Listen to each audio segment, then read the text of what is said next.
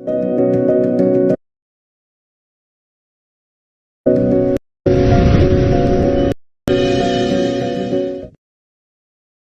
friends, myself Durga. I'm working as a Java and Python trainer for the last 16 years in Durga Sir. I'm very happy to launch my new tutorial on Python exception handling. Observe the title. So exception handling in Python 3. Exception handling in Python 3. So this course is going to cover 5 important keywords. Have you observed right? Try, except, else, finally, rise like. So all these 5 keywords we are going to perform post-mortem like anything, sir. This is one of my favorite topic. You people can expect much subject from this tutorial, especially, right? Okay. So at the part of this, what things we are going to cover? What is our agenda? Have a look once here. Just this is our agenda, friends. Okay. So first we are going to discuss syntax error versus runtime error. So what about syntax error? So some examples. What is the runtime error? Can you please give some examples like we will discuss, right? So the 3 most important questions about exception handling. So what is exception? What is the purpose of exception handling? What is the meaning of exception handling? Like we are going to discuss, right? Next, default exception handling and exception hierarchy. Remember, default exception handling and exception hierarchy we are going to discuss. So which class acts as a root for all Python exceptions, like base exception, like we are going to discuss all. Next, customizer exception handling by using try except. Sir, I want to handle exception, then how you can use a try block, how you can use except block, how our application will become normal termination instead of abnormal termination. All the things we are going to discuss here. Next, and after the control flow in try except. So within the try block, if an exception got riser, what will happen? Inside except block, if an exception got riser, what will happen? Like we have to discuss in detail. Next, how to print exception information to the console. Array, what is the riser exception stack trace? Like a complete information about exception. How you can print that one will be there. Sir, at the part of this we discussed, sir. Next, try with multiple except blocks. Sir, maybe a chance single try can be associated with multiple except blocks. What is the need? So what is the advantage of such a type of possible syntax? We are going to discuss, right? Okay, well. Sir, next, sir, after this, after these things, the next thing what we are going to discuss, single except block that can handle multiple different exceptions, right? Have you remembered? So one except block only that can handle multiple exception. How you can? So for to handle multiple different type of exceptions, how you can write a single except block? That part we are going to discuss. Next, default except block and the various except block syntaxes, right? So you know there is a default except block is there. Next, total how many syntaxes are there for just writing except block? All those things we are going to discuss, right? Next, finally block. What is the purpose and what is the specialty? Very important, sir. What is the purpose of finally block? To maintain cleanup code. What is the purpose of, what is the specialty of finally block? Finally block will be executed always irrespective of whether exception raised, not raised, handle or not handle. Like so always it's going to execute, sir. So with the practical examples I showed, sir. Next, there is only one situation where the finally block won't be executed. That is OS underscore exit of 0. If you are using this one, then finally block is not going to be executed. Next, important intro questions are very important. What is the difference between finally block and destructor? Finally block meant for cleanup code. Destructor meant for cleanup code. So then what is the difference between these two things? We have to discuss. Next, control flow in try except finally. Within the try block, if an exception rises, what will happen? Inside except block, if an exception rises. Inside finally block, if an exception rises, what will happen? If you handle, what is the flow? If you are not handle, what is the flow? Like a complete control flow we require to discuss, right?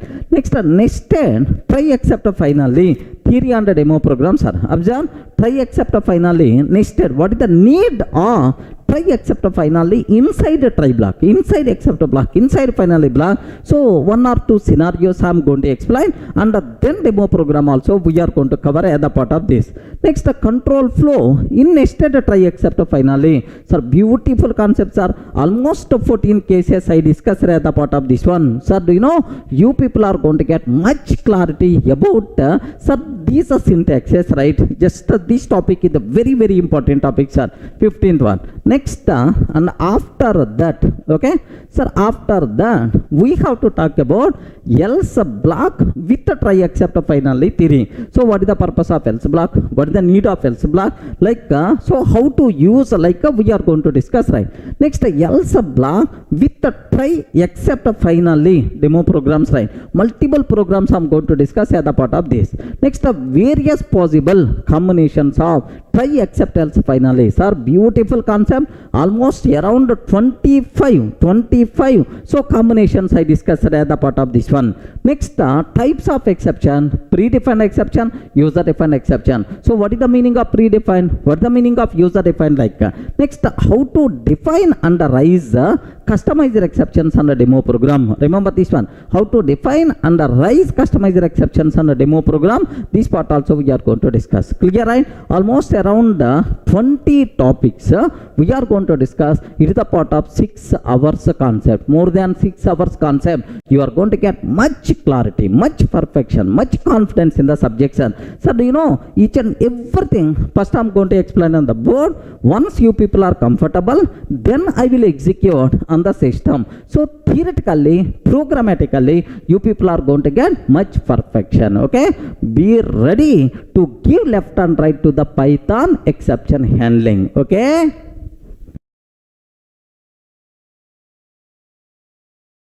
Hi friends, the next topic what we have to start, exception handling. One of my favorite topics, sir. So you can expect a concept like anything from this concept, I'm sure, sir. Okay, just I did some great research kind of thing so that you people can get much concept from this topic especially, right? So now in any programming language, if you consider any Python program, you wrote multiple Python programs, right? So in any programming language, can you please spell out how many types of errors are possible? Okay, so there are 2 types of errors are possible. Okay, one is syntax error, second one is runtime error. What is the first one, sir? Syntax error. Second one, runtime error. Okay, what is syntax error? Okay, it's a very very simple, sir. So because of invalid syntax in our program, invalid syntax, you didn't follow the syntax rules properly. If you are writing the code, we may get syntax error. So because of invalid syntax, syntax errors will be raised. Remember this one, sir. Best example, sir, assume I am taking x is equal to 10. Assume that x is equal to 10. Sir, if x is equal to 10, print x value 10, like I want to take, sir. Okay, this is my first example. If I can ask array Python virtual machine, can you please run this code? Like if I can ask Python, then immediately Python is going to give left and right. So you are taking, if where is colon is missing, it is the syntax error. Like immediately Python virtual machine is going to tell, sorry, I can't start execution because there are some syntactical mistakes are there in your program, like it's going to tell, sir. Have a look once here. I have to run this code, sir. Just observe a bit very very carefully about this one. Here x is equal to 10, I'm taking x is equal to 10. If x double equal to 10, if x double equal to 10, can you please print, sir, x value here, x value is 10, like this I'm taking, sir. That's all, this is my code. Okay, now sir, here observe a bit very carefully about this one. Py test.py. What is the answer we are going to get? If I run this code, immediately Python virtual machine will give left and right. Can you please observe syntax error, invalid syntax? So immediately I will correct that mistake. So colon, if I can take a colon, then happily it is going to run, sir. Okay, x value is the 10 like so. Syntactical mistakes because of invalid syntax errors will be raised. Are you in the position to understand? Sir, if you want another example, just observe carefully, sir. If I can go for print hello friends, like this I'm taking, sir. Print hello friends, like I'm taking. Now I will ask, Array Python, can you please run this code? Python virtual machine, can you please run this code? Like immediately Python virtual machine is going to tell, sorry, I can't run. There is a syntactical mistake in your code. Okay, what mistake is? For the print statement, parentheses are mandatory. You didn't take parentheses. That's why I can't run this code. Like so, it's going to tell, sir. Now, so in Python 2, it is the value. Because in Python 2, parentheses are optional for print statement. But in Python 3, parentheses are mandatory. Just have a look once. So how the Python is going to respond for this code? Here I'm taking print hello friends, like this I'm taking, sir. Print hello friends, like I'm taking. Now observe carefully, sir. Here what is the answer by default? You will get syntax error, missing parenthesis in call to print. Did you mean print of hello friends? Okay, like sir, how beautiful Python virtual machine is going to tell, yes, this information, right? Syntax error, missing parenthesis in call to print. Did you mean print of hello friends? Yes, my meaning is the same. Now let me take sir, print of hello friends, like now I'm including parenthesis, right? Okay, now observe carefully, hello friends, like it's going to get the chance. So the important conclusion what you people should be aware, because of invalid syntax in our program, we will get a syntax errors. Who is the responsible to correct these syntax mistakes, right? Syntax errors? Programmer, because that is our mistake, right? Programmer is the responsible to correct these syntax errors, right? Once all syntax errors corrected, then only the program execution will start. Remember this one. Once all syntax errors corrected, then only Python virtual machine will start execute our program. First syntax checking will be there, sir. So any doubt about this terminology? The first category syntax errors, right? Now the second category, okay, runtime errors.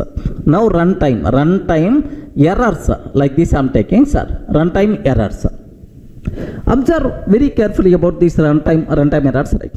So do you know there are no syntactical mistakes in our program. In our program, no syntax mistakes, right? Yet runtime, while executing program, execution already started.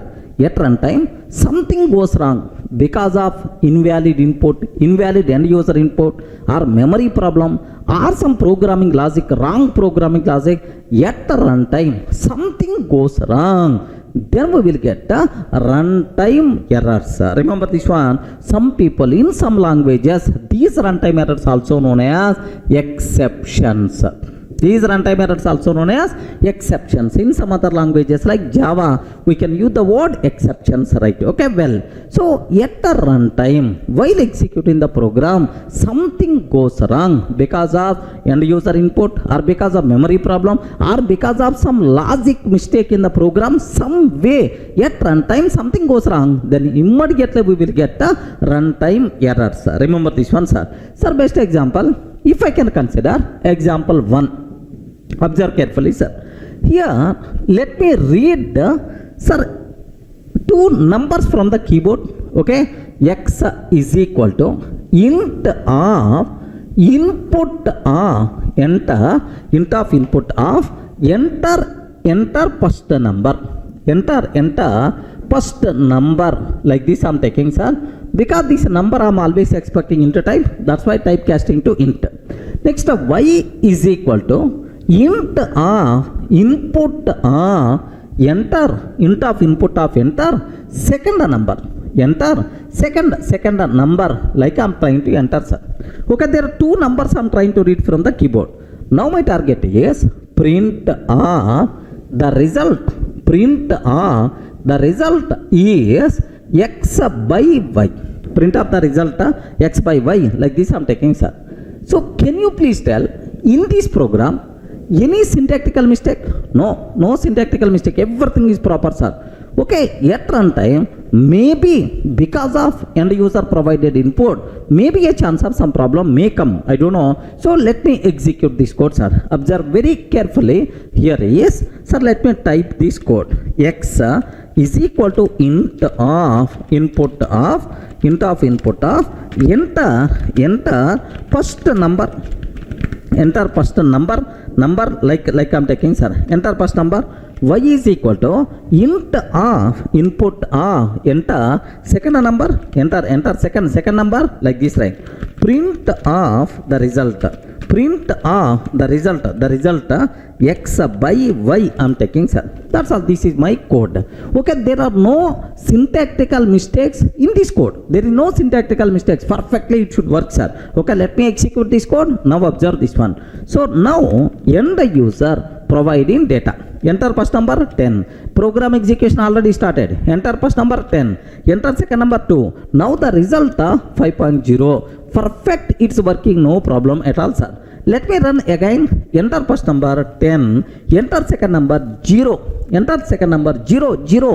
Now observe what happens, sir. So 0 division error, division by 0. 0 division error, division by 0. Now can you please tell, this 0 division error is because of programmer mistake or because of end user input?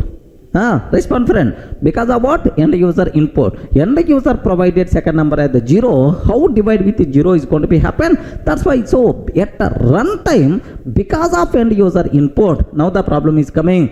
This type of errors are by default considered runtime errors. Clear, right? Can you please spell out which error we are getting? 0 division error. 0 division error. This runtime error we are getting. Clear? Any explanation is required? Now observe. Same thing, sir. Here just let me run this one. Enter first number. Enter first number. TEN I'm taking. So we are trying to typecast this string into type. Input is always going to take string format. This string into number, into type. But this TEN is not int. Then immediately what will happen here is, so we are going to get, observe that, value error. Okay, invalid literal for int with base 10 TEN. Boss, TEN we can't convert into int value. That's why we are going to get what? Value error. Are you in the position to understand? So because of end user input at the runtime, something goes wrong, we are getting these errors. These errors are called runtime errors. Can you please give an example for runtime error? 0 division error. Next, a value error, like this, right? Okay, let me go for one more example, sir. Observe this. So in this program, at runtime, which type of errors are possible? Can you please spell out? The first one, 0 division error. Sir, these words are very, very important. Minimum hundreds of times we are going to use in the exception handling only. That's why take special care. 0 division error. Second one, sir, value error. Value error we are getting. Okay, well. Sir, now let me go for one more example. I'm taking f is equal to, sir, open, can you please open? So sir, here xyz dot txt file. Can you please open xyz dot txt file and read print data, print f of read. So here what I'm trying to take, what I'm trying to take is, I'm trying to print the data present inside xyz.txt file. Can you please tell, is there any syntactical mistake in my application? No. So perfectly it is a valid, sir. At runtime, it is trying to read the data and printing that data to the console. By mistake, at runtime, if this file is not available, if this file is not available, then we will get a file not found error. Are you getting what is this one? File not found error, we are going to get at runtime. Okay, so file not found error is not because of mistake in my program, okay, because this file is not available, that's why we are going to get this error. Let me cross check, sir. Here I'm trying to take f is equal to open xyz dot txt file I'm taking, sir. Okay, like, sir, print of f dot read like this, right? So I'm trying to open the file and I'm trying to read the data. Now have a look once. Now I'm trying to execute this code. Observe that immediately we are getting, sir, file not found error. File not found error, no such file or directory. File not found error, no such file or directory. Okay, xyz.txt. So everyone in the position to understand clearly, not required to keep much explanation, sir. So file not found error is not a mistake because of my program. So because that file you didn't provide, then how I can execute this one? That is the problem with your file, not the problem with my program. So such type of errors are by default considered as what? Runtime errors, which are also known as exceptions, right? Suppose assume I'm taking abc.txt. Assume abc.txt. abc.txt file is already available in my system. Now let me run this code, sir. With let me change the file name. Okay, abc.txt like this, right? So let me cross check in my system abc.txt file is available or not. Yes, friend, it's already available. Hello, this is the data from abc.txt file. This data is already there in this file. Now observe what is the name of this file. abc.txt is already there, sir. Okay, now let me run this code. Let me run this code. Perfect, my program definitely is going to execute. We never going to face any problem. Hello, this is the data from abc.txt file. So are you in the position to understand, right? So if the specified file if you provide, then my program will work. Because you didn't provide specified file, that's why, sorry man, it is not in a position to continue. Immediately it will be stopped by raising what? File not found error. So at a runtime, while executing our program, if something goes wrong because lack of required resources or invalid end user input or otherwise memory problem, at a runtime something goes wrong, then our program will be terminated by raising these runtime errors. Such type of things are called exceptions or runtime errors. So can you please give an example for runtime error? Please respond. So zero division error, value error, next and after that what is this one, sir? File not found error. Okay, that's all. So in any program, how many types of errors are possible? There are two types. What the first one? Syntax errors because of invalid syntax. Second one, sir, runtime errors, which are also known as exceptions. So no problem in our program at runtime because of lack of resources or end user input, some way something goes wrong. Okay, then runtime errors we will get. Now my question is, exception handling concept, is it related to syntax errors or related to runtime errors? I told right, runtime, it is exception handling. So handling related to exception. Exception means what? Runtime error. That's why. So exception handling concept applicable only for runtime errors but not for syntax errors. Remember this one, sir. Suppose you are traveling in the car or otherwise bike. So you drunk because of that accident happened. Okay, you drunk because of that accident happened.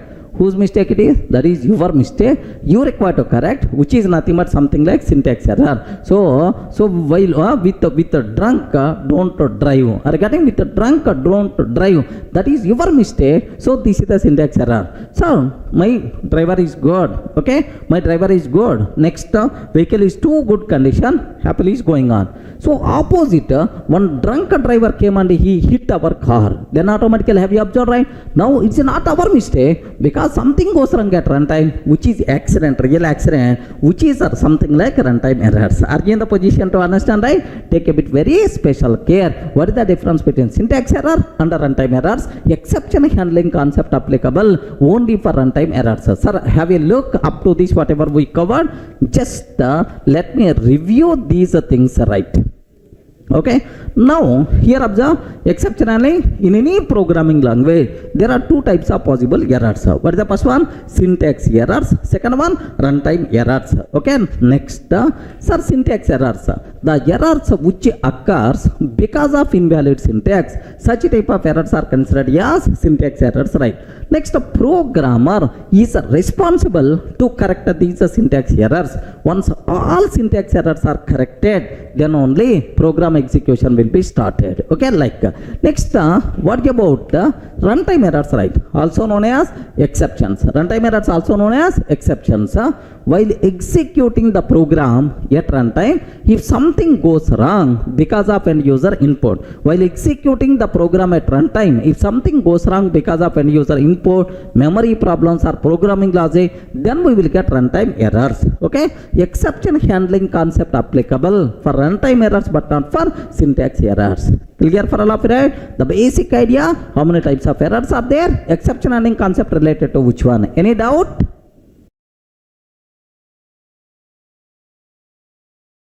Sir, in the last video we covered very clearly about, sir, what is syntax error, runtime error, exception handling is related to which concept, like we covered, right? Okay, well, sir, now the next thing, three most important questions, okay, related to exception handling, sir. So can you please observe, what is an exception? Next, what is the main objective of exception handling? Sir, just now I told our topic name is exception handling. What is the main purpose of exception handling? Next, what is the meaning of exception handling? Sir, handling means what? Compulsory you people should be aware about this terminology, right? Okay, first, can you please spell out what is an exception? What is an exception? Can you define an exception, or can you define a runtime error? Yes, friends. Okay, very, very simple, sir. Suppose assume you start seeing this video. So your flow is, you have to start this video. You have to understand, you have to listen carefully. You have to listen very carefully. So, and then you have to use this concept somewhere, maybe in certification exam or maybe in your day-to-day coding, like. So, you started watching the watching the video. Almost, sir, half of the video completed, assume. Suddenly, internet gone, the video is not playing. So, some unexpected, unwanted event occurs. Some unexpected, unwanted event occurs that disturbs your normal flow. Correct or not? An unwanted, unexpected event that disturbs a normal flow, which is nothing but exception or error. Okay, in this case, let me use internet error I got, sir. Okay, in this case, internet error I'm getting. Okay, well, an unwanted, unexpected event that disturbs your normal flow of the program is by default considered as an exception or error. Sir, here we are getting internet error. Okay, well, suppose, assume that you are attending this class live, assume, sir. So almost you waited for last 1 week onwards to attend this live session. Okay, session started, faculty started explaining the things. So now each and every point what your faculty is telling, you have to listen, you have to understand, you have to use this subject in your day-to-day coding. This is the regular flow. So faculty started, sir. Now happily you are listening the session. Suddenly in the middle you are getting full sleep. You are getting, it's a very common thing, sir. In my regular classes also I saw several students who are sleeping. Okay, so I thought that to give left and right, but they are very tall than me, so I can't do that. Okay, anyway, so just so they are just you got full sleep, you are getting sleep, you are not in a position to listen this class properly. Remember this one, sir. You are not in a position to listen this class properly. So some unwanted, unexpected event that disturbs the normal flow of the program is happening. In this case, what we got, sir? Sleeping error. Okay, observe very carefully, sir. Sleeping error we are getting. Suppose assume that you have to go to the office by 9 a.m. 9 a.m. you should reach office because at 9 a.m. client meeting is there, sir. Assume that client meeting is there, which is the mandatory for you. So from the house at 8 a.m. you started. Within 45 minutes you can reach office. That is about your plan. 8:45 you can reach office. By 9 you can attend your client meeting, right? Okay, right. So on the two-wheeler you started, on the bike you started, sir. Sir, almost around 8:30 after traveling half of the distance, suddenly your bike tire got punctured. Okay, so too early morning, no repair shops also, then automatically by walk you reached the office. Assume that, sir. Then automatically time happened 10:15 a.m. your client meeting already completed. So tire punctured, because of that your regular flow by default got disturbed, sir. Correct, right? So an unwanted, unexpected event that disturbs the normal flow of the program is called exception. In this case, what we got, sir? Tire punctured exception or error we are getting, sir. Tire punctured error we are getting. Are you getting right? So there is a flow of events are happily happening. Some unexpected, unwanted event that disturbs the normal flow of the program is going to be happen. These kind of things are by default considered as exceptions or errors, sir. Clear for all of you, right? Sir, just theoretical, okay. Can you please explain with an example? Already I told, right? Runtime errors. Best example, I want to read the data from remote file locating at London. Assume that, sir. F is equal to open, okay, London file .txt I'm taking, sir. I'm trying to, sir, read the data from the London file. Assume. So now print off f dot read, then automatically what will happen? Assume at runtime, if London file is not available, sorry, you are not in the position to continue. Some unwanted, unexpected event that disturbs the normal flow of the program happens. So here in this case, what error you are going to get? File not found error.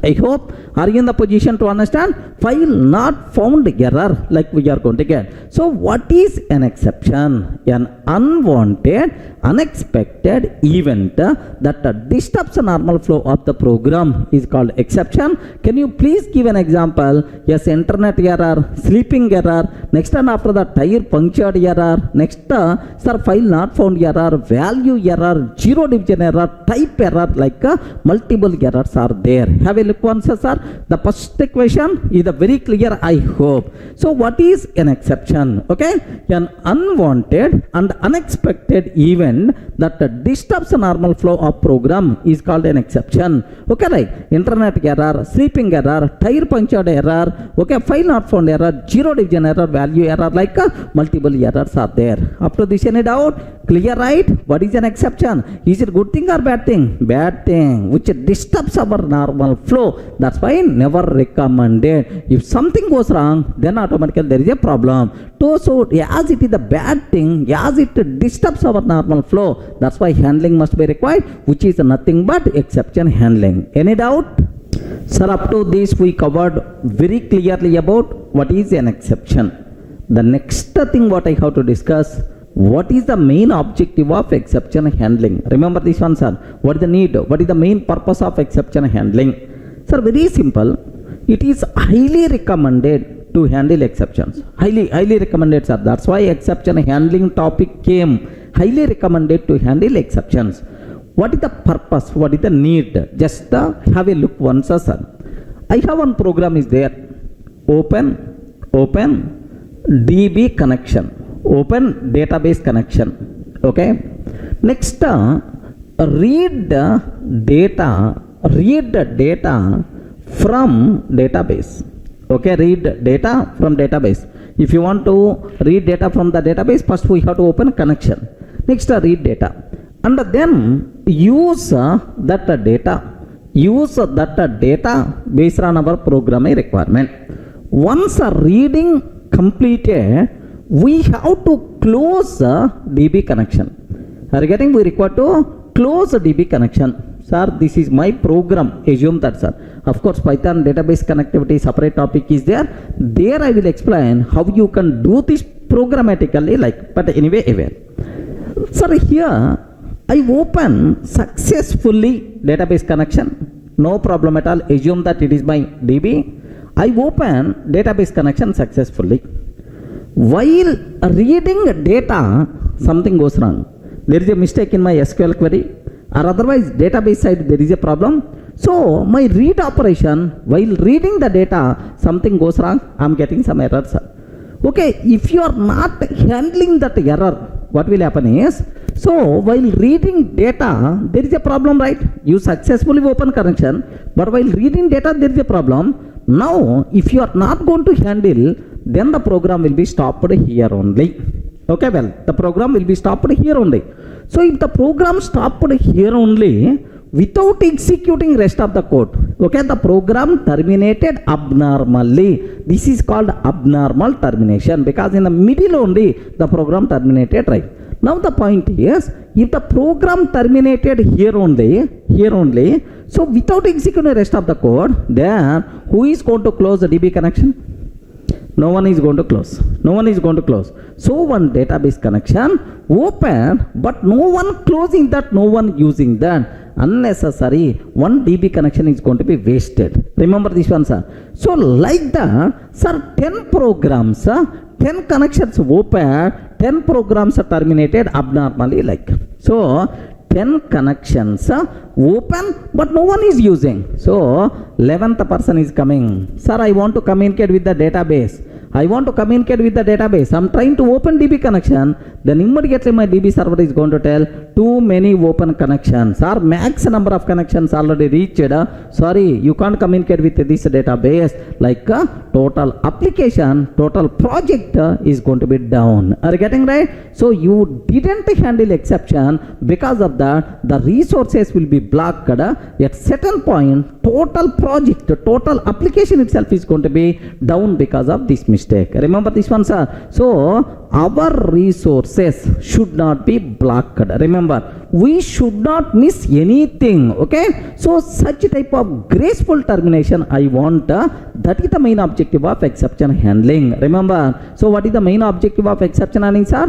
Graceful termination of the program. We should not sir, block our resources. We should not miss anything in our program. Okay, well, sir, just one more small example I will tell. So most of the people having this type of experience, right? Suppose assume, sir, project report I have to submit in my college at 9 a.m. Assume that, sir. That is the last day to submit my project report at 9 a.m. Now, early morning, 4 o'clock onwards, I started preparing this document and giving the finishing touches. Almost up to 8 a.m. keep on doing the required modifications, alignments, diagrams, So 4 hours I worked, sir. Almost ready to complete. Suddenly power gone. It is the desktop. No backup facility is there. Then automatically what will happen? Power gone. My total work, 4 hours work, whatever I did, by default gone, sir. So it is abnormal termination. It is a non-graceful termination because you are missing something.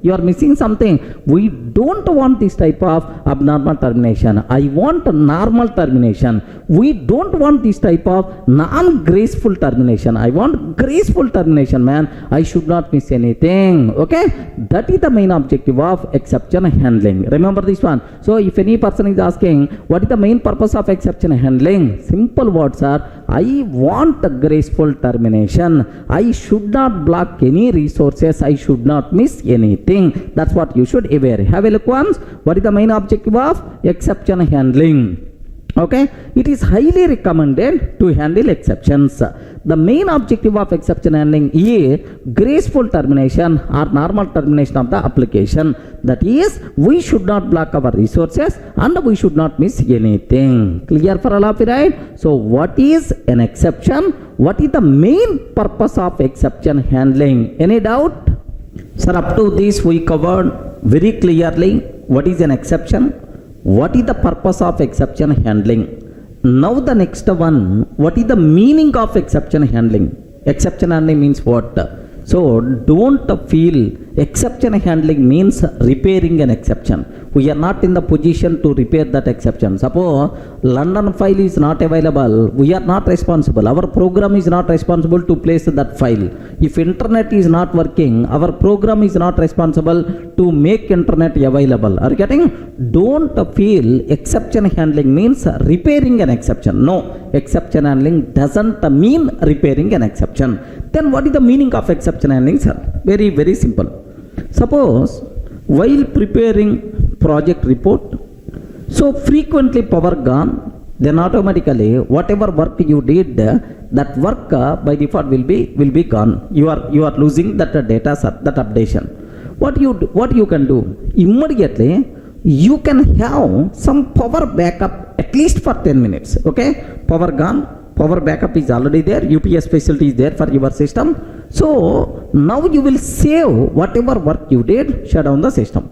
Once power came, now again you can open where you stopped, from there you can continue your work. So if for power you are providing alternative facility, UPS power backup, sir. Okay, are you in the position to understand?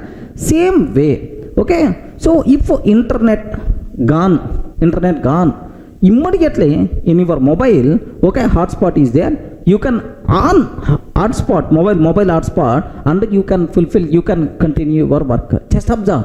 So defining alternative way to continue rest of the program normally. This way of defining alternative way is nothing but exception handling. Remember this one, sir. So we have to define some alternative way to continue rest of the program normally. Defining alternative way to continue rest of the program normally is nothing but exception handling. Best example, sir. I will show two statements for you.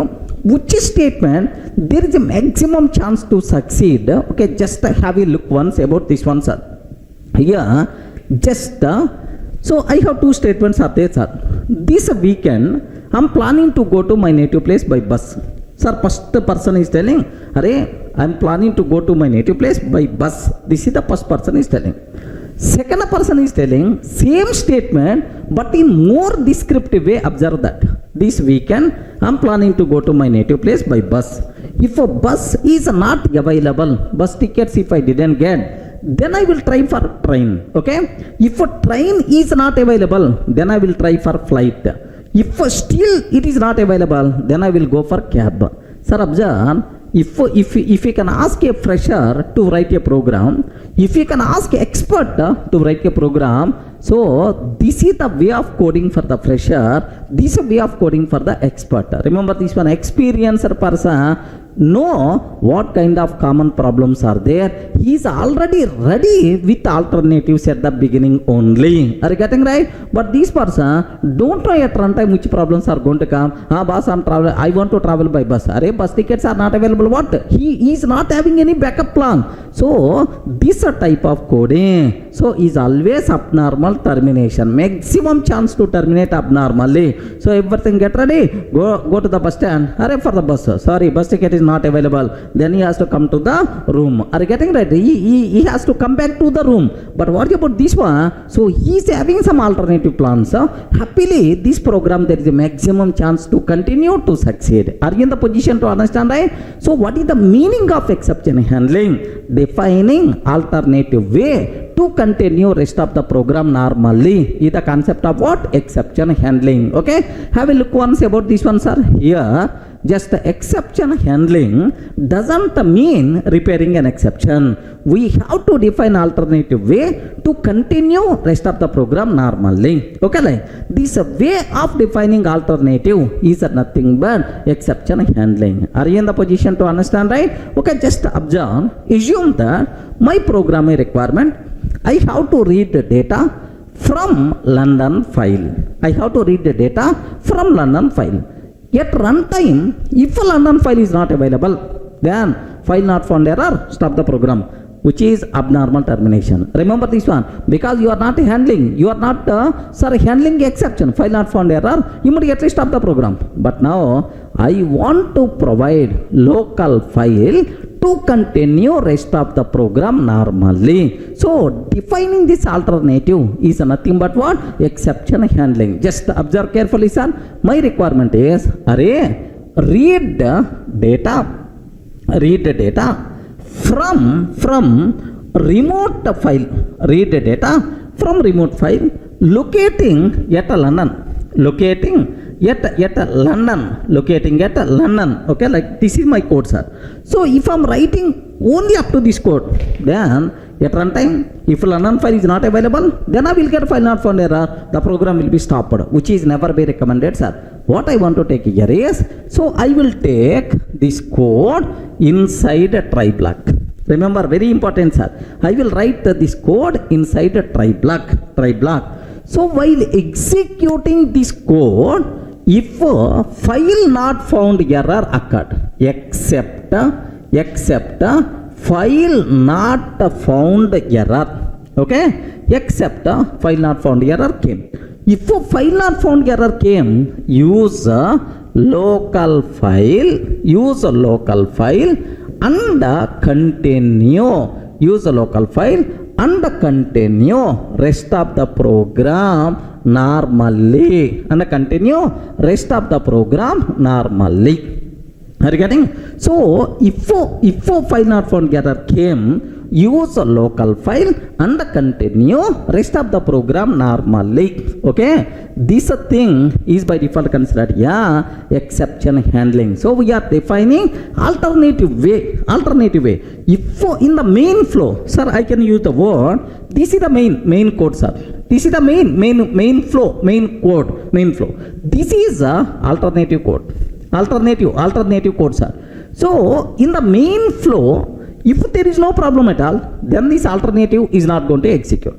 In the main flow, if there is a problem, immediately alternative code is going to execute and the remaining code by default will be continued normally. Are you getting? Is it graceful termination or not? Yes, it is the normal termination, graceful termination, even exception got raised, even error got raised, no problem at all. Our code in a position to handle and continue rest of the program normally. This way of handling an exception, this way of defining alternative is nothing but exception handling. Remember this one, sir. So what is the meaning of exception handling? Exception handling means defining alternative way. If something goes wrong, maybe a chance, man, don't expect everything goes fine as per your requirement. At runtime, something goes wrong, we should have alternative to continue rest of the program normally, right? Okay, suppose everyone, sir, I want to marry Katrina Kaif. Okay, this is my main flow. I want to marry Katrina Kaif, but Katrina Kaif may not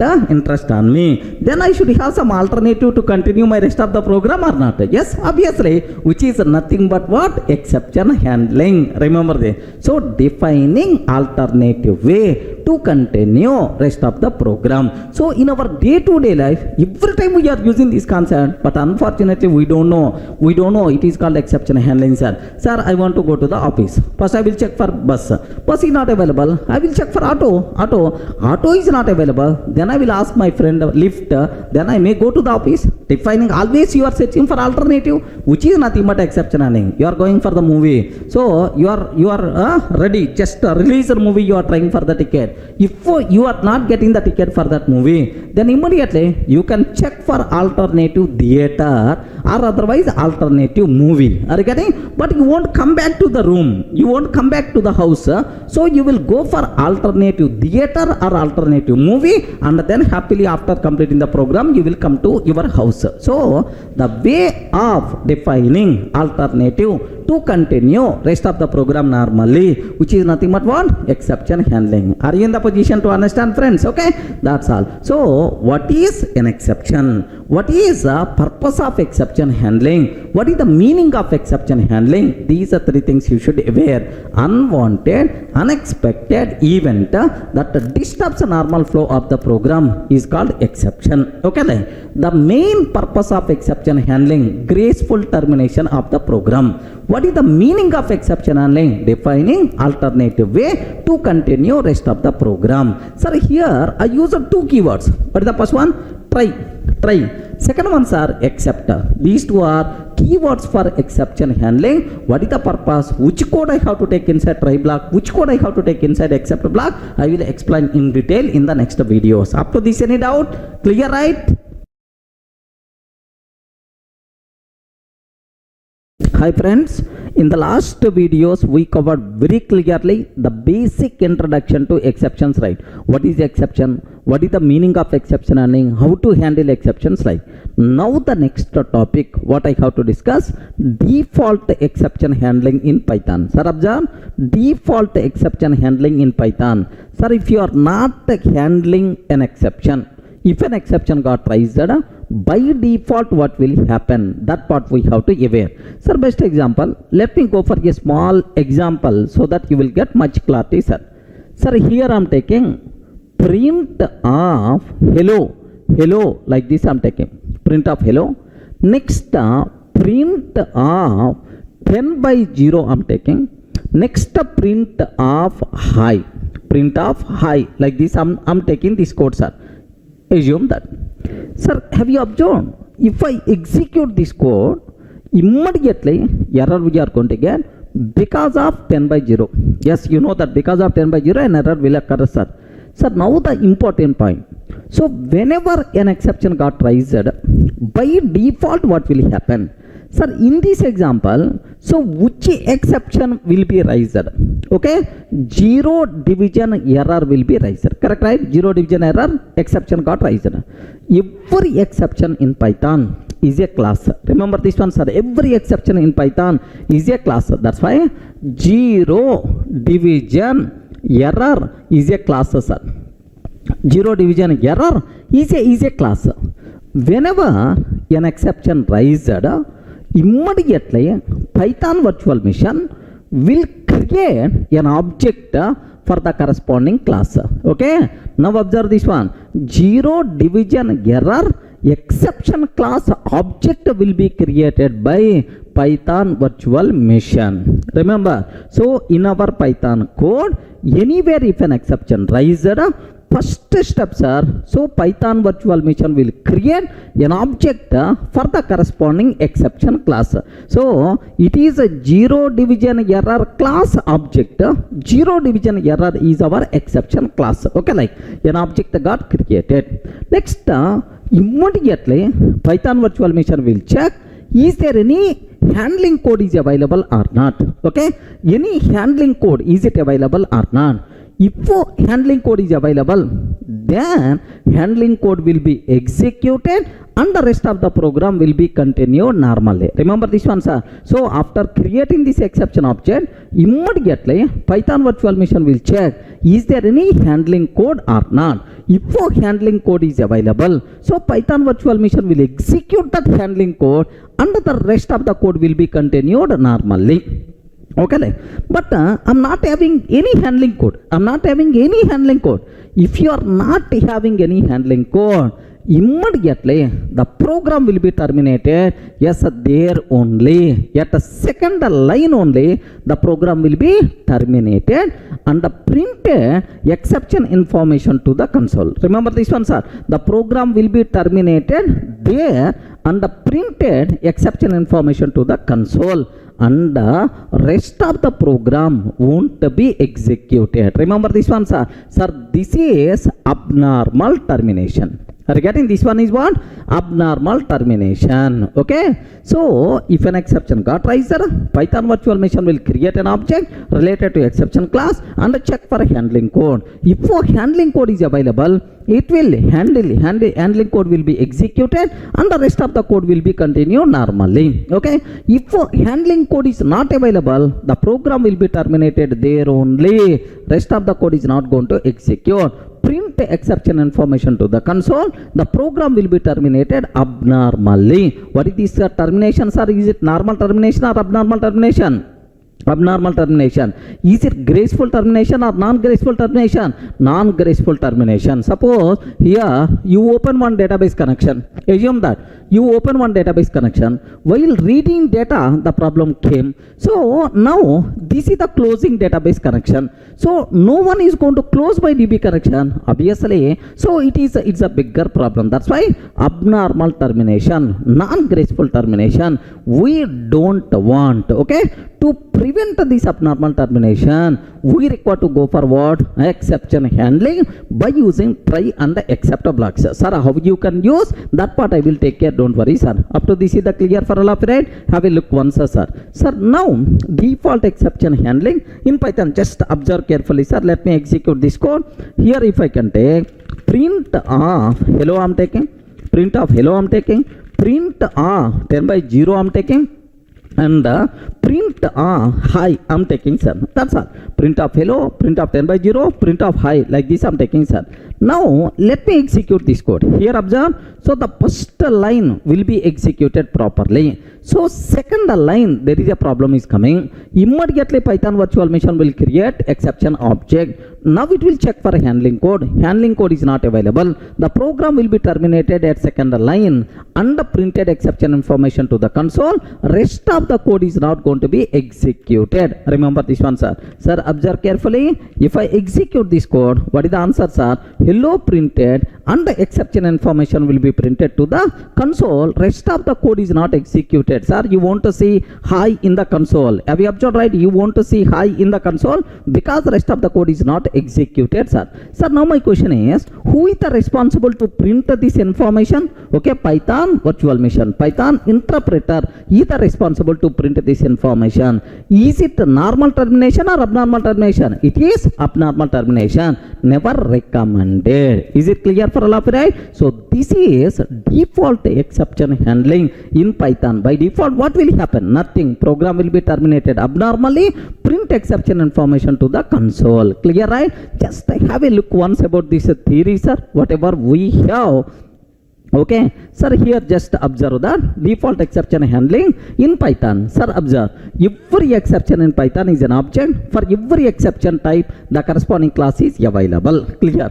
Next, whenever an exception occurs, PVM will create the corresponding exception object and will check for handling code. If handling code is available, then it will be executed and the rest of the program will be executed normally. Okay, if handling code is not available, then PVM will terminate program abnormally and print corresponding exception information to the console. Rest of the program won't be executed. Observe, it is a normal termination, it is abnormal termination because handling code is not available. Okay, to prevent this abnormal termination, we should handle exceptions explicitly, of course, by using what? Try except blocks. So, is it clear for all of you, right? What is the default exception handling in Python? Any doubt? Hi friends, in the last video we covered about default exception handling in Python.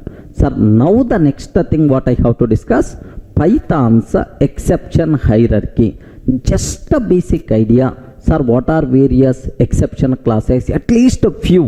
What is the relation between these? Which is the parent class? Which is the child class? Like you people should have clarity, sir. Sir, I told already, all exceptions in Python, every exception in Python is an object, corresponding class is available. Means exception classes are there, sir.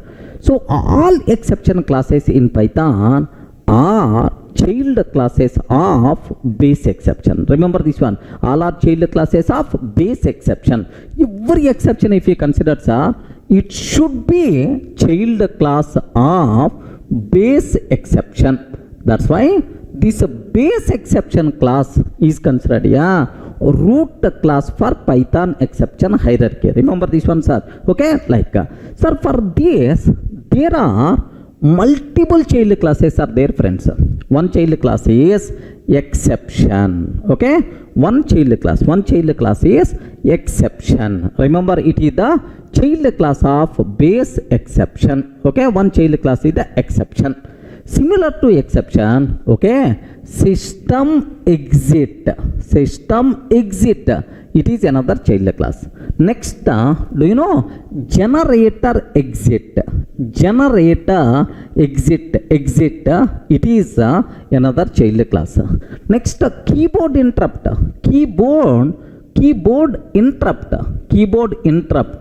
it is another child class. While executing the program, whenever you are going to press Control C, immediately keyboard interrupt. Okay, like these are various child classes of base exception. Are you in the position to understand, right? So base exception is the parent for all exception classes in Python. For that exception, system exit, generator exit, keyboard interrupt, like these are the child classes, right? Sir, next, for this exception,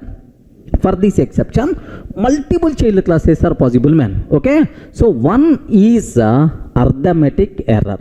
Are you getting? One is arithmetic error like this, right?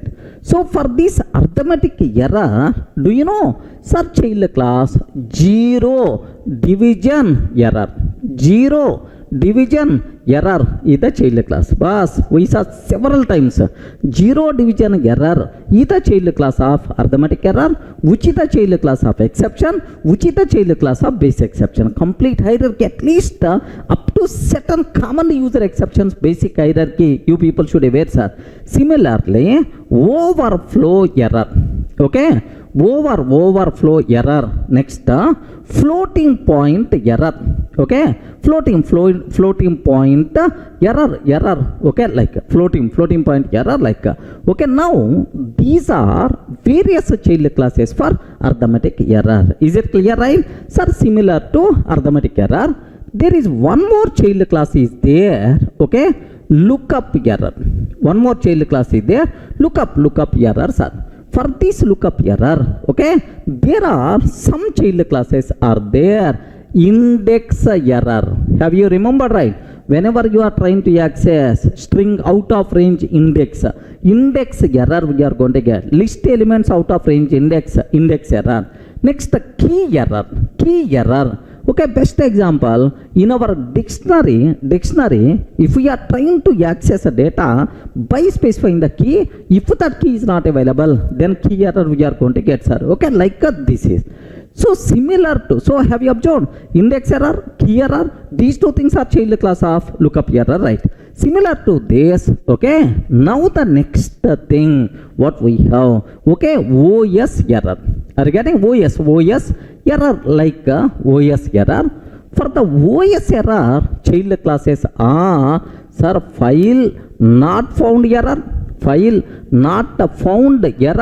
covered already in the last session. File not found error is the child of OS error. OS error is the child of exception. Exception is the child of base exception. Like, sir, file not found error, interrupted error. Next, time out error.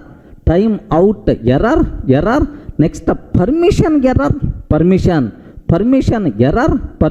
error, like so. These are various child classes of OS error, right? Okay.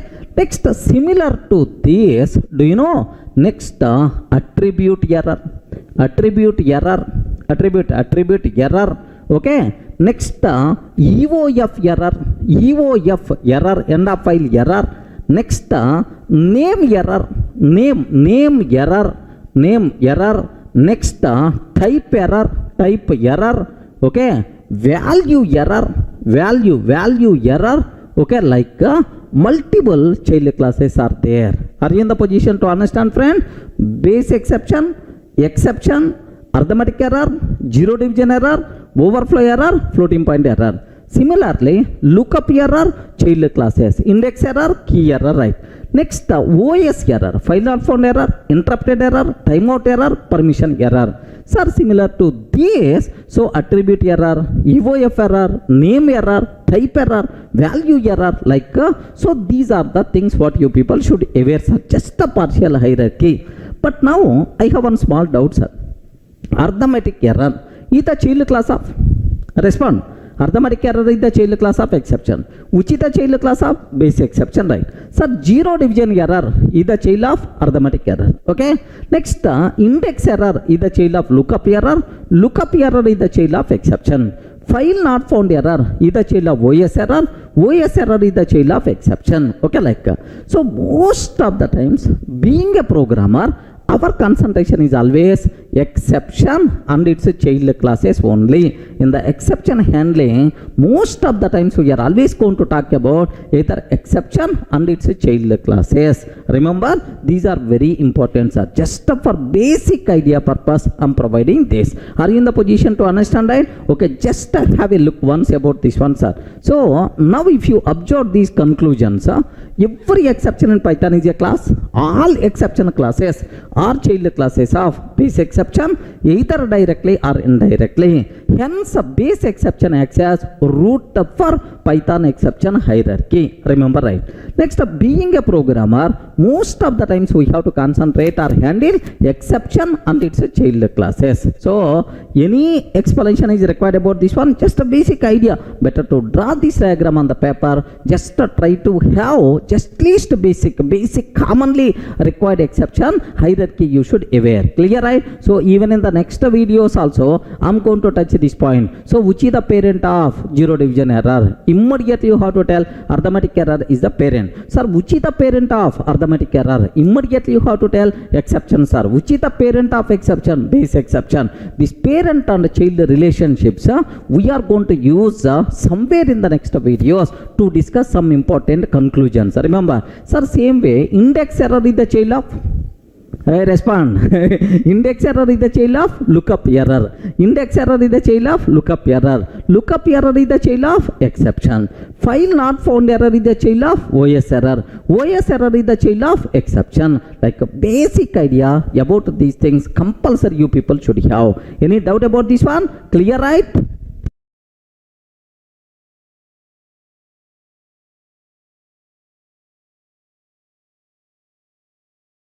Hi friends, in the last videos we covered very clearly about what is default exception handling and then partial exception hierarchy. Now the next concepts are customized exception handling by using try except. Sir, have you remembered? It is highly recommended to handle exceptions. What is the main objective of exception handling? Graceful termination. Okay, normal termination I don't want to block any resources. I don't want to miss any resources, right? It is highly recommended to handle exceptions. So how you can handle, sir? Try except. Remember this one, try except. These are two keywords we are going to use to handle exceptions. How we can do? Have a look once, sir. Sir, I am taking a simple example. Okay, without try except. I don't want to take, sir, try except. Then what is the flow? So with the try except, what is the difference, right? Just a basic idea sake. Here I am taking print of statement 1. Print of statement 1. Okay, print of 10 by 0. Print of 10 by 0. Next, print of statement 3. Print of statement 3. Like this I am taking, sir. That's all. Now I will ask Python virtual machine, can you please execute this code? Array Python virtual machine, can you please execute this code? Like I will ask. Then immediately Python virtual machine is going to tell. So it will print statement 1 properly. No problem at all. Next, while executing this one, zero division error is coming. No handling code. Then immediately the program will be stopped by raising zero division error. Are you getting? By raising zero division error. Can you please tell, is it a normal termination or abnormal termination? Yes, it is abnormal termination. The program stopped in the middle only. Sir, it is abnormal termination. Abnormal termination. So it is not a graceful termination, sir. Non-graceful termination. Non-graceful termination. Okay, just observe. So it is abnormal termination, non-graceful termination, right? So what is the reason? Why? What is the reason for that? The reason is, suppose assume that the first line open database connection. Okay, assume the first line open DB connection. Second line read data. Third line close DB connection. Close DB connection. So you open DB connection successfully, but whenever while reading there is some error came, immediately the program terminated here only without executing the rest of the code. Then who is going to close the database connection? No one is going to close. So our resource is going to be blocked. So which is never be recommended. Are you getting that? That's why. So this type of coding, this type of abnormal termination or non-graceful termination never recommended. Compulsory we should handle exceptions by using what? Try except. Same code with the try except, what will happen, sir? Just have a look once, sir. So with try except I want to take. Sir, very important. Can you please tell in this program how many lines of the code is there? Respond. In this, how many lines of the code is there? 3 lines. In the which line may raise an exception? Can you please confirm which line may raise an exception? Yes, this line may raise an exception. Second line may raise an exception. The code which may raise an exception, that code is called risky code. Remember this one. So risky code, the code which may raise an exception, that code is called what? Risky code, right? Okay, risky code we have to take inside the try block. Remember, so within the try which code we have to take? The code which may raise an exception, that code is called risky code. Risky, sir, but not whiskey. Whiskey is also risky only. Okay, so try which code we have to take, sir? Risky code we have to take. Risky code. Next, while executing this risky code, if an exception rises, you should have handling code, right? Where we have to take handling code? Inside except block. Inside except block we have to take handling code. Have you observed? Inside except block we require to take what? Handling code. Sir, have you remembered what is the meaning of exception handling? I covered already in the last videos very clearly. What is the meaning of exception handling? Exception handling means defining alternative way. Are you getting? Defining alternative way. So this is the main code. In the main code, if there is a problem, then immediately this alternative code should execute, sir. Are you getting? This is the syntax. Very important for the entire room. Hurry, within the try block, which code we have to take? What is the purpose of try block? What is the purpose of except block? In the try block, we have to take which code? Risky code. In the except block, we have to take which code, sir? Handling code, which is nothing but alternative code. When except block will be executed, if there is a problem inside a try block, if there is an exception got raised inside try block, immediately the corresponding except block will be executed. Once exception handle, now rest of the program will be continued normally, which is a normal termination instead of abnormal termination. Okay, have a look once, sir. So first statement is not risky code. Print of statement 1 is not risky code. Okay, now I am taking print statement 1 normally. Okay, print of statement 1. Next, print of 10 by 0. Sir, maybe a chance of rising arithmetic error because you are doing some arithmetic operation. Risky code. Okay, risky code we have to take inside a try block. Okay, try print 10 by 0 I am taking because it is the risky code which may raise an exception. So in this case, which exception will be raised? Respond. In this case, which exception there is a possibility to rise? Zero division error. If zero division error is coming, how you want to handle? Okay, except which error there is a possibility? Zero division error. zero division error like this I'm taking. So except zero division error, if zero division error is coming, then don't perform this arithmetic operation.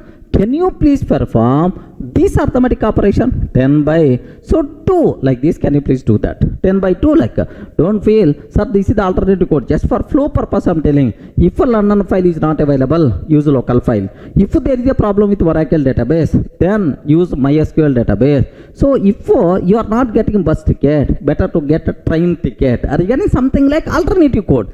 Next, so try except completed. Now, what is the remaining code? So risky code we handle, sir. What is the remaining statement 3? Now, print statement 3.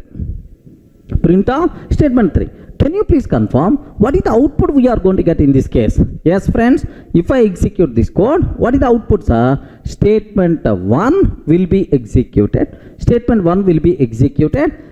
And then while executing this one, there is zero division error.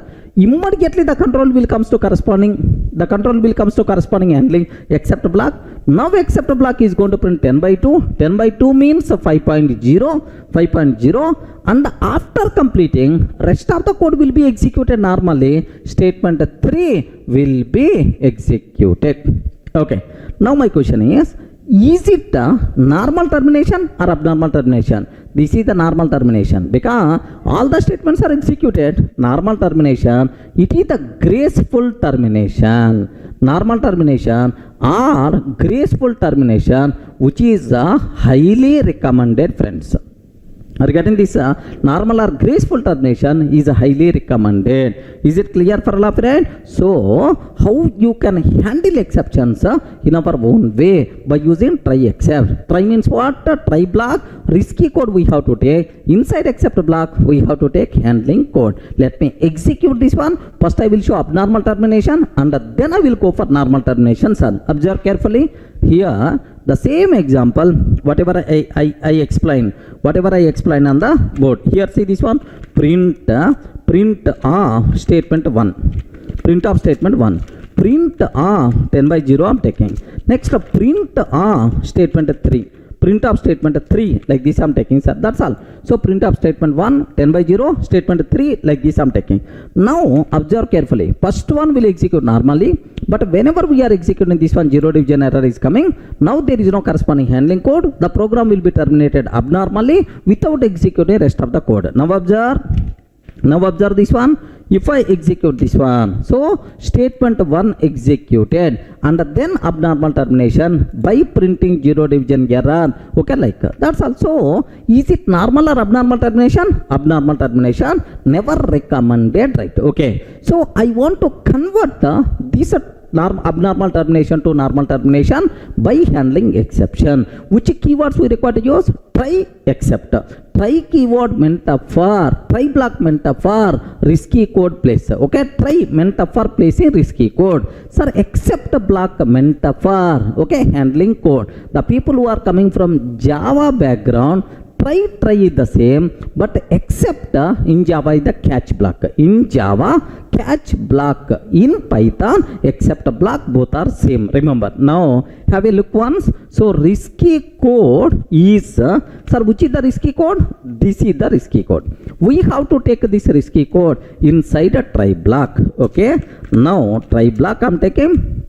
Okay, next handling code except zero division error. Except zero division error. If zero division error is coming, print 10 by 2 like this I'm taking, sir. That's all. So risky code I separated into try block and the corresponding handling code I kept inside the except block. Okay, that's all.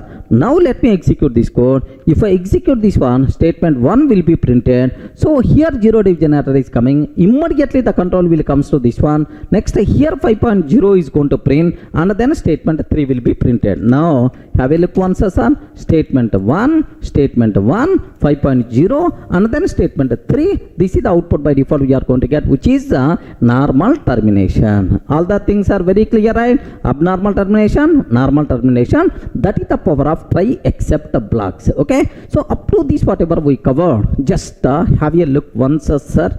Here, just I showed already customize the exception and by using try except. It is highly recommended to handle exceptions. The main objective of exception handling, graceful termination. Next, the code which may raise an exception is called a risky code. Remember this one, sir. The code which may raise an exception is called risky code, and we have to take that risky code inside a try block. Next, the corresponding handling code we have to take inside except block. So within the try block, if an exception rises, immediately except block is going to execute, alternative code is going to execute, rest of the program will be continued normally. Okay, have a look once about this one, sir. Here, customize the exception handling by using try except. In the try risky code we have to take inside except handling code or alternative code. So that's all, sir. The first two keywords how you can use for exception handling. Everyone got basic idea about try and except keywords? Any doubt about this?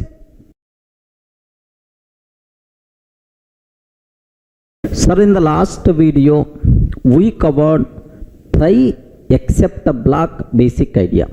Now I want to dig a control flow inside a try except. Observe carefully, sir. Control flow in try except blocks. How the flow will be there? If an exception rises, what will happen? If an exception not rises, what will happen? Compulsory you should aware. Okay, here very simple terminology, sir. Here I am taking try. Okay, statement 1, statement 2, statement 3. Try statement 1, 2, 3.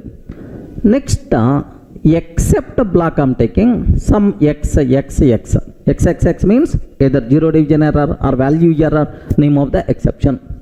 Now statement 4. Okay. Next, after the statement 5. Now observe carefully. Statement 5 is outside of except block. Okay, 1, 2, 3 are within the try block. Statement 4 inside except block. Statement 5 outside of except block. Okay, like now multiple cases I have to discuss so that you will get much clarity about the flow. Very important, sir. Okay, listen carefully. Sir, I want to take case 1. Case 1. If there is no exception, can you please tell what is the flow? Which statements will be executed? Please confirm. If there is no exception, except a block won't be executed, because when the except block will execute, if there is an exception riser, but if there is no exception, except block won't be riser. Then automatically 1, 2, 3 and then 5. 1, 2, 3 and then 5 normal termination. Remember this. So 1, 2, 3, 5 normal termination. Look at this, because there is no exception. Simple, sir. 1, 2, 3 will be executed and then 5 will be executed, normal termination. Okay, well. Now second case. So up to this, not required to keep any explanation. There is no exception, except block won't be executed. Okay, well. Next, if an exception raised, yet statement 2, sir. Listen very carefully. An exception raised yet a statement 2. While executing statement 2, an exception raised and corresponding except block matched. And the corresponding except block matched. Corresponding except block matched means, sir, here zero division error. Oh, this except block for the same zero division error only. Now what is the flow, sir? Please confirm. An exception riser, but the corresponding except block is there. Sir, zero division error came, except zero division error block is there. Then what is the flow? Please confirm very carefully. Understand? Compulsory you have to trace. Which statements are going to execute, sir? 1 and then 2 the problem is coming. Immediately the control will comes to except block. Immediately the control will comes to except block. Now statement 4 will be executed, and after statement 4 execution, now my doubt is statement 3 will be executed or not. Getting my point? So statement 3 will be executed or not. After executing statement 4, either statement 3 will be executed or not. Okay, remember this. Within the try we have main flow. Sir, try block means main flow. Inside except block we have alternative flow. Alternative flow. In the main flow, if there is a problem, immediately alternative flow got executed. Once alternative flow executed, then the control won't go back again to execute main flow. Suppose, best example, try for bus tickets. If the bus ticket is not available, try for train ticket. Okay, you got a train ticket. After getting train ticket, no one is going to try for bus ticket again. Are you getting right? So means that within the try block, if anywhere an exception got raised, so now immediately the control will comes to except block. Rest of the try block won't be executed. Remember this one, sir. That's why what is the flow? One will be executed. While executing 2, the problem is coming, immediately control will comes to except block. 4 will be executed, 1, 4, and then remaining code will be continued normally. 1, 4, 5 normal termination. 1, 4, 5 normal termination, sir. So there is important conclusion compulsory you should aware. Within the try block, anywhere an exception raised, so rest of the try block won't be executed even though you handled that exception. Even we handled, rest of the try block won't be executed. That's why, so inside the try block you have to take only risky code, but not normal code, because there is no guarantee for execution of every statement in the try block. That's why only risky code we have to take inside try block. The length of the try block should be as less as possible. Remember, sir. But most of the people, what they are going to do is, sir, observe, try block they will take statement 1, okay, dot statement 10,000 they are going to define. Statement 10,000 they are going to take. Okay, now here they are going to define except block, sir. So 10,000 statements are there inside try block. If any person who wrote this type of coding, if he is standing in front of me, I will give left and right. The problem here is, there is a problem at statement 1 only. There is a problem at statement 1. Immediately the control will comes to except block. Then without executing 9,999 lines of the code, how I expect proper behavior? That's why length of the try block should be as less as possible. Inside the try block, we have to take only risky code but not normal code. Is it clear for all of it? Even in the last example also, have you remembered, right? Try of statement 1, statement 10 by 0, statement 3. I took statement 10 by 0 only in the try block, but not total 3 statements. In the last example, if you remember, same. Here, see this one, sir. So it's clear. If an exception raised at a statement 2 and the corresponding except block matched, sir, 1 executed. While executing 2, the problem came. Immediately control came to except block, and after completing except block, yes, statement 5 will be executed. 1, 4, 5 normal termination. Any doubt about this one? Okay, well. Now next case. Listen very carefully. If an exception raised at statement 2. If an exception raised at statement 2, but corresponding except block not matched. Okay, but corresponding except block not matched. Corresponding except block not matched. What is the flow now? So not matched means, here 0 division error is coming, but this except block for value error, or heart problem is coming, but available doctor is eye specialist is there. Are you getting? So here riser exception, but available except block, there is no match at all. Now this except block is not the correct code. Sir, what will happen? So here an exception riser. Immediately Python virtual machine will check either any handling code. Handling code is not available because it is not corresponding except block. Abnormal termination. That's why one followed by abnormal termination. Remember this one followed by abnormal termination. Okay, this is the flow. Now the next one, very important, sir. Take a bit special care. Now the fourth case. If an exception raised at a statement 4, if exception raised at a statement 4, can you please tell what will happen? Is it normal termination or abnormal termination? Please confirm. If an exception raised at statement 4, is it normal termination or abnormal termination? Very important, friends. Please confirm. Is it normal or abnormal termination? Yes. If an exception raised at statement 4, is it normal or abnormal? Sir, remember, very important conclusion. First doubt you may get, sir, exception should be raised only in the try block, but not inside except block. No. Wherever Python code is there may be a chance of raising an exception. So assume I'm checking for bus ticket.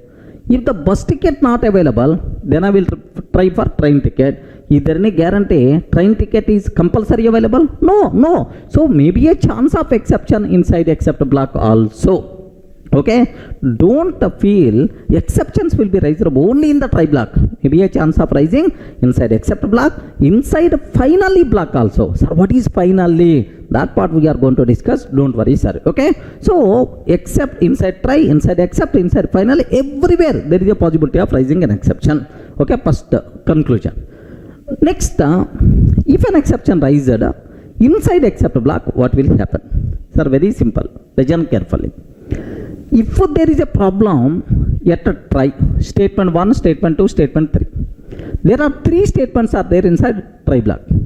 If an exception raised in the try block, try block compulsory. Okay, who is the responsible to handle? Except block is the responsible. Except block acts as a guard, security person to the try statements. Remember this one. So somewhere outside of try, here an exception raised. Outside of try, here an exception raised.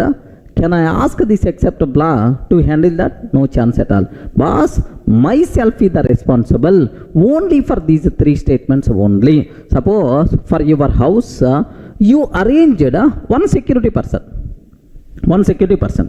If anything goes wrong in your house, this security person is the responsible. Suppose in the neighbor's house, okay, robbery happened in the neighbor's house. Can I ask the security person why robbery happened in the neighbor's house? No chance at all, because this person is the responsible only for this house, not for this house. Are you getting? Same way, this except block is the responsible only for try block statements, not outside the statements. Are you getting? That's why if any statement raising an exception which is not inside the try block, simply abnormal termination. Remember this one, sir. So here statement 4, not in try block. It is inside except block, not in try block. Always abnormal termination because it's not there inside try. No except block. No except block means abnormal termination. Next, if an exception raised at a statement 5. If an exception raised at statement 5, again statement 5 is within the try block or outside of try block?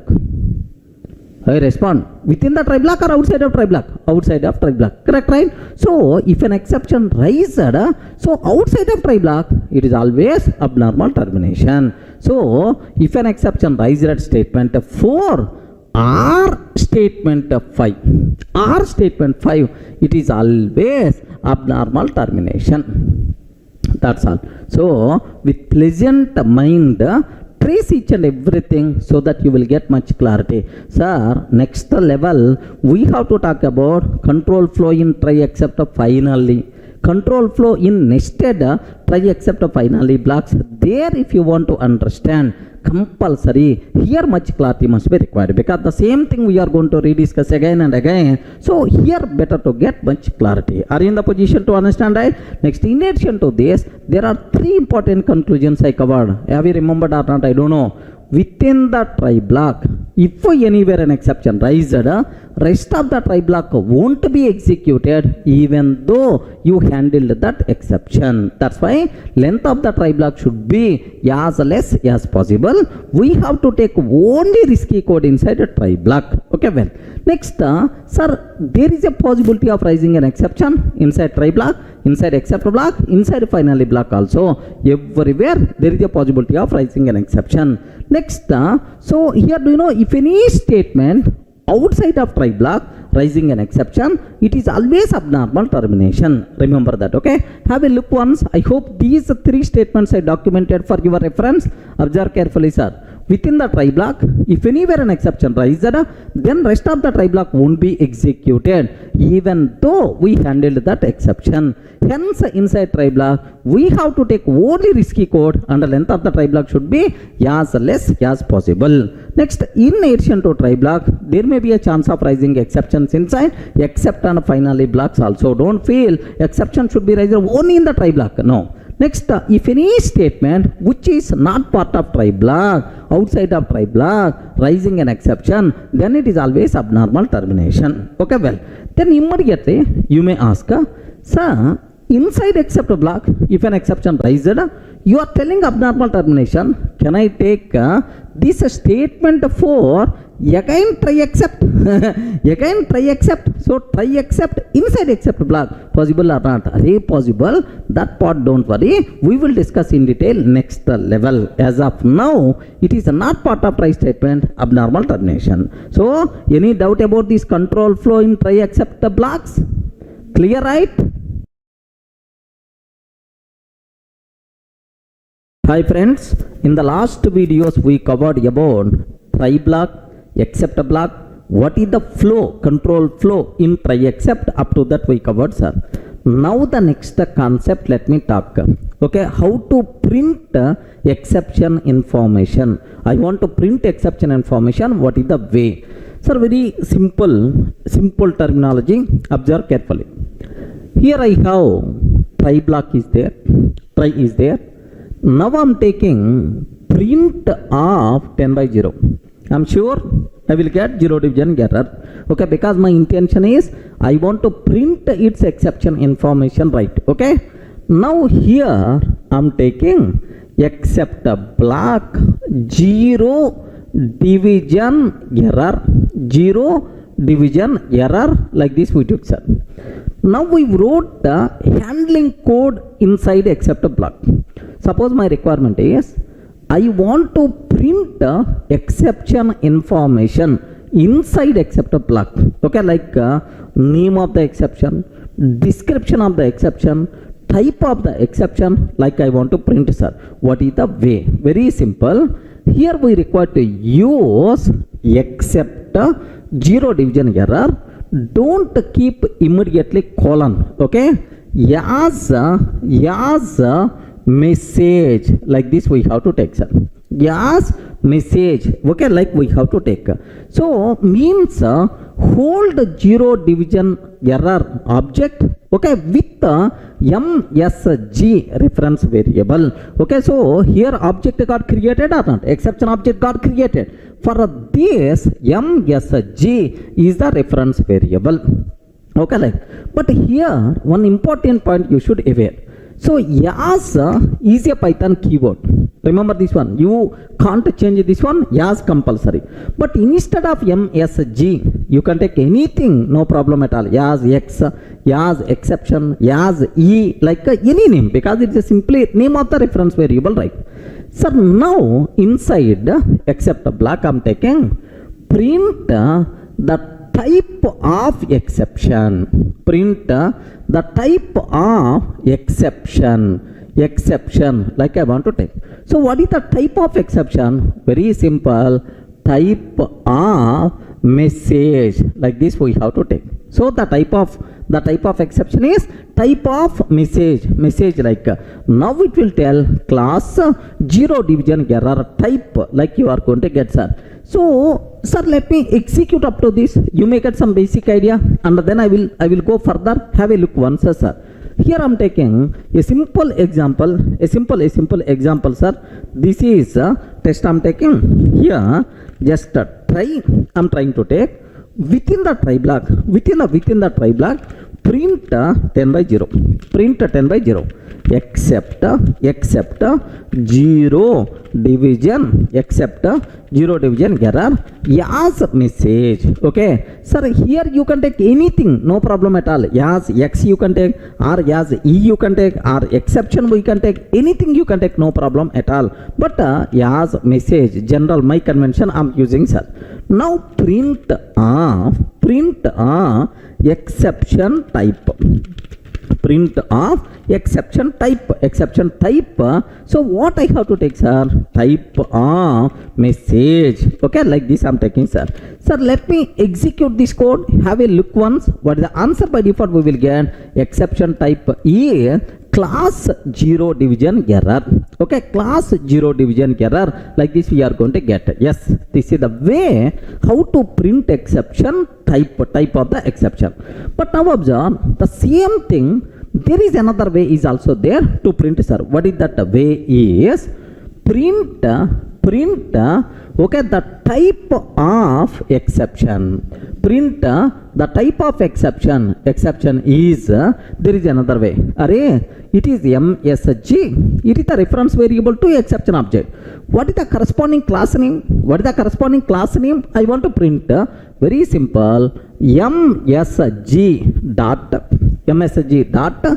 underscore class underscore class underscore. Have you observed? MSG dot underscore class underscore we have to take. Okay, so this one itself is to print class name again. So to print type only, again the same answer we are going to get. Just have a look once, sir.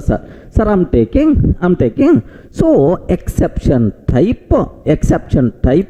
MSG dot underscore class underscore. Now the corresponding class object I'm trying to print. If I'm trying to print corresponding class object, what the answer we are going to get? Yes, same answer we are going to get, friends. Okay, so this is the class 0 division error. It is going to print class object. Okay, class 0 division error, like this we are going to get, sir. Okay, now my requirement, sir, class 0 division error I don't want, just simply class name I want, exception class name I want. What is the way, sir? Very simple. Observe carefully, right here. Print so the exception class name, like this I'm taking, sir. Exception class name. What is the way is MSG dot underscore class underscore.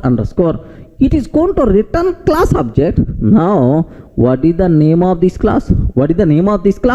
Dot underscore name underscore we have to take. Observe very carefully, sir. This syntax is very important. Message MSG dot underscore class underscore dot underscore name underscore. Sir, exception object, the corresponding class object, and the name of that class, like observe the MSG is exception reference to exception object. What is the corresponding class object? Now what is the name of that class? Okay, just simply name of that class is 0 division error, like we are going to get, sir. Okay, have a look once about carefully. So now I'm taking print sir, the exception class name.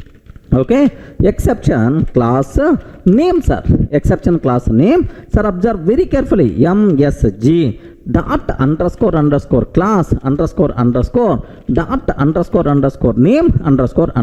Have you observed, right? This syntax is very important for you people, right? So it is a reference to exception object. Now underscore class is going to return underscore class is going to return a reference to class object next underscore name returns name of that class, name of that exception. What is the answer we will get, sir? Now have a look once. Exception class name, zero division error. Are you in the position to understand, right? What is the exception class name? Zero division error, like this, right? Okay, well, now I am in the position to print type of exception and the name of the exception class. Sir, description I want to, description of exception I want, sir. Then very simple, print okay, print the description I want. Observe very carefully, the description I want, description of exception, description of exception. Very simple, just print message directly. Okay, now you are going to get what is the description, sir? Division by 0. Are you in the position to understand, friends? Now take very special care how to print exception information. That's all. This is the code you should aware. So what is the way how to print the type? There are two ways are there. To print a class name, this is the way. Next, to print description, this is the way. Let me execute this code also. Here, observe a bit very carefully about this one, sir. Print so the description of exception. Okay, description of exception, very simple, MSG, that's it. Okay, sir, now what is the answer by default we are going to get? Yes, observe the description of exception, division by 0. So is it clear for all of you, right? So how to print exception information, this is the way. But one important point you should aware, as it is the keyword, compulsory you should use as only. Next, instead of MSG is the reference variable to exception object. You can use any name, there is no problem at all. Don't feel compulsory we should use okay, MSG only. Sir, I want to replace MSG with E. Is it acceptable or not? Observe carefully, sir. Just let me replace MSG with E, sir. What is the type of E? What is the E dot class name? Next E dot, next and after that E, like this I'm taking, sir. 100% pakka, this one is acceptable. MSG I replaced with E. Yes, observe that. The same answer by default you are going to get. Just it is the name of the variable. Any name you can use, no problem at all. So clear, not required to keep any explanation about how to print exception information to the console. Let me go for one more example so that you will get much clarity, right? Sir, just observe a bit very carefully. Here I am taking try block. Okay, x is equal to int of input of enter first number, enter first number, like this I'm taking. Of course, this example we covered multiple times even in the last session also. Sir, int of input of enter second number, enter second number, like this I'm taking, sir. Sir, now what I have to take? Print the result x by y I'm taking. Print the result is x by y. Now except here take very special care about this terminology, right? Sir, in this code, which type of errors are possible? Can you please spell out? Which type of errors are possible? Either zero division error is possible or value error is possible. Regarding zero division error is possible or value error is possible, right? Except, so here I am taking, sir, base exception, like this I am taking, sir. Base exception as MSG. So if I can take a parent, so this person can handle either base exception or its child classes. Oh, means so both the things this except block is going to handle, except base exception as message. Okay, like now I'm trying to take here print the type of exception. Print the type of exception is type of message, like this I'm taking, sir. Type of exception, type of message. Next, print again I'm trying to take the type of exception. Sir, to print type of exception, there is another way is there. Can you please spell out what is the other way, sir? MSG dot underscore class underscore. Okay, like I'm trying to take, sir. MSG dot underscore class underscore like. Sir, now print off. Sir, now the name of the exception. Can you please confirm? What is the way? Just now we covered the name of exception. What is the name of exception, sir? Yeah, can you please guide? What is the name of the exception? Very simple. Yeah, here MSG dot underscore dot underscore name. Okay, like, sir, now print the description. Print the description. Okay, like I'm taking. So what is the description, sir? MSG. That's all you have to take. So now take very special care. If a zero division error is coming, now this it is going to print information about zero division error. If a value error is coming, this one is going to print value error information. Is it clear for all of you, right? Okay, let me execute this code. Sir, here one point you should aware. If you write except base exception, if you are taking parent exception, it can handle parent and it's a child classes also. It can handle base, no problem at all. Are you in the position to understand, right? Now have a look once, sir. Sir, here the same example, but only difference is instead of MSG, I'm using E because acceptable, no issue at all. Now have a look once, sir. Here just observe carefully. Enter first number 10. Enter second number 2. Sir, the result 5.0, no exception. Enter first number 10, enter second number 0. Now observe. Yes, perfectly it is going to tell what is the exception type. Sir, what is the class name? Zero division error. What is the description? Division by 0. Sir, now let me print here 10, but second one I'm taking 2, sir. Value error we are going to get. Now observe carefully. Exception type, okay, value error, type value error, class name value error, description of the exception, invalid literal with the base 10 2. This is the description of the exception, right? So everyone in the position to understand how to print exception information. If you want to print exception class name, if you want to print description, if you want to print the type, so what is the way? Clear? Any explanation is required? That's all.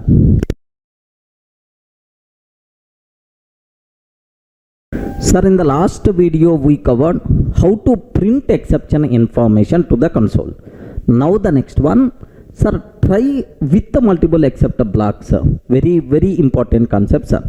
Sir, best example, if you are going to ask, sir, just usually in the classroom, sir, what is your name? Observe, the first question they are asking, sir, what is your name, like this, right?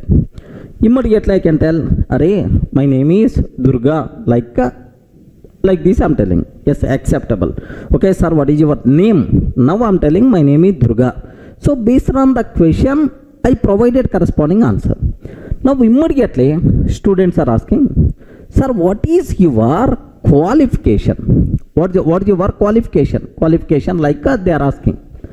Then immediately my answer is, my name is Durga, like this I'm telling. Sir, my name is Durga, like this I'm telling. Then immediately student asked again, sir, you didn't listen my question properly. Sir, what is your qualification? Okay, like they asked. Then I told, my name is Durga. Like I told, sir, my name is Durga, like this I told. Then, okay, student may feel, sir is not interested to tell his name. Okay, like immediately is going to change the question. Sir, what is your native place? Okay, what is your native place? Like he asked, sir, like. Then immediately I told, my name is Durga, like this I told, sir. My name is Durga. Then student definitely is going to feel, arey, sir, mental or pagal ho gaya? Why is telling the same answer for any question? Okay, like definitely student is going to get the doubt. Correct, right? Because the answer should be based on the question. Regarding if he is asking about name, we have to tell the name. If we are asking about qualification, we have to tell about qualification. If he is asking about native place, then I have to tell my native place. Are you getting? So the answer should be based on the question, not sir, for any question same answer is not acceptable. But in our academics, BTech or intermediate 10th class, any question same answer. Sir, for academics it's okay, but in programming this type of thing is not possible. Remember, that's why. So the answer is varied from question to question. The way of handling an exception is varied from exception type to exception. Suppose arithmetic zero division error came. Perform these alternative arithmetic operations. Database error came. Oh, don't use Oracle, better to use MySQL. Sir, if a file not found error, came. Don't use a remote file, better to use a local file. Sir, have you observed? The way of handling an exception is varied from exception to exception. That's why for every exception type, compulsory we have to take separate except block. Remember, for every exception type, we have to take separate except block. So try with the multiple except blocks possible, recommended to user. Remember this one, sir. So because the way of handling an exception is varied from exception to exception. That's why the way of handling an exception is varied. For every exception type, separate except block we have to take. Try with the multiple except blocks is possible, recommended to use. Are you in the position to understand, right? Sir, let me go for a small example so that you may get much clarity. Here, see this point very carefully, sir. Sir, I'm taking here, try I'm taking. Now, do you know, here just take very special care, sir. What is the syntax? Let me explain. Sir, I'm taking except, sir, zero division error. Except zero division error like this I'm taking, sir. Except zero division error. Now, perform alternative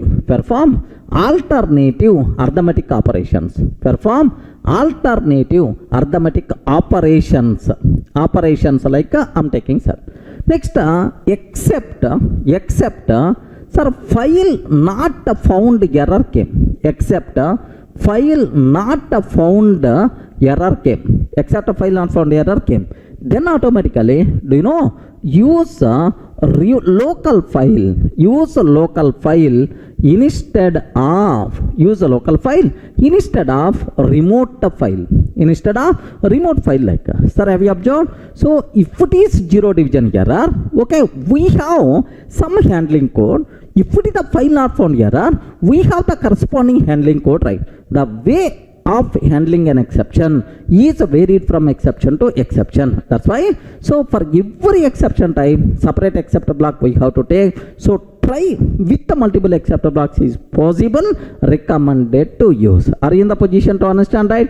Any explanation is required? Like. But here one small point you should aware. So based on raised exception, some exception got raised, sir. Immediately Python virtual machine is always going to give the chance for the first one. Can you handle this exception or not? If it is matched, it will execute. If it is not matched, then it will ask a second one.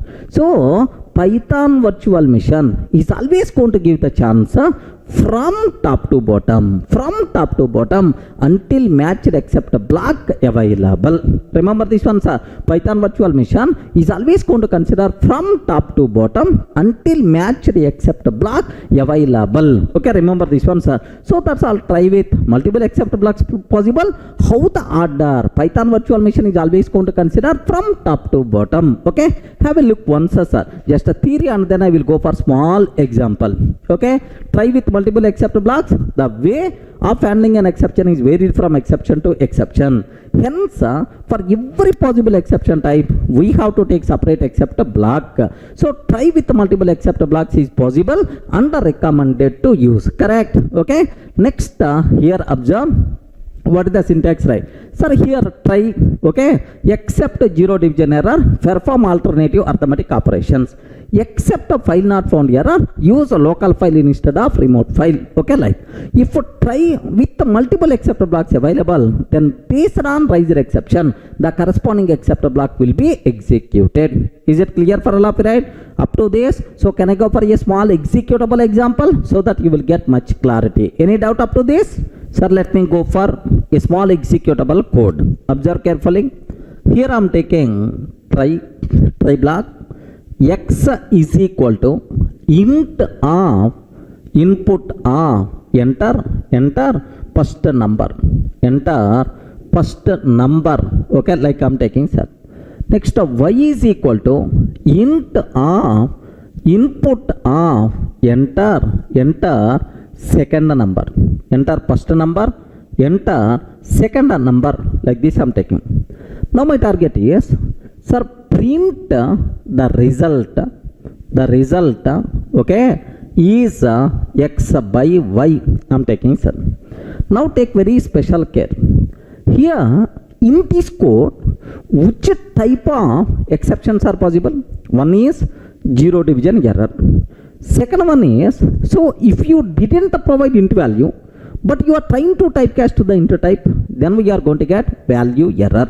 So two possible errors are there. For every exception, compulsory, it's recommended to write separate except block. Okay, now I'm taking except zero division error. Except zero division error I'm taking. Except zero division error. Now print can't divide with zero. Can't divide with zero, that's all. This is the thing I'm taking, just for syntax familiarity, beyond that nothing. So except a block, zero division error, can't divide with zero. Sir, now except value error I'm taking. Now print please provide int values only. Please provide int values only. Like this I'm taking. Please provide int values only. Now take very special care about this one, sir. So how many try blocks are there? Only one try block. But how many except blocks are there? Two except block. For every exception type, a separate except block I wrote. Yes, it is acceptable, recommended to use this type of style only. Let me execute this one. If zero division error is coming, now this except block will execute. If value error is coming, then this except block is going to execute, sir. Sir, have a look once. Here I'm taking same example. Already I took x and y, the result x by y, zero division error, can't divide with zero, value error, please provide int values only. Okay, like now, sir, here let me execute 10 to no exception, no except block will execute, simply the result 5.0. No except block will execute, sir, simply it is the 5.0. Now let me execute, enter first number 10, enter second number 0, enter second number 0, then immediately can't divide with 0. Remember this one. So which except block got executed? Yes, this except block got executed because zero division error got raised, sir. Now, sir, if we can take 10, enter second number 2. So 2 can't convert into int type, value error. That's why please provide int values only. Okay, like we are getting, please provide int values only, value error, right? So based on raised exception, the corresponding except block is going to be executed. Any doubt about this one? So try with the multiple except blocks is possible or not? Yes, possible. Based on raised exception, the corresponding except block is going to be executed. Is it clear for all of you, right? Okay, well. Now there is one small point, continuation point is there, sir. So if try with the multiple except blocks are there, the order is important. Remember, Python virtual machine is always going to consider from top to bottom. Python virtual machine is always going to consider from top to bottom until matched except block identified. Remember, once I identified matched except block, remaining things I don't want to search. Okay, that is the rule what Python virtual machine is going to follow. Have a look once about this rule. Okay, just I will explain with an example. Don't worry at all. Observe that if try with the multiple except blocks available, then the order of these except blocks is important. Remember, this one order is important. Python virtual machine will always consider from top to bottom until matched except block identified. Is it clear, right? Sir, can you please explain with a small example like you may ask? Observe carefully, sir. Here I want to take a small example. Just observe. I don't want this much code for this example. Just have a look once about this one, sir. Here I am taking, sir, see. Try I am taking print 10 by 0. Print 10 by 0. Now except a block I am taking, except a block. Here 0 division error. 0 division error. Like this I am taking, sir. 0 division error. Sir, print 0 division error. Just print 0 division error. Like this I am taking. Next, except arithmetic error. Except arithmetic error. Like this I am taking. Except arithmetic error. Print arithmetic error. Print arithmetic error. Like this I am taking, sir. That's all. Sir, now take very special care about this terminology, right? Sir, here 0 division error is going to come. 0 division error will come. So first Python virtual machine is always going to give the chance from top to bottom. Sir, first it will ask, oh, accept a block. Can you handle 0 division error or not? Then this person is going to tell, yes man, I can handle. Oh, identified, corresponding except block identified. Now it will execute. So what is the output we are going to get, sir? 0 division error. What the output we are going to get? 0 division error. Now same program, let me change the order of except blocks. Okay, observe carefully. Try print 10 by 0. Try print of 10 by 0. Except. Okay, well. So what I have to take? Except. First let me take arithmetic error. Arithmetic error. Let me take arithmetic error. So now, sir, print arithmetic error. The first I am taking arithmetic error. Next, except 0 division error I am taking. 0 division error. Except 0 division error I am taking. Now print 0 division error. Same example, sir. Only difference is I changed the order. Can you please tell now which one is going to execute? Sir, have you remembered exception hierarchy somewhere I covered? 0 division error. 0 division error is the child class of 0 division error is the child class of arithmetic error. Arithmetic error is the child class of exception.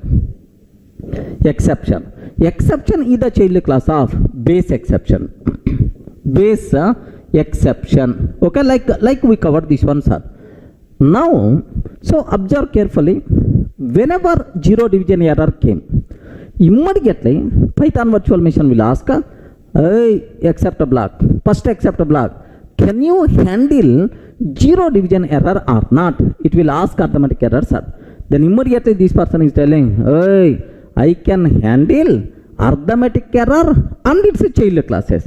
Arithmetic error and its child classes. Arithmetic error and its child classes means 0 division error also it can handle. Boss, I can handle 0 division error, no problem at all, because 0 division error is my child class only. This person is going to tell. So if this person identified, what is the output we are going to get, sir? Arithmetic error. Are you getting? What is the output we are going to get? Arithmetic error in this case. So 0 division error never going to get in the chance. So even it never going to get in the chance because 0 division division error responsibility this person is going to handle. So there is no error at all, but it's a valid syntax, but only first one is going to be considered. Are you in the position to understand? So order matters a lot. So it is a Python virtual machine is always going to consider from top to bottom until matched except block identified. Is it clear for all of you, right? So if I can take this order, now zero division error. If I change the order, now arithmetic error we are getting. Let me execute, let me confirm. Observe carefully about this one, sir. Here I am taking, here just my requirement is I don't want all, print 10 by 0.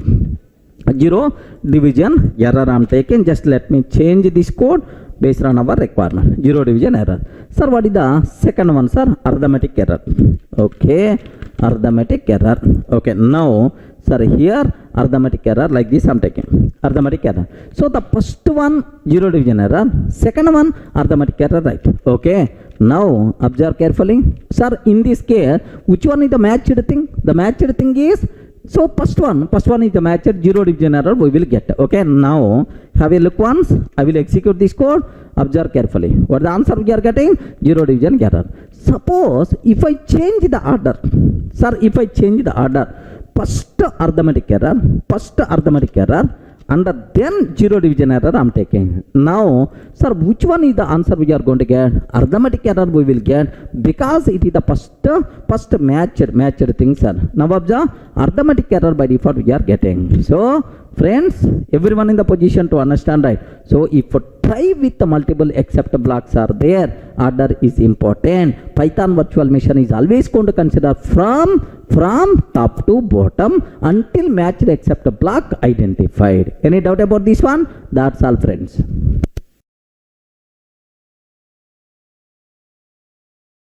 Hi friends, in the last video we covered try with the multiple except blocks.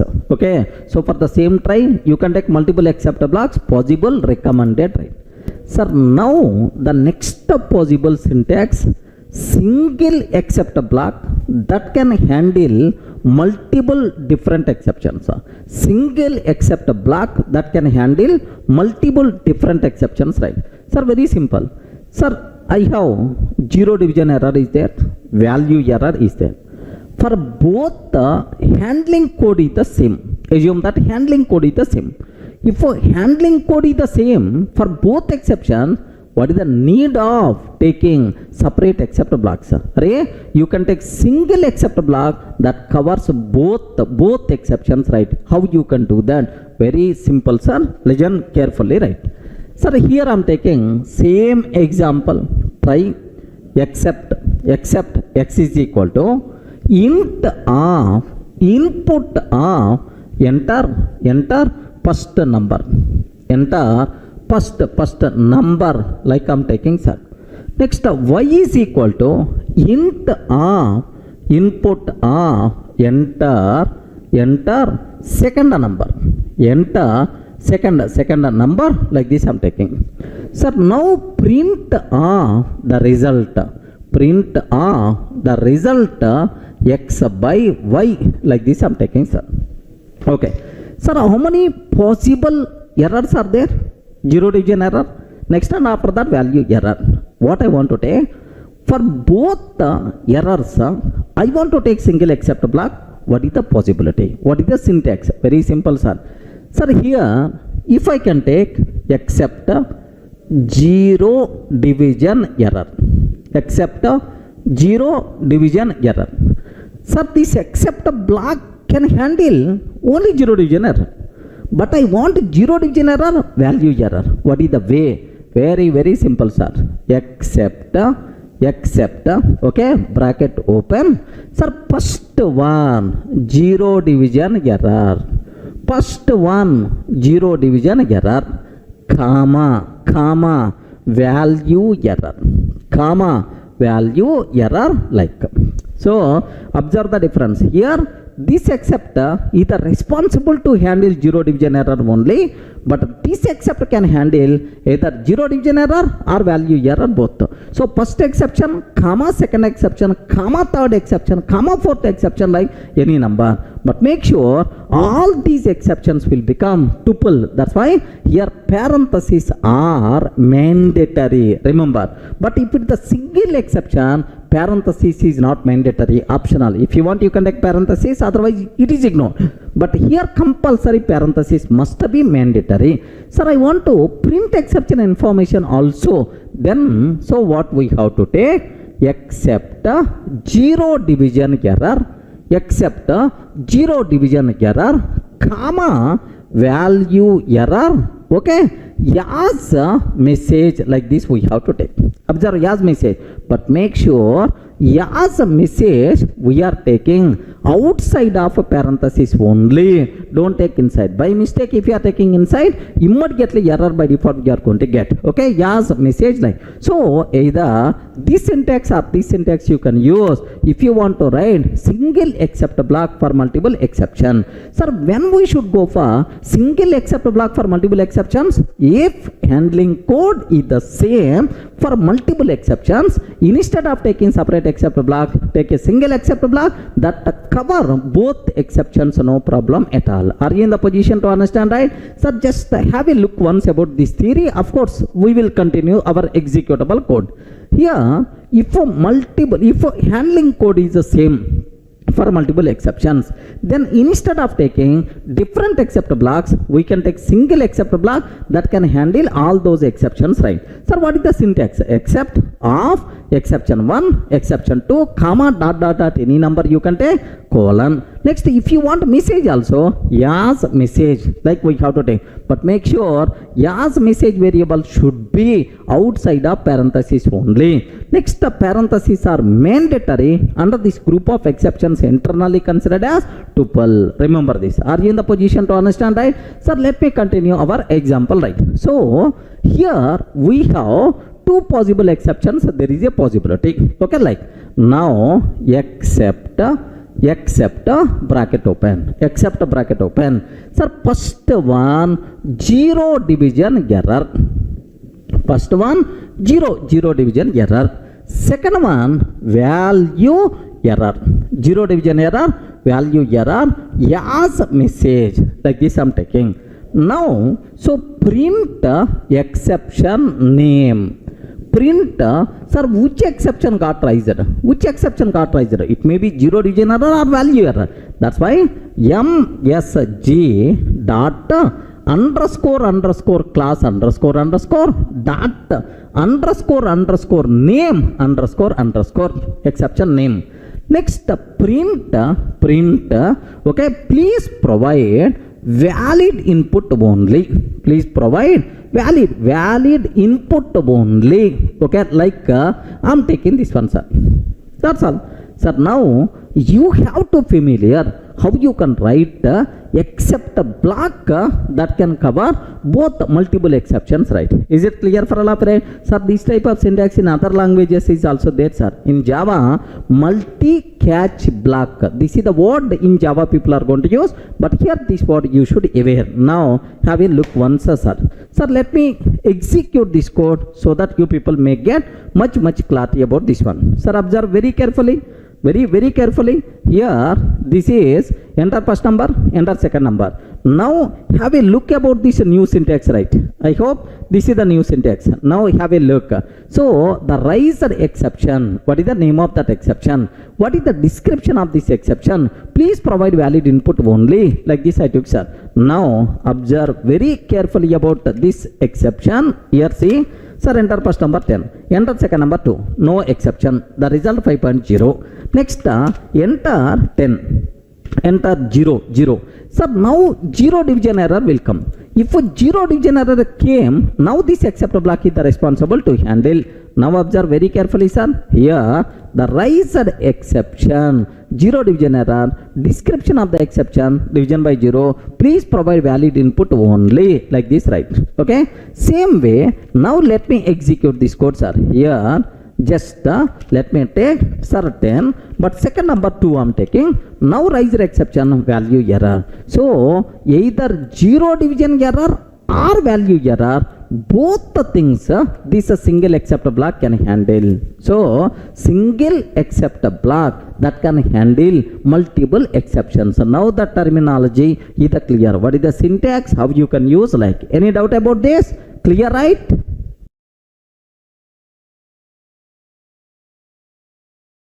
Hi friends, in the last videos we covered, sir, what is a try except a block? Next, a control flow in try except. Next, and after the try with the multiple except blocks. Next, a single except block that can handle multiple exceptions. Up to that we covered, right?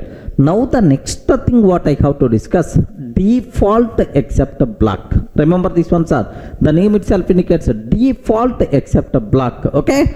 So what is the purpose of default except block? Okay, very simple, sir. Default except block will be executed if there is no other except block matched. Remember something. So default except block will be executed if no other except block matched. In general, so after handling exception, if any new exception is coming, if any remaining exceptions are there, such type of exceptions we can handle by using default except block. Remember this one, sir. So when the default except block will be executed, if no except block matched, then only default except block will be executed. Generally, default except block contains just printing exception information to the console, such type of general information. It doesn't contain any specific handling code. Remember this one, sir. Sir, what is the syntax for default except block? Sir, observe a bit very carefully about this one. If I can take except 0 division error I am taking, sir. Except 0 division error like this I am taking. So except 0 division error, do you know this except block meant for 0 division error? Sir, now my requirement, so except that's all. I'm not mentioning anything. I'm not going to mention anything, sir, except immediately colon. This is called default except block. Sir, it can handle any type of exception, no problem at all. Any type of exception it can handle. So if no other except block matched, then only default except block will be executed. Is it clear for all of right? Sir, just observe carefully about this one. We can use the default except block to handle any type of exceptions. Next, in default except block, generally we can print exception information to the console. Just a print exception information to the console. Such a type of thing only we can take inside except block. Sir, have you observed, right? What is the syntax? Except colon statements like this, right? Okay. So everyone in the position to understand what is the meaning of default except block. Let me explain with a small example. Then you may get much clarity. Observe carefully, right? Here I am taking try our same example, sir. Try, okay, x is equal to int input enter first number like this I am taking, sir. Enter first number. Y is equal to int input enter second number like this I'm taking, sir. Okay, two values are there. Print the result x by y. Okay, the result x by y like I'm taking, sir. Sir, now I'm taking except 0 division error like this I'm taking. Except 0 division error. Okay, like, sir, here I'm taking print 0 division error, division by 0. 0 division error divide by 0 like this I'm taking, sir. That's all. Divide by 0 like. Sir, now except okay, like I'm taking except. Sir, now print default except block. print of default except block, default except block like provide int values only, int values like this I took, sir. Yes, perfect. Sir, now here how many except blocks are there? Two except blocks. One is zero division error, second one is what? Default except block, sir. Now when this default except block will execute, if zero division error occurs, now this except block is the responsible. Other than zero division error, if any error is coming, now this except block is going to execute, sir. Observe this very carefully. For zero division error, this except block. Other than zero division error, if any other exception came, then automatically this except block is the responsible, okay, to execute. Default except block can handle any type of exception. If zero division error, this person is going to take care because it is available, okay. So if for not zero division error, any other error, yes, this person is the responsible. Suppose if I am not taking this one, then this person can handle zero division error also, okay. That thing, even that facility is also there, sir. Okay, have a look once. Let me execute this code so that you may get much clarity about this terminology, right? Of course, let me cross check. Maybe this code is available with me. Not required, sir. This code may be available here. Just observe a bit very carefully about this one. That's all, sir. Sir, here take a bit special care. Try x is equal to input of enter first number, x is equal to int of input of enter second number, okay, except zero division error, yes, print zero division error can't divide with 0, sir. Next, except default like, sir, now from this example you people should require to familiar with this is called what?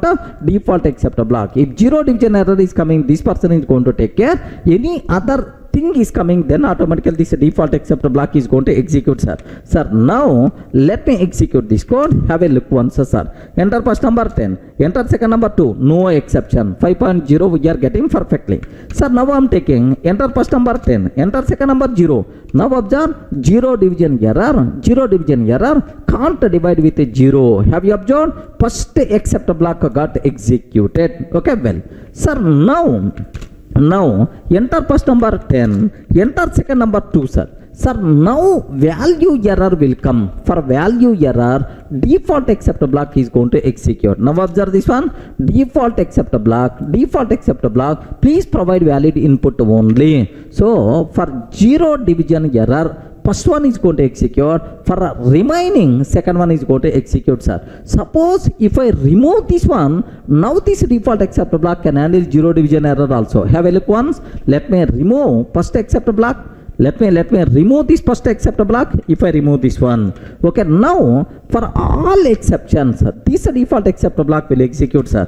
Now observe 10, enter first number 10, enter second number 0. Then what the answer we are getting? Default except block, please provide valid input only, okay, like so even for zero division error also same default except block executed, sir. Enter first number 10, enter second number 2. Now observe that for this also default except block executed. So default except block can handle any type of exception, no problem at all.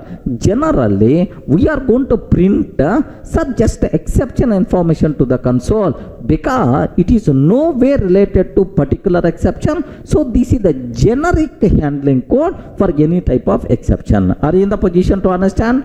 Any doubt about this one? Yes, friends, clear? Now I have one small doubt, sir. Sir, in our example, how many except blocks are there? I respond. How many except blocks are there? 2 except blocks. What are the first one? Except zero division error. Second one, default except block. Where I'm taking this default except block? Respond. Where I'm taking this default except block at last, okay? Like, sir, can I take this default except block, sir, here? Yeah, the first one. Yes, sir, respond. Is it possible or not? Okay, I want to take default except block at the beginning, okay, and then I'm taking zero division error at the second. Can you please tell, is it valid or not? Except zero division error, like I'm taking, sir, print of zero division error, like this I'm taking. Zero division error, like I'm taking. Can you please confirm, is this one, is it valid or not? Respond. Very important point. So if multiple except blocks are there, Python virtual machine is always going to give the chance from top to bottom. Correct, right? So if this person can handle any type of exception, then the remaining except blocks never going to get in the chance. Are you getting? So this person more specific to handle zero division error. Next person is the more specific to handle file not found error. So these except blocks never going to get in the chance, which may be the problem. That's why default except block must be last except block. Remember this one, sir. Default except block must be last except block. If you change order, if you are taking anywhere else, immediately we are going to get syntax error. Very, very important, sir. If a default except block is there, compulsory it must be last except block. Okay, have a look once here in our example. So two things are there. First I'm taking normal except block. Second one, default except block. Default except block I took at the last, no problem at all. So that's why it is valid, sir. That's why it is the valid. No problem, it's executing, sir. Now what I'm taking, sir, let me remove default except block and place the first one. the first one. Observe that. So first which except block? Default except block, and then except zero division error. If I can ask Python virtual machine, can you please execute this one? Immediately Python virtual machine will give left and right. Okay, what the reason you are taking? So default except block at the first, then the remaining except blocks never going to get in the chance. That's why have a look once here. Just here the point is, observe carefully, right? Sir, can you please observe? Syntax error. Default except block must be last one. Default except block must be last. So clear, it is going to tell, boss, default except block you have to take yet last. Are you in the position to understand, right? But this rule is applicable only for default except block, not for remaining except blocks. Suppose here I have except zero division error, I have except value error is there, sir. I have except value error is there. So value error, zero division error, you can take in any order, no problem. But compulsory default except block should be last except block if it is there. Are you getting the point? So for normal except block order, I mean in any order you can take, no problem at all. But Python virtual machine is always going to give from top to bottom. But a default except block must be last except block. Okay. So now observe, if I can take this one, if I can take this, sir, happily. So if I can take this one, now it definitely is, that's all. Except default except block, it will become valid, no problem at all. Now my program execution started. Happily it's going to run, sir. Suppose I have, sir, another except block is there. Except value error, like this I'm taking, sir. Except value error, like I'm taking. Sir, now take very special care about this one. Except value error, like. So now these two things you can take in any order acceptable. Yes, friends, I'm not seeing any problem at all. Yes, valid. Suppose if I can take this one, the first one. This one the first. Yes, no issue at all. Only rule, default except block should be last.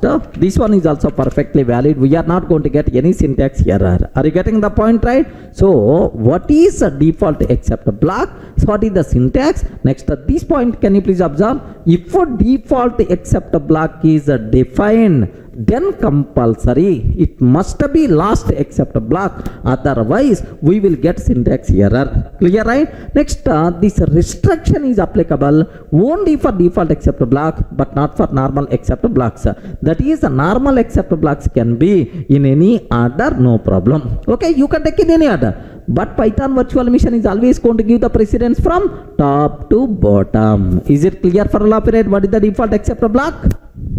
Sir, up to this, we covered various types of except blocks.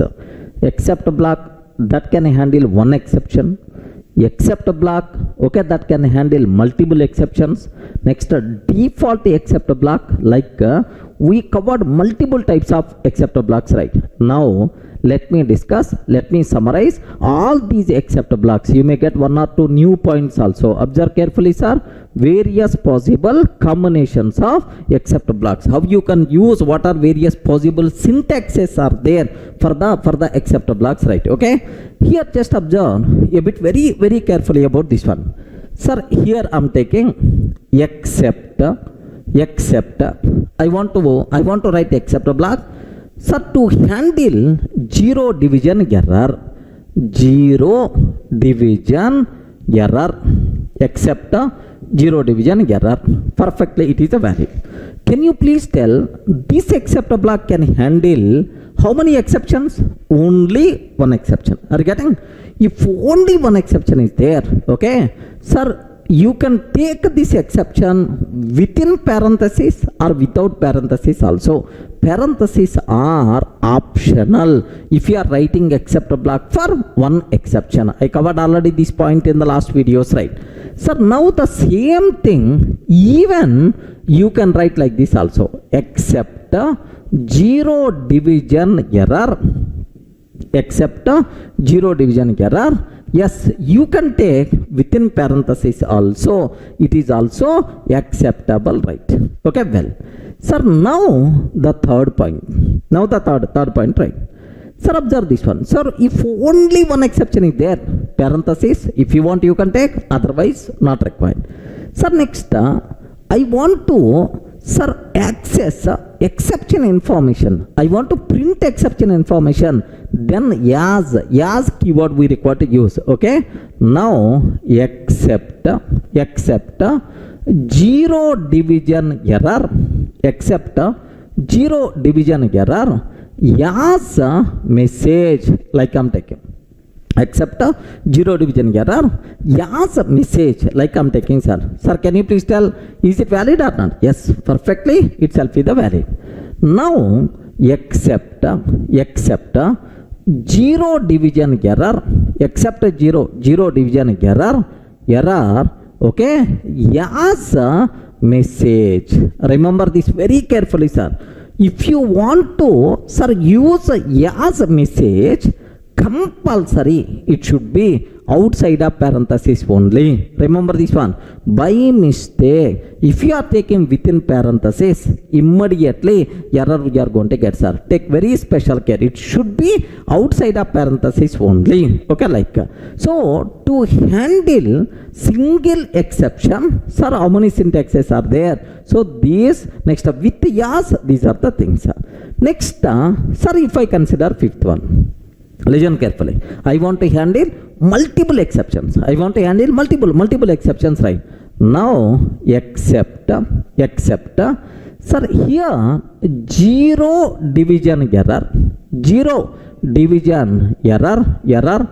comma value error, like this I'm taking, sir.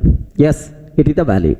But whenever we are handling multiple exceptions, parentheses are mandatory. Remember this one, compulsory parenthesis must be there. Okay, like sir, now so except zero division error, except zero division error comma value error. Okay, as message, like this I'm taking. Sir, I want to access exception information also. Then automatically as message, like we have to take. But take very special care. This as message should be outside of, okay, this parenthesis. Is it clear, right? Next, sir, what the next? Sir, we covered one more. Default except block. What is the syntax for default except block? Except, okay, like this. Perfectly, these are valid combinations of, valid possibilities of except block syntax.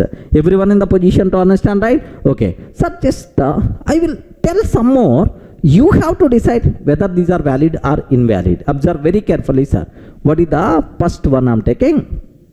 First one, except zero division, except zero division error as a message like this I'm taking, sir. Can you please confirm, is it valid or invalid? Invalid. What is the reason for that? As a message should be outside of parenthesis only. Okay, so this is invalid, right? Now I'm taking except.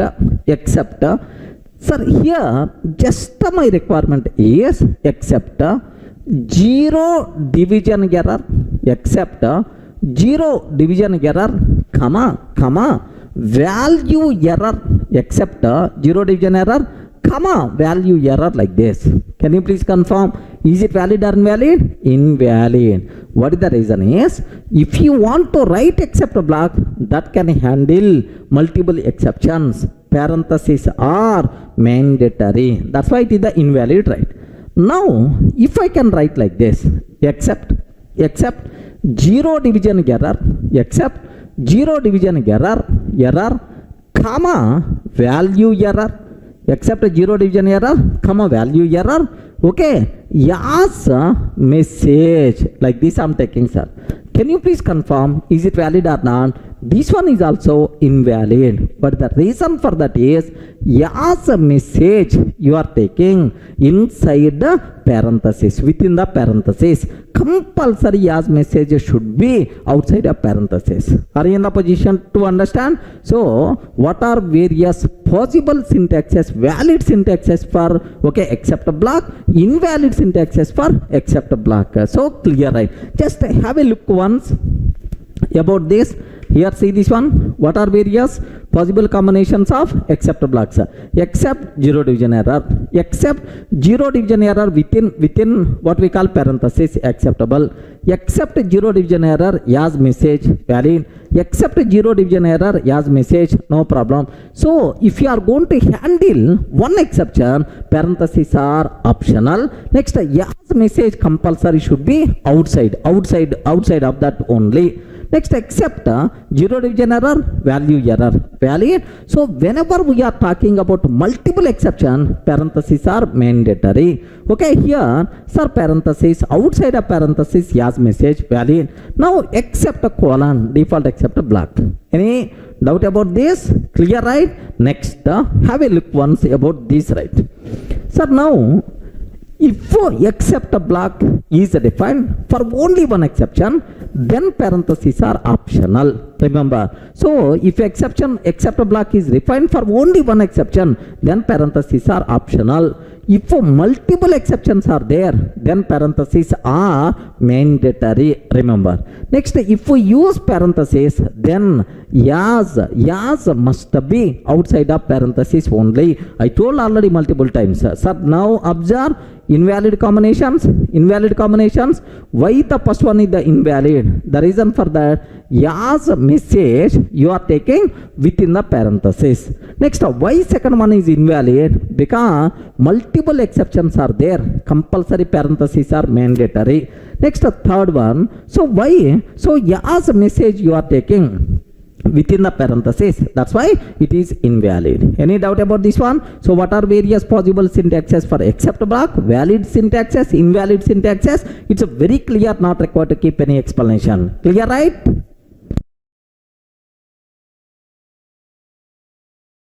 Sir, up to this we covered very clearly about try and except keywords. Now I'm ready to go for next keyword. Very important keywords are finally block. Okay, finally this keyword we are going to discuss. Sir, just observe. Have a look once. Very important, sir. Sir, I'm taking try block. Within the try block, just open DB connection. Can you please open database connection? I'm taking. Next, read the data from database. Read data from database, and then close DB connection. Can you please close DB connection like this? I'm taking. Sir, next and after that, except block is there. Okay, except Now the corresponding handling code I'm taking, sir. Okay, like, sir, do you know, open DB connection, read the data from the database. What is the third line? Can you please read this, sir? Close database connection.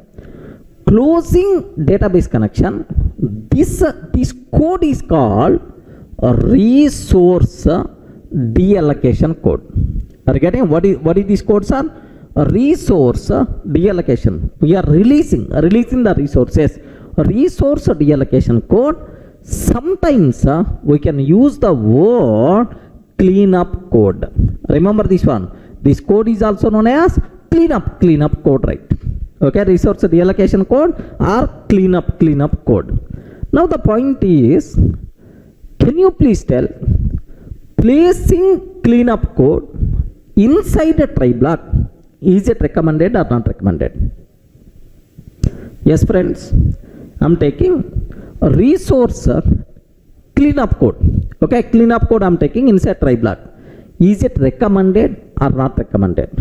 Okay, the answer, not recommended. What is the problem? Why this code we can't place here? What the problem is? Suppose observe, I open DB connection successfully. While reading the data from the database, there is a problem came, sir. There is a problem. Some error, DB error came. If the DB error came, immediately the control will goes to accept a block without executing this one. So without executing this, the control will goes to accept block means, do you know, no one is going to close the DB connection. One database connection is going to be wasted. Correct or not? One DB connection is going to be wasted. So that's why never recommended to take cleanup code inside a try block, because there is no guarantee for the execution of every statement present inside try block. Sir, before this line only exception came. Even you handled that exception, but this line is not going to execute. That's why resource deallocation code, cleanup code, never recommended to place inside the try block. Is it clear, right? Now observe the second scenario. Here I'm taking try block, open DB connection, open DB connection. Next, read the data from the database, read data from the database. Next, here I'm taking accept a block, close DB connection, accept a block, close DB connection. Oh, now observe this. So cleanup code, where we are taking inside accept a block. Resource deallocation code, where we are taking inside accept a block. Can you please tell, is it recommended or not recommended? Yes, friend, it's a two worst, not recommended. Because the reason is, if there is no exception in the try block, no exception, then accept a block won't be executed. If accept a block not executed, who is going to close the DB connection? No one is going to close. That's why, so never recommended to maintain cleanup code inside accept a block, because if there is no exception, accept a block won't be executed. Is it clear for all of you? Sir, observe very carefully. Never recommended to maintain cleanup code inside try block, because there is no guarantee for execution of every statement inside a try block. Never recommended to maintain cleanup code inside accept a block, because if there is no exception, then accept a block is not going to execute. Okay, so where I have to place cleanup code? Okay, to maintain cleanup code, compulsory some place must be required, which should be executed always, irrespective of whether exception raised, not raised, handled or not handled. Sir, in any case, that place should be executed. such a type of best place is nothing but finally block. Remember this one, sir. Such a type of best place is nothing but finally block. Finally block meant for resource reallocation code maintenance sake. So inside finally block, which code we are going to take? Resource reallocation code, cleanup code we have to take. Any doubt up to this? Are you in the position to understand, right? So what is the purpose of finally block? To maintain cleanup code. Okay, well. So now observe the syntax, right? Here try, okay. Next up, within the try, which code we have to take inside try block? Risky code we have to take inside try, risky code. Next, except inside except block, which code we have to take? Handling code. Regarding inside except block, handling code. Next, inside finally block, which code we have to take? Cleanup code. Okay, cleanup code. Now, so three blocks, three purposes. So purposes are completely different. Try, so to maintain risky code. Except block, to maintain handling code. Finally block, to maintain cleanup code. Next, what is the specialty of finally block? Very, very important, sir. Finally block specialty is it will be executed always, irrespective of whether exception raised, not raised, handle, not handle. Sir, in any case, finally block is always going to execute. Finally is the believable place to maintain cleanup code. Are you in the position to understand? Just have a look once.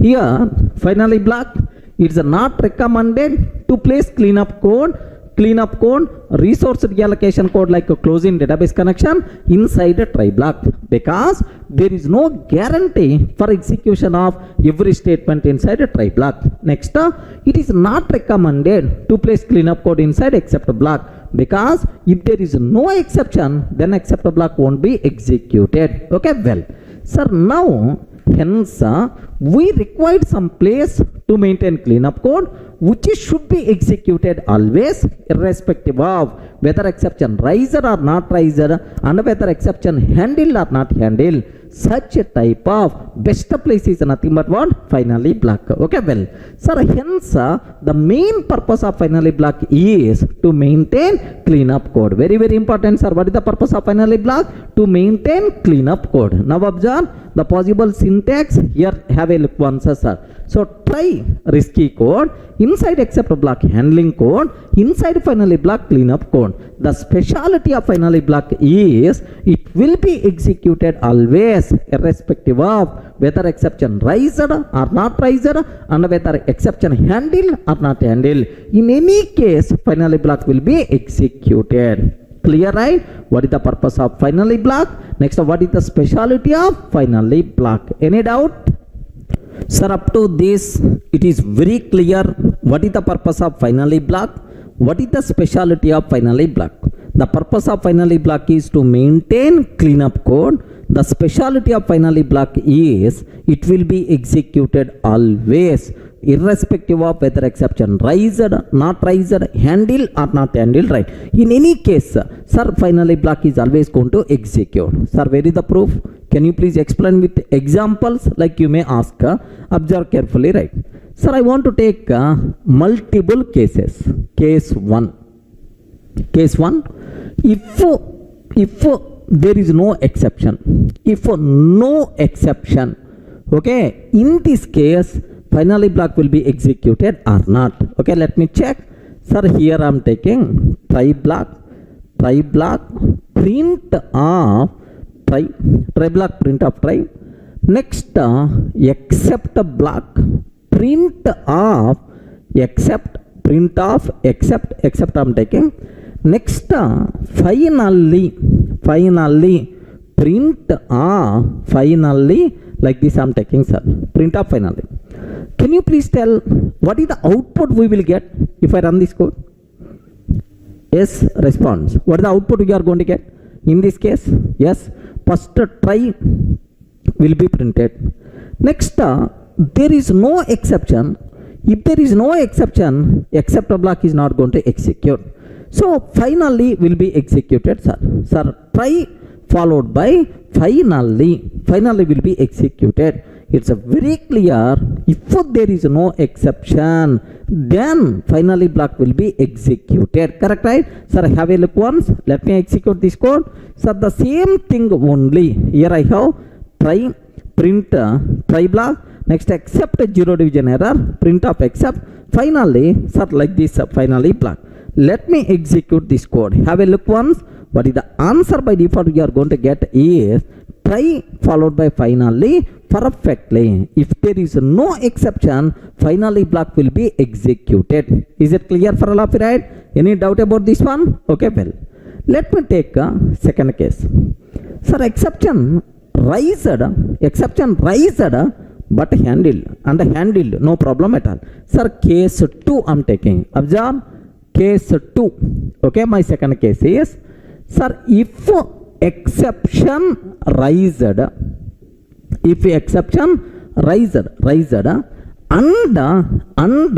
handled. If exception raised and handled, sir.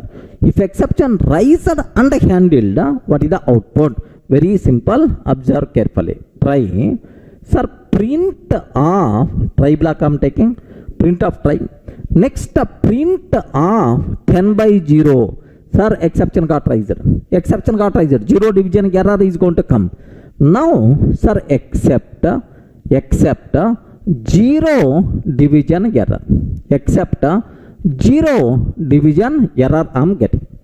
Sir, here print of accept block. Print of accept block. Next, finally, print of finally I'm taking. Print of finally. Can you please confirm what is the output we are going to get? Sir, very simple. If an exception raised but handled, the corresponding except block is available. What is the flow? What is the output, sir? Very simple. Here try will be printed. Here an exception got raised. Immediately the control will goes to except block. Inside except block, yes, accept like it's going to execute, and after that finally block will be continued normally. That's all. Are you getting?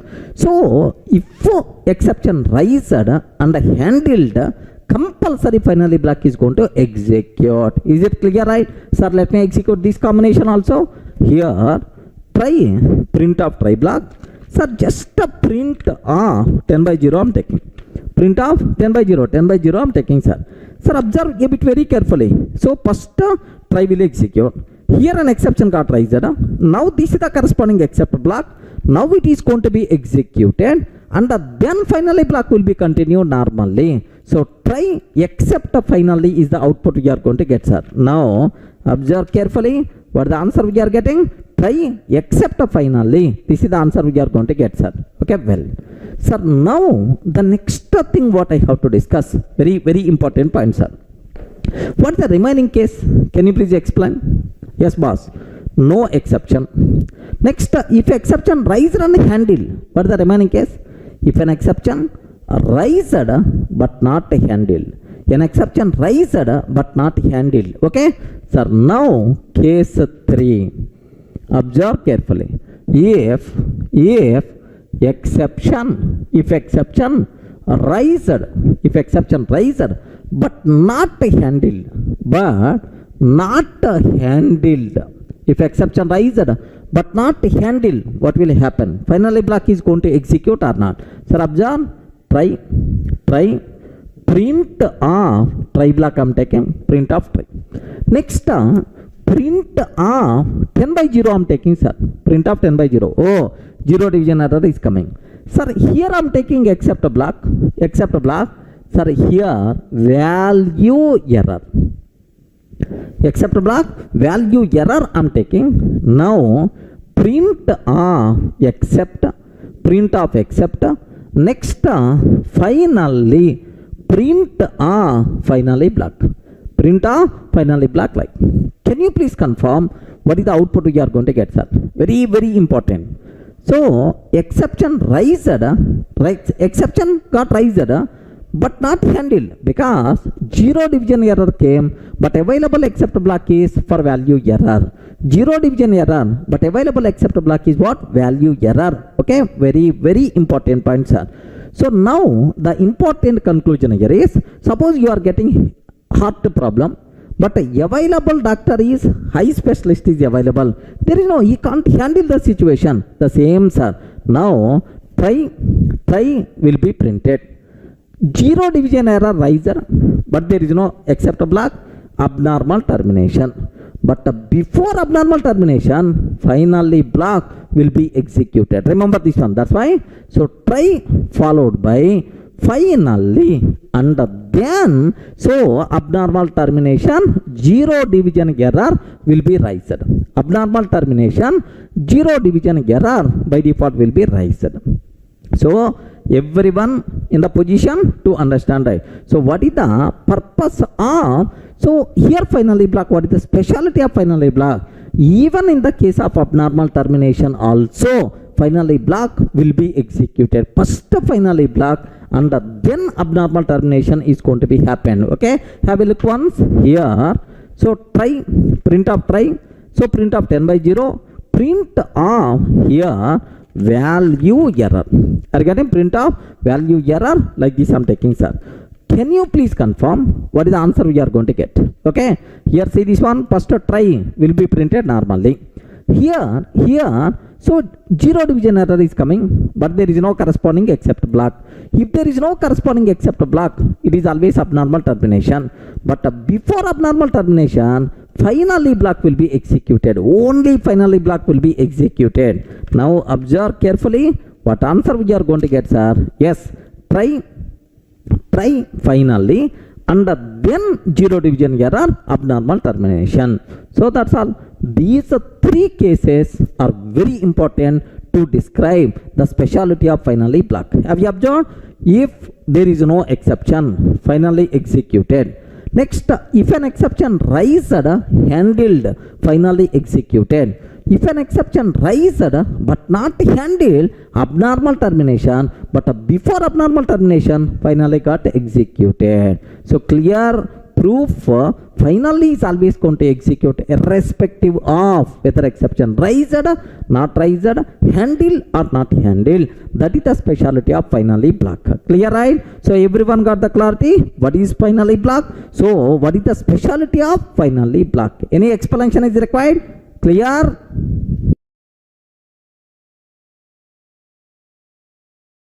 Sir, up to this we covered very clearly about what is the purpose of finally block, what is the specialty of finally block. Clear, right? So what is the specialty of finally block? Can you spell out? Finally block will be executed always irrespective of whether exception raised, not raised, handled or not handled. Up to that we covered. Sir, now just observe, I have one scenario is there. Okay, have a look once, sir. Try. Okay, there is a big code is there. Okay, inside try block, there is a big code is there, sir. And then here except block I have. Okay, now some handling code is there. Handling code is there. And then finally block. Okay, here some cleanup code is there, sir. Now take very special care. What is the biggest specialty of finally block? Finally block will be executed always irrespective of whether exception raised, not raised, handled or not handled.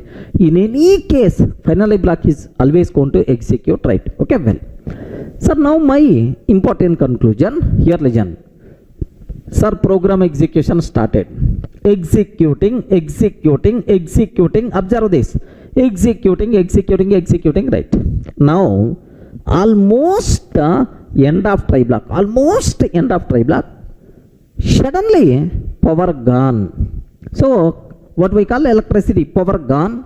There is no backup facility for my system immediately. So what will happen in this case? So my system is going to shut down. In this case, finally block will be executed or not? Are they respond? In this scenario, finally block will be executed or not? No. Either Python virtual machine is going to convey to the power. Please wait some time because I have some mandatory work. Finally block I should execute. Please wait power. Please wait some time. Is it going to tell? No. Definitely. So here only the program will be terminated. The system is going to shut down. Then there is no chance of executing finally block. So means that there is only one situation where the finally block won't be executed. Are you getting right? So interview person may ask the question, Are you are telling finally block will be executed always? Is there any situation where the finally block won't be executed? Maybe a chance to ask what answer you have to tell. Yes sir, there is one situation is there. Whenever we are executing the program, suddenly power gone, backup facility is not there, then finally block is not going to execute. Like sir, if you are going to tell, interview person is going to see from top to bottom. Are you getting right? So you should not tell like this. You have to convert the same scenario into technically, then interview person is going to accept. What that technical conversion, right? Very simple. Whenever power gone, what will happen? System is going to shut down. Before system shut down, my Python virtual machine exit. So exit Python virtual machine, exit shut down Python virtual machine, and then system is going to shut down. So if you exit Python virtual machine explicitly, programmatically, in that scenario, finally block won't be executed. Remember this. Sir, then immediately my next question. Sir, how? How you can exit my system explicitly? How you can shut down Python virtual machine explicitly? Yes, there is a way, sir. OS module, okay? OS module contain one method is there, underscore exit of 0. Are you getting? OS contain one function is there, underscore exit of 0. If you can call this one, then the Python virtual machine will be shut down. In this particular scenario, finally block won't be executed. Remember this one, sir. So there is only one situation where the finally block won't be executed. That is whenever we are using OS dot underscore exit of 0. That is, once we use that OS dot underscore exit of 0, my system, my Python virtual machine will be down, no chance of executing finally block. Are you getting clearly right? Sir, let me execute, let me go for a small executable program so you may get clarity. Here, see this one. Here I am taking try block, print try, sir. Print try, like this I am taking. Sir, here except value error I am taking. Except value error, print of except. Print of except like this I am taking. Next try except. Sir, finally like this I am taking. Print of finally. Print of finally like. Sir, if I execute this one, what the answer? Try finally. We know, we discussed already, right? So inside the try block, I am taking OS dot underscore exit of 0. OS dot underscore exit of 0. As we are using OS, better to take import OS module. Import OS dot underscore exit of 0. Sir, now program started. It will print a try. So output try. And then whenever this line is coming, the Python virtual machine itself will be down. If the Python virtual machine itself is going to shut down, no further continuation, only try itself is the answer. Are you getting the point, right? So take very special care about this particular point. Okay, let me execute this code. Observe a bit carefully, sir. Later I will talk about theory. Anyway, don't worry. Here, see this one, sir. Here try except, and then finally. What the answer we are going to get, sir? Very simple. Try followed by finally, because I didn't use exit function, right? Now let me execute this one. What the answer? Try followed by finally. Okay, like sir, now I'm taking here OS dot underscore exit of 0 I'm taking, sir. Sir, what about this 0? I will discuss. Don't worry, sir. OS dot underscore exit of 0 I'm taking. And at the top, import OS, right? Sir, now take very special care. Okay, try will be executed, try will be printed. Whenever this line is coming, immediately Python virtual machine will shut down. Python virtual machine will shut down. Then there is no chance of continuing remaining. That's why the output is always what? Only try. Only try. Now have a look once about this one, sir. What the answer we are going to get? Only try block we are going to get. Okay. So there is only one situation where finally block won't be executed if the Python virtual machine exit explicitly. How you can exit explicitly? Whenever we are using os dot underscore exit of 0. Okay, like sir, now up to this is the clear. Now what about this os dot underscore exit of 0? Very simple, sir. This 0 means status code. Very important. This 0 means status code. So 0 means normal termination, and non-zero means abnormal termination. Remember, 0 means normal termination, non-zero means abnormal termination. Internally, Python virtual machine is going to use this status code. Okay, so whether it is the 0 or non-zero, programmatically effect is always the same. This is just for internal purpose for the Python virtual machine. So usually we are taking 0, sir. Instead of 0, you can take any value, no problem at all. Now observe this one.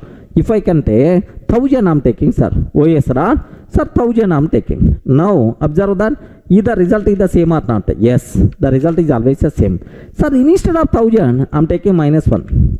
-1. The result is always same. There is no problem at all. So whether it is 0 or non-zero, effect is always same, but internally Python virtual machine is going to use this status code just for internal logging purpose, internal reporting purpose. It may be used.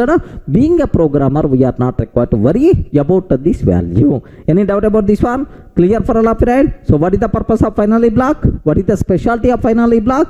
When the finally block won't be executed, what is exceptional case? Okay, just have a look once about whatever we covered up to this, right?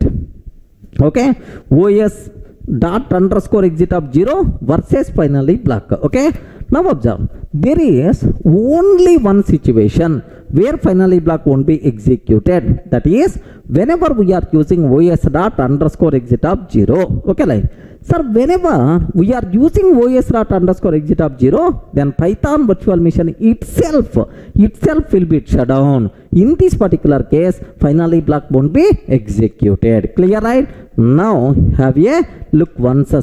Sir, what about 0? Here 0 represents a status code.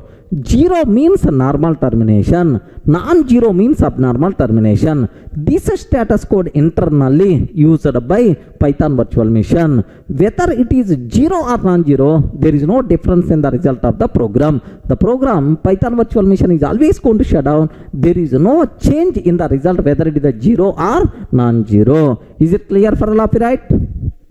Yes, friends, any doubt about this one? Okay, so if you feel comfortable, so to describe this, to remember this one, let me create a small analogy so that you may get much clarity, right? Sir, observe a bit very carefully, a funny example, but it's going to provide much clarity. Sir, what it is? Anyone, can you please tell? Yes, friends. What it is? Yes. What this one? What about your feeling? Are you feeling like is it boat? Is it sail? It's a water. Assume that water. It is a river, sir. So in the river, a boat is there. Observe very carefully about this one. Boat is there, sir. Now in this boat, sailor is there. Okay, sailor is there. Who is the responsible to drive this boat? Now what happened is, one passenger came. Okay, he asked the sailor, "Arey, I want to. Can you please provide help to cross this river?" Like he asked.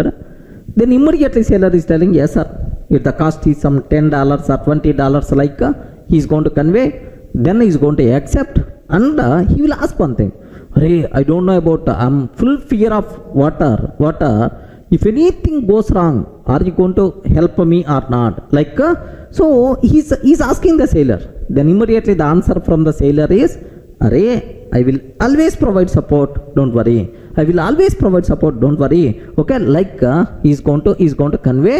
Now this passenger entered into the boat. Okay, well, now boat started, sir. Now the boat started. Observe carefully. Now the boat started.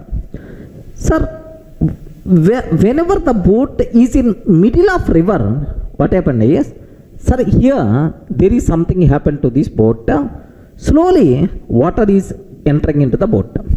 Now slowly boat starts sinking into the water. The depth of this river is very, very high. Even not possible to swim also. Swimming also not possible, right?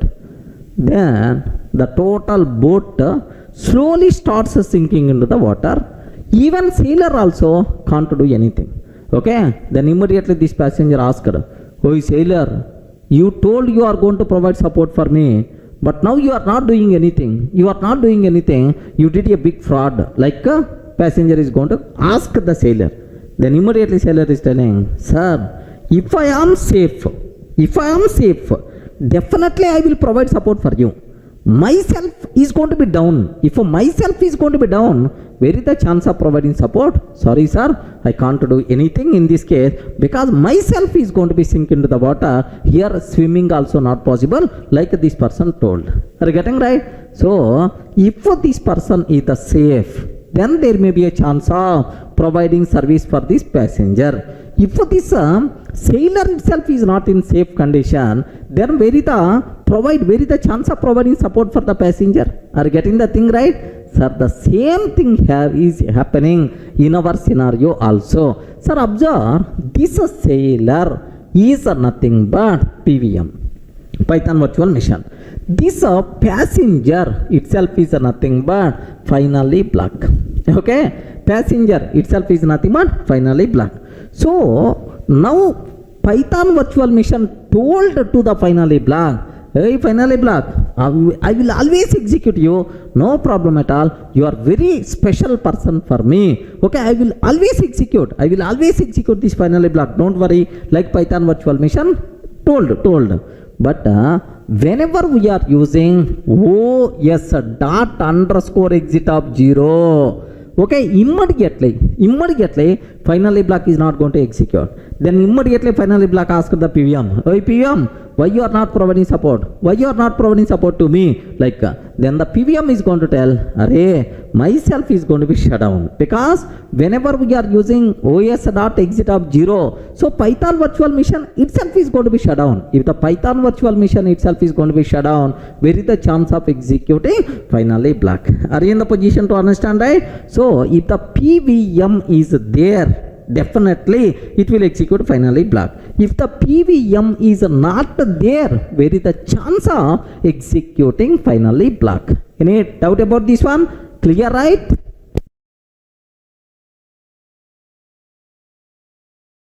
Sir, there is one very important interview question I have to discuss. Sir, finally black versus a distractor. Sir, why? Sir, what is the relation between these two things? Observe carefully. Finally black meant for maintaining cleanup code. Distractor in the OOPS concept, whatever we covered, meant for maintaining cleanup code. Sir, seems to be both are same. Where is the difference? Regarding, sir, I have one small doubt, sir.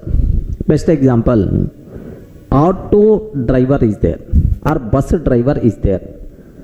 Bus driver is the responsible to drive bus, correct? Device driver is there. Whenever we are installing mouse or otherwise whenever we are installing a device, so the corresponding driver we have to install. Whenever if we connect any hardware device, compulsory the corresponding driver we have to install. Sir, both are same. So device driver responsible, okay, to drive device which is associated with our computer. Okay, like, but a bus driver is the responsible to drive the bus. Sir, both are drivers only. Both are drivers only, that's why both are same? No, one is a human being, the second one is the software component. Regarding both are completely different, right? Sir, in my native language Telugu, there is one word is there, kodi and pakodi. Kodi means hen. Okay, pakodi means one type of item which is going to eat.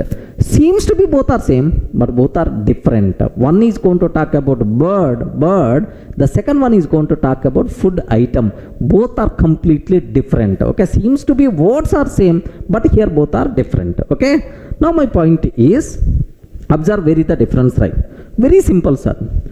So whatever resources we open, yeah, the part of try block.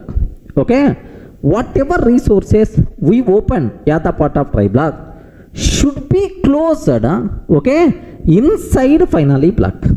Regarding should be closed inside finally block. All the resources which are opened at the part of try block will be closed inside finally block. Finally block meant for cleanup activities related to try block. Remember this one. Next, sir, here I have an object is there. So I have an object is there. This object associated with one database connection. This object associated with one network connection. Are you getting? So before destroying this object, all these resources should be deallocated. So object related cleanup activities we have to maintain inside a destructor. Next, try block related cleanup activities we have to maintain inside finally block. Finally block meant for cleanup activities which are related to try block resources. Next, destructor meant for cleanup activities related to okay object. So before destroying this object, destructor will execute, which is going to close all the resources, and then garbage collector will destroy this object. Are you in the position to understand? Even both are meant for cleanup code only. Destructor, object related cleanup activities. Okay, next, finally block, try block related cleanup activities. Seems to be both are same, but there is a complete difference is there. Is it clear for all of you, right? Just observe a bit very carefully. Sir, here finally block meant for cleanup activities related to try block. That is, whatever resources we open at the part of try block will be closed inside finally block. Okay, destructor meant for cleanup activities related to object. Whatever resources associated with the object should be deallocated inside destructor, which will be executed before destroying an object. Clear for all of you? One person, object related cleanup activities, destructor. One person, try block related cleanup activities, which is the finally block. Very important question, most confusing question for most of the people. That's also clear clarity is there. Any doubt? Hi friends, in the last videos we covered very clearly about finally block. What is the difference between finally and a destructor, right? Sir, now let me go for the next important concept to get much clarity on the concept. Observe, control flow in try except finally. Sir, now within the try block, if an exception rises, what will happen? Inside except block, if an exception rises, what will happen? Inside finally block, if an exception rises, what will happen? So compulsory you people should aware flow of execution, so that you will get much clarity on the concept. Okay, have a look once about this one, sir. Sir, here I am taking try. Observe very carefully these lines. Try, I am taking statement 1, statement 2, next statement 3. Try, within the try block, how many statements are there? 3 statements, 1, 2, 3. Next, except block I am taking, statement 4 I am taking inside except block. Next, finally block I am taking, statement 5 I am taking, sir. So finally block, statement 5. Next, outside of finally block, okay, try except finally completed. Now here statement 6 I am taking, sir. But observe very carefully where I am taking statement 6 outside of finally block. Try except finally already completed. Sir, this statement 6 is the independent statement. Okay, like. So from this, so if a statement 1, there is a problem, or 2, there is a problem, 3, there is a problem, 6, there is a problem. If for any statement, if an exception rises, you should be in the position to tell the flow, sir. So from this, almost around 5 cases I designed. So if you can answer these 5 cases, then you will get much clarity on the concept. Okay, well, sir, observe first case, sir. What is the first case? If there is no exception, sir, if there is no exception, what is the flow? Can you please tell, sir? If there is no exception, can you spell out what is the flow? What we are going to get in this case? Yes, 1, 2, 3 will be executed. Okay, because there is no exception, sir, try will be executed. Except won't be executed. When the except block is going to execute, if an exception, but there is no exception, that's why except block won't be executed. Now finally will execute, and then remaining lines of the code will be continued normally. That's why 1, 2, 3, next 5, 6 normal termination. Remember this one, sir. So what is the flow? 1, 2, 3, 5, 6, it is the normal termination. Remember this one, sir. Okay, like, so only one block is not executed. What is that block, sir? Statement sir, 4 is not executed because there is no exception. Except a block won't be executed. Any doubt about this one? Clear for all of you, right? Okay, well, sir, now case 2, sir. Now observe, if an exception rises yet a statement 2, if an exception rises yet a statement 2, and corresponding except block matched, means do you know if zero division error came? Yes, here except block meant for zero division error only. Then what will happen? Observe the case 2, sir. If an exception rises yet a statement 2 and the corresponding except block matched, sir, what is the flow? So observe carefully. If an exception rises at statement 2 and the corresponding except block matched, what is the flow, sir? Very simple. 1 will be executed. Next, while executing 2, the problem came and the corresponding except block matched, sir. Immediately the control will comes to except block. So 1, 4, sir, exception rise handle, remaining will continue normally. 5 and then 6. Are you getting? 1, 4, 5 and then 6 normal termination. Remember this one. So 1 and while executing 2, the problem came, immediately the corresponding except block matched, sir, 4 and then finally block 5, 6 normal termination, because exception riser handle, that's why it will become normal termination. So 1, 4, 5, 6 normal termination. Okay, that's all. This is the flow, sir. Now the next one, take very special case, sir.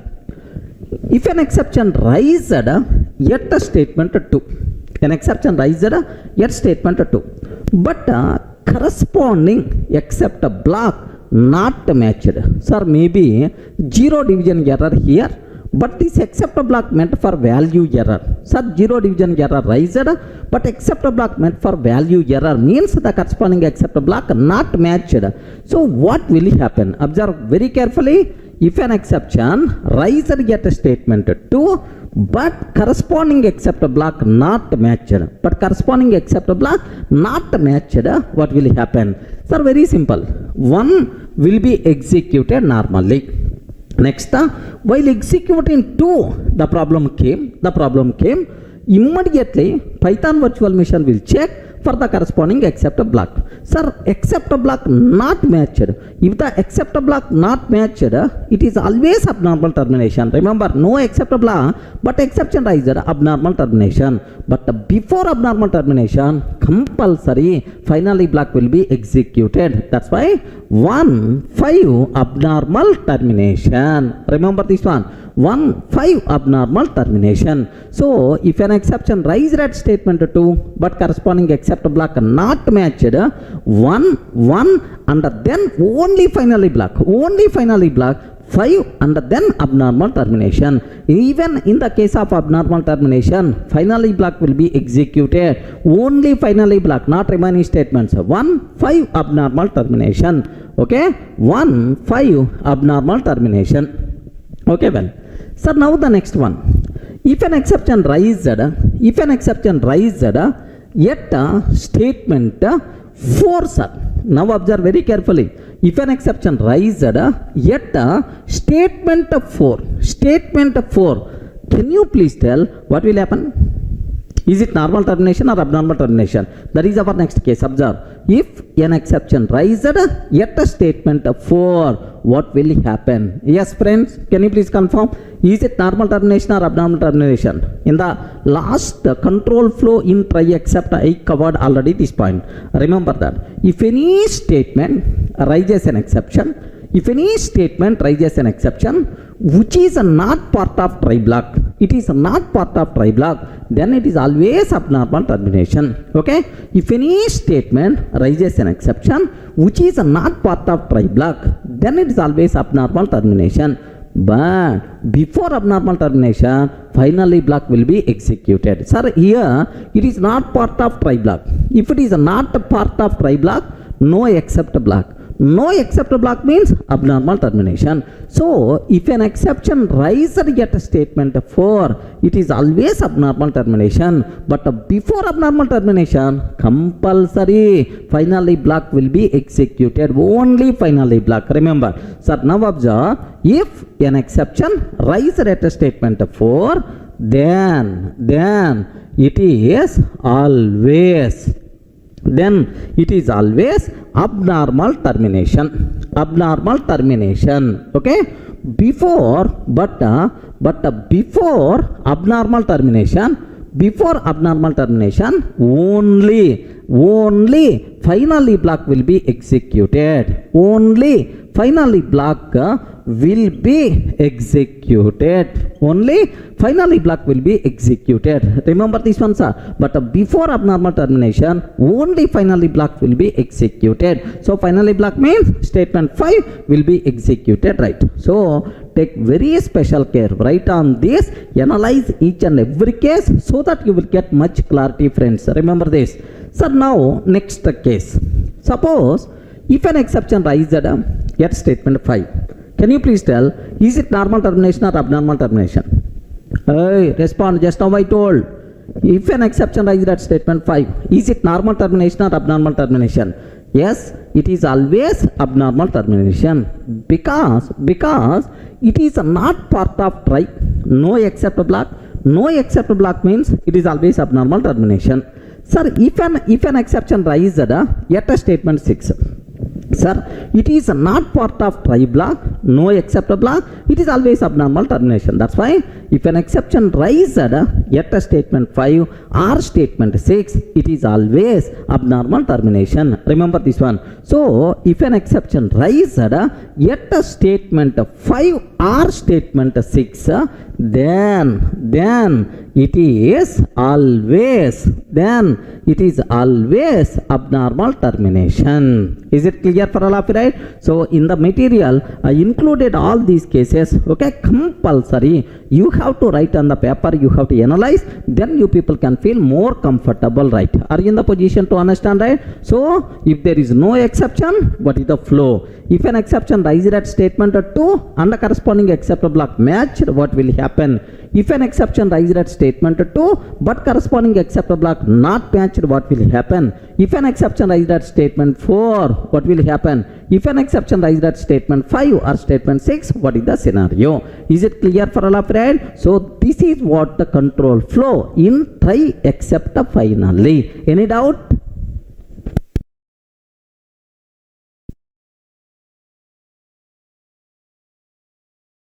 Hi friends, in the last video we covered very clearly about what is the control flow in try except finally.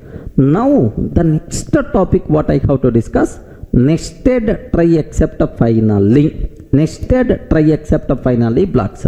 What it means? The name itself indicates, right? Nested. So inside try block, we can take try except finally. Inside except block, you can take try except finally. Inside finally also, you can take try except finally. So that's why, so nesting of try except finally is always possible, friends. Okay, that part, how the behavior with example I want to discuss. Just have a look once, sir. Sir, best example here I'm taking. So try, I'm taking try. So within the try block, you can take try except finally, like this. If you want, you can take. So can you please tell where I'm taking this try except finally? Inside the try block. Remember, similarly, sir, this is the except block. Inside except block, if you want, you can take again try except finally. Again, if you want, you can take try except finally. Okay, where we are taking try except finally? Inside except block. Next, finally, like this I'm taking. Inside here try except, and then finally, like I'm taking, sir. Can you please tell where I'm taking try except finally? Inside inside finally block. So means that inside a try block, you can take try except finally. Inside except block, you can take try except finally. Inside finally also, try except finally is possible. So means that nesting of try except finally blocks is always possible, friends. Clear for all of you, right? Okay, well, sir, what is the advantage of taking this one? Sir, can you please explain with one or two small scenarios so that we will get much clarity? You may ask. Very, very simple, sir. Now listen very carefully, right? Suppose assume I have try block is there. I have try block is there.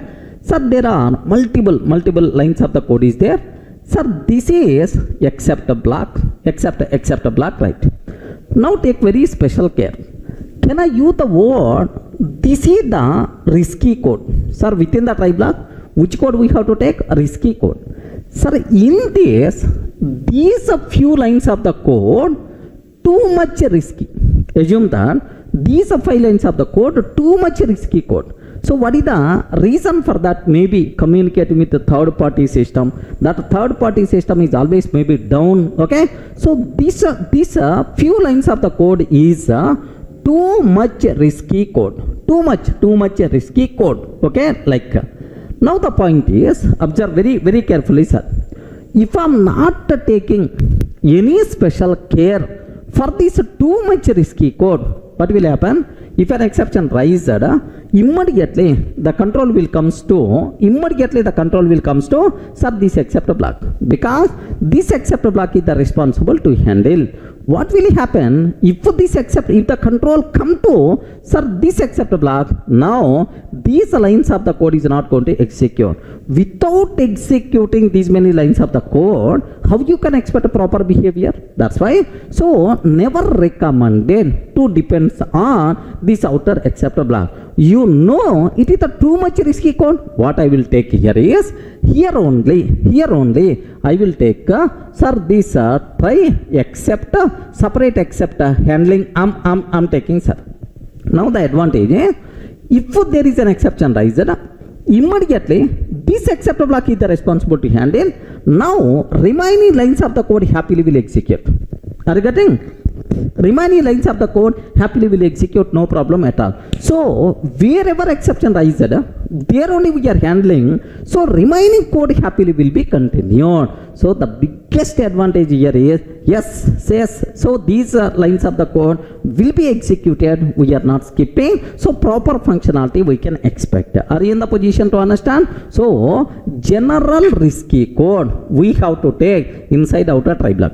Okay, sir, too much risky code, more specific risky code, too much risky code, this code we have to take inside inner try block. Okay, if really an exception rises, inner except block is going to handle handle. Now remaining lines of the code will be executed. Sir, by mistake, inner except block unable to handle.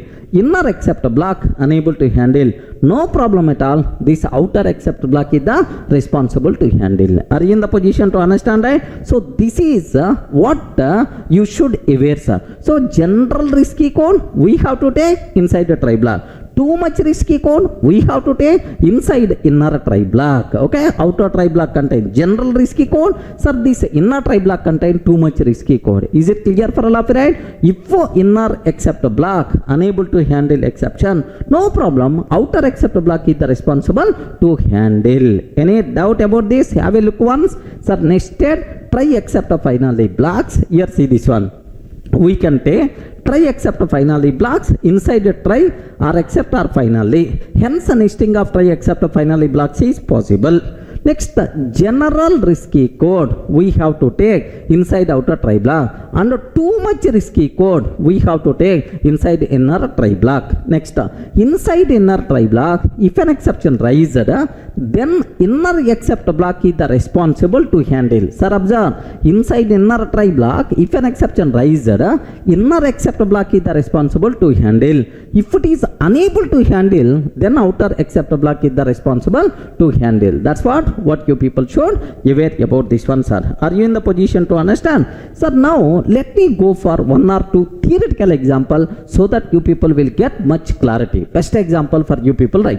Sir, you know, in Hyderabad, in the olden days, there are some religion fightings like Hindu, Muslim, these kind of fightings maybe there are in the olden days, but now the people are educated, we are not having any such type of problem. Suppose assume, sir, this is the Hyderabad city. Okay, now take very special care, Hyderabad city. There are such type of religion fighting problems came. Okay, immediately, sir, army or otherwise police force will be there, okay, to provide 144 section. So like to provide safety, okay, police force is going to come. Then assume there is some place is there, okay, in Hyderabad. Sir, there are some areas too much risky areas are there, something like old city. Okay, this is one risky area. Next, and after that somewhere Moti Nagar, okay, this is another risky area. Next, and after that Borabanda, something like another risky area.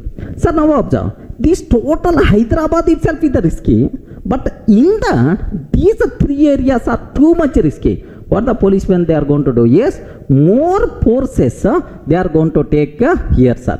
Okay, more forces they are going to keep at these places. If really there is a problem, immediately the police force whoever there, so immediately suppress the problem there only without expanding to rest of the city. Are you in the position to understand, right? Too much risky area, special forces must be required. General risky area, normal protection forces are enough. Okay, are you seeing the scenario? So this type of too much risky areas, inner try block. Next, general risky area, outer try block. Okay, well, suppose you are traveling on the road. Assume that by using your car. Okay, you are traveling on the road. Sir, traveling on the road by car itself is the risky, because once your car on the road, maybe a chance of accident itself is the risky. So compulsory except block must be required. Try except, right? But there are some areas are there. Okay, Okay, you are going to see the boards. Too much risky, accident prone area, take special care. Like there are some boards they are going to keep. Sir, take a bit special care. Okay, too much accident prone area, take a bit special care. Are road itself is the risky area, but why these special boards they are going to take? Because it is too much risky. Curve, accident prone area. That's why take a bit special care. Like there is some special warning boards by default will be there. Are you getting right? So why these special warning boards? Because boss, it is the too much risky area. Take a bit special care. Are you getting? Too much risky area, inner try block must be required. General risky area, outer try block is enough. Are you getting terminology right? Similarly, okay, one more example, sir. You may ask, sir, okay, try inside a try. Okay, we are in the position to understand. What is the need of taking try block inside except block? I told right in our example, have you observed right? Inside except block also, if you want you can take try except finally. Inside except also, if you want you can take try except finally. Sir, what is the need? Can you please explain with a small example so that we may get much clarity? You people may ask. Very simple, sir. Observe carefully. Sir, now try block I am taking. Try block. Use Oracle database. Just observe very carefully. Use Oracle database. Now accept. Sir, use MySQL database. MySQL database. Now observe. While using Oracle database, if there is a problem, then immediately use MySQL database. Okay, like you have backup facility is there, good. Now, is there any guarantee compulsory your MySQL database will work? Maybe the problem with MySQL database also. Then what is my scenario? Are you getting? Then what is about my scenario? Sir, bus ticket is not available. Try for train ticket. If a train ticket also not available, what is my situation? You should have alternative now also. Now, so here inside accept block, try accept, use Postgres SQL, like another database I am using, sir. Sir, now observe, use Oracle database. If there is a problem with Oracle database, accept a block. Again in the try accept is there. Use MySQL database. If you are facing any problem with MySQL database, can you please use Postgres SQL, another database? So, where I am taking this try accept inside accept block. Are you in the position to understand, right? So, is it required to take try accept inside accept block or not? Yes, there are some cases are there, but very rare we have this type of requirement. But still, so you can take try accept finally inside accept block. You can take try accept finally inside finally block also possible, friends. Nesting of try accept finally is always possible. Any doubt about this one? Clear for all of you, right? If you feel comfortable, then I will go for one executable program so that you will get much clarity on the concept. Any doubt? Sir, let me explain a small executable program. Here, see this one. Here I am taking try block. Observe very carefully, sir. Try block. Now, here print outer try block. Outer try block I am taking, sir. Outer try block. Next, here I am taking try print inner try block. Inner try block I am taking. Inner try block. Next, accept. Here accept I am taking print inner accept block. Inner accept block, like this I am taking. Next, and after that, finally print. Here just observe, sir. Here try print inner try block except zero division error I am taking. Except zero division error. If zero division error is coming, print inner accept block. Finally, print inner finally block. Print inner finally block. Okay, that's all. Sir, this here, do you know this is the inner finally, inner try accept finally. Yes, sir, this one got completed, right? Now here I am taking accept, sir, outer try completed accept. Here print outer accept block. Outer accept block like. Next, finally, okay, print, can you please spell out, sir? Outer finally block. Print outer finally block. That's all. Okay. Now take very special care about this terminology, right? Now my important conclusion is, Sir, if I execute this code, what is the flow? Just have a look once, the same code whatever I wrote on the board, here the same, just for clarity purpose I'm showing. Sir, outer try block, print outer try block, try inner try block, except zero division error, inner except block, next finally inner finally block. Sir, this is the outer except block, outer finally block, same code, right? Now if I execute this code, can you please confirm what is the output by default we are going to get? Please respond. No exception, no exception. If there is no exception, simple thumb rule, except blocks won't be executed. If there is no exception, except blocks won't be executed. That's why, do you know, this one will be executed outer try block, and then inner try block, next except block won't execute, inner finally block, inner finally block, next this except also won't execute, now outer finally block. Now the answer is outer try block, inner try block, next inner finally block, outer finally block. These four statements will be printed because there is no exception. Any doubt about this one? Have a look once, sir. Let me execute the same code. If I'm trying to execute this code, now have a look once.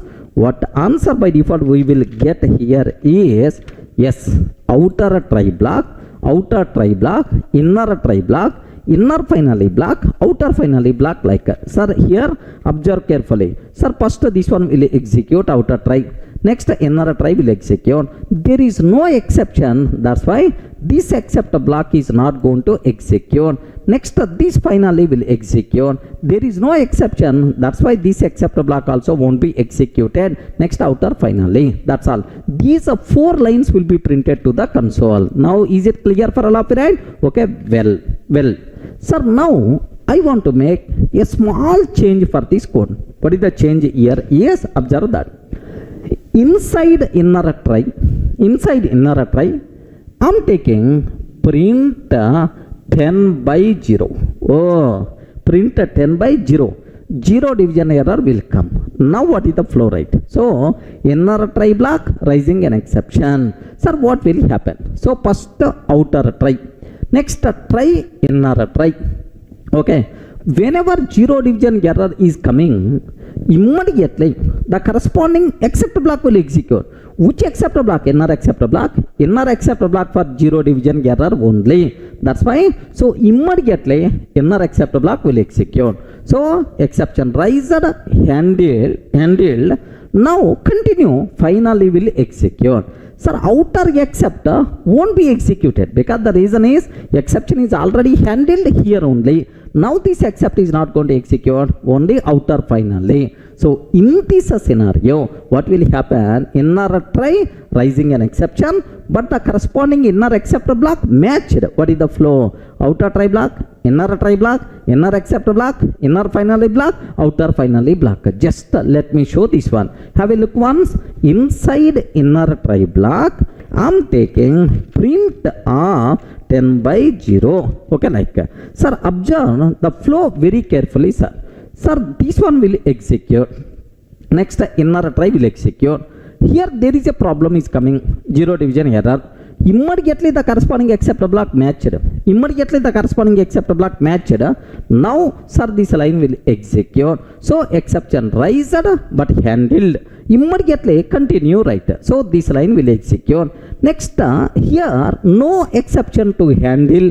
That's why this except block won't execute. Now this one is going to execute. So total 5 lines of the output will be displayed to the console. Now have a look once. What is the answer we are going to get? Outer try block, inner try block, inner except block, inner finally block, next outer finally block, like this, right? We are getting. Okay, well sir, now I want to make a small change for this program. What is my change is? Listen carefully. Inner try block raises zero division error, but except block available for value error. Inner except block available for value error, like sir, can you please guide what will happen? Array riser exception is zero division error, but except block is available for value error. Array there is a problem, hard problem, but I specialist is available. Are you getting? It's always a problem, right? Now sir, what is the flow? outer try block, inner try block, here an exception raised, here an exception raised, but the corresponding except block not matched, then the control should go to outer except block. Have you remember? First priority for inner except block. If the inner except block unable to handle, now the control will goes to outer except block. But before going to the outer except block, here finally block compulsory will be executed. Remember, so finally will be executed, and then outer except block, and then outer finally. Now observe the flow. Outer try block, inner try block, next inner finally block, outer except block, outer finally block. So before going to the outer except block, compulsory inner finally block will be executed. Only finally block, only inner finally block will be executed. Right now, have a look once. Sir, here I'm making the change except value error. Like this I'm taking, sir. Sir, observe the flow. Observe the flow. Sir, first this one will execute. Now inner try block will execute. Now here print of 10 by 0. Here the problem is coming. Whenever the problem is coming, immediately Python virtual machine will check for except block. Sorry, it is not matched. Then the control should goes to outer except. But before going to the outer except, compulsory finally will execute. Only finally will execute. After that, outer except block and outer finally block. Now observe the flow. Outer try block, inner try block, inner except block won't execute. Inner finally block, outer except block, outer finally block. Have a look once. Sir, here if I execute this one, outer try block, inner try block, inner finally, and then outer except block, outer finally block. Is it clear for all of you, right? Now observe that carefully, sir. Okay. Now I have one more small change. Okay. My change here is, observe that. Here I am not taking print 10 by 0 inside inner try block. Okay, observe. Inner try block won't rise any exception or error. Okay, try. Now inside outer try block, here I am taking print 10 by 0. Dangerous thing, take very special care. Where exception is rising, sir, can you please spell out? Where the exception is rising? Inside outer try block. Inside outer try block, exception is rising, sir. Now, so first outer try block, here the problem is coming. Can you please tell? Immediately the control will goes to except block. So the corresponding except block means outer except block is the corresponding except block. Now my question is, in this case, can you please tell, sir, finally block will be executed or not? That's about my doubt. Inner finally block in this case will execute or not? Yes? No. Because in the last video somewhere I covered, boss, finally block will be executed always. Finally block will be executed always, irrespective of exception, rise or not rise, handle or not handle. Now this inner finally will be executed or not. So outer try block, now the control will goes to corresponding except means this one, outer except block, outer finally block. Now my question is, in this scenario, inner finally block will be executed or not? What answer you can get? Can you please confirm? Inner finally block will be executed or not? Perfect. It won't be executed. What may be the reason? I will explain. First, let me show execution. Assume it is not going to execute. What is the reason? I will explain. First, observe carefully, sir. Here, so I'm not. Here, see this one. Inner try won't rise any exception. Okay, like finally. Now here I am taking print of 10 by 0. Observe very carefully, sir. Where I am taking inside outer try block, an exception got raised. Now first this line will execute. Here an exception raised. Immediately the control will comes to corresponding except block.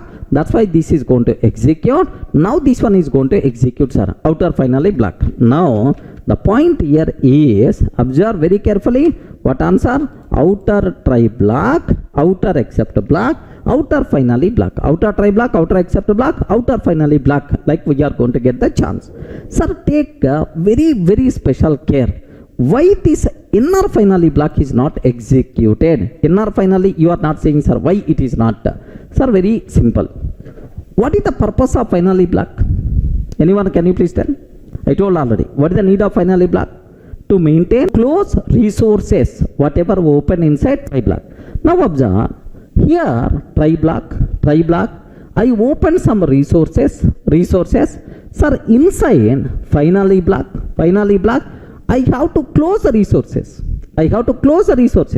Now my question is, once the control, if you entered in the try block, if you open resources, compulsory you should close the resources. That's why finally should execute, correct? But the problem here is you didn't enter. Suppose here the problem is coming, sir. Outside of try only the problem is coming. So here the problem is coming, the control won't enter in the try block. If the control won't enter in the try block, you didn't open any resources, then what is the need of closing the resources? Are you getting? The conclusion is very important. Once the control entered in the try block, compulsory finally block should be executed to close the resources. If the control not entered in the try block, then finally block not required to execute, won't execute at all. Sir, observe here, you didn't enter in the inner try block, because outside of inner try block only the problem came. You didn't enter inside inner try block. That's why, so this inner finally not executed. But you entered in the outer try block, that's why outer finally block executed. Are you seeing the difference, right? So once we entered in the try block, compulsory finally block will be executed. If the control not entered in the try block, then the corresponding finally block won't be executed. Is it clear, right? So this is a good example. We covered almost 4 or 5 cases. So very helpful in the next control flow in nested try except finally. There nested try except finally control flow. This knowledge is very helpful, sir. Just have a look once. Sir, here just I covered one theoretical conclusion. Very important conclusion, sir. Observe, if the control not entered in the try block, then the corresponding finally block won't be executed. Remember, if the control not entered in the try block, the corresponding finally block won't be executed. Next, once control entered in the try block, compulsory the corresponding finally block will be executed. Is it clear for all of you, right? This is the small example to demonstrate nested try except finally blocks. Any doubt?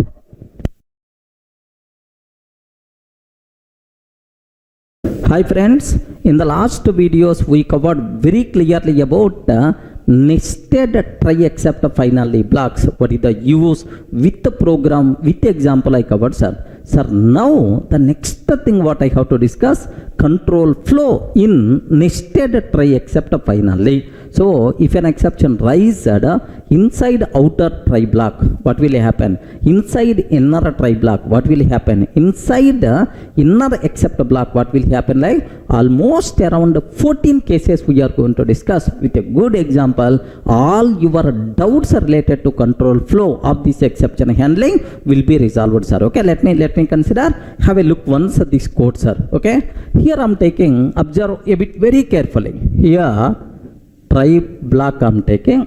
So statement 1, okay, statement 2, statement 3, try block. So within the try block 1, 2, 3 statements are there. Next here within the try, inner try I am taking. Inside inner try, statement 4, statement 5, statement 6 I am taking. Statement 4, 5, 6 like this I am taking, sir. Now except x.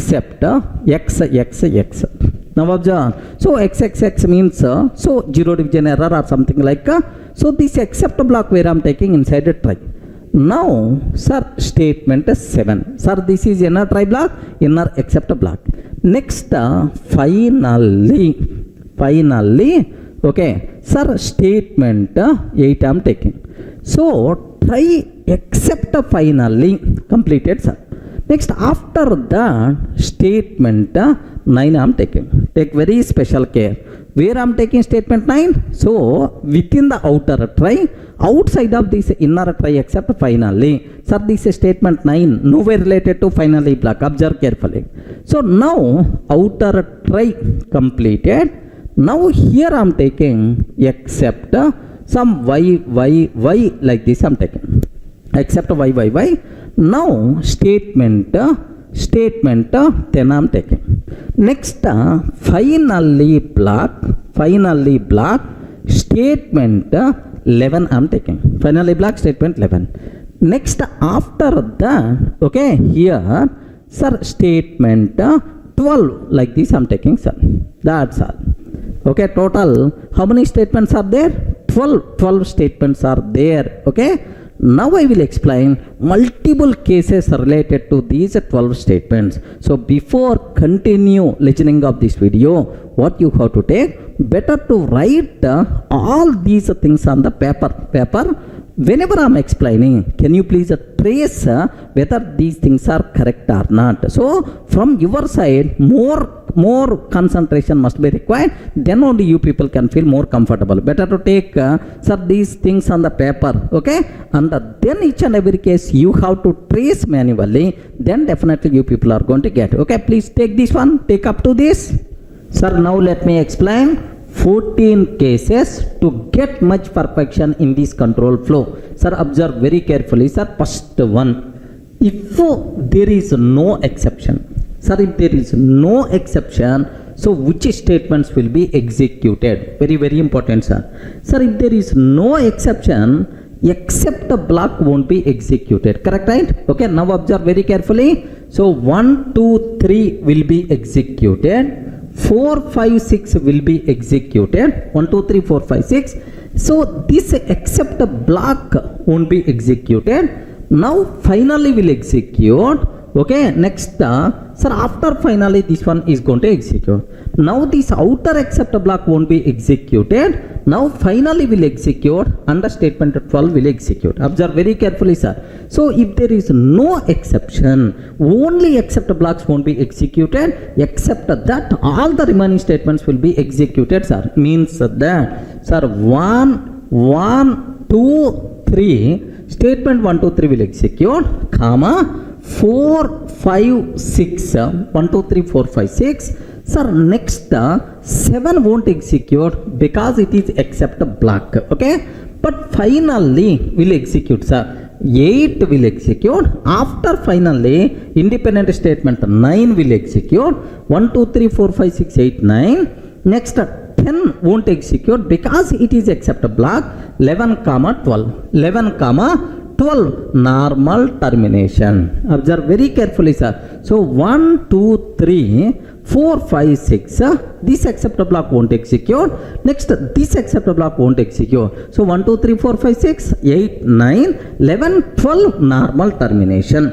Any doubt about this one? Clear for all of you, right? Sir, case 1, if there is no exception except block, all the remaining lines will be executed. Okay, like now second one, sir. Observe very carefully about this. Case 2. Sir, if an exception raised yet a statement 2 and the corresponding except block matched.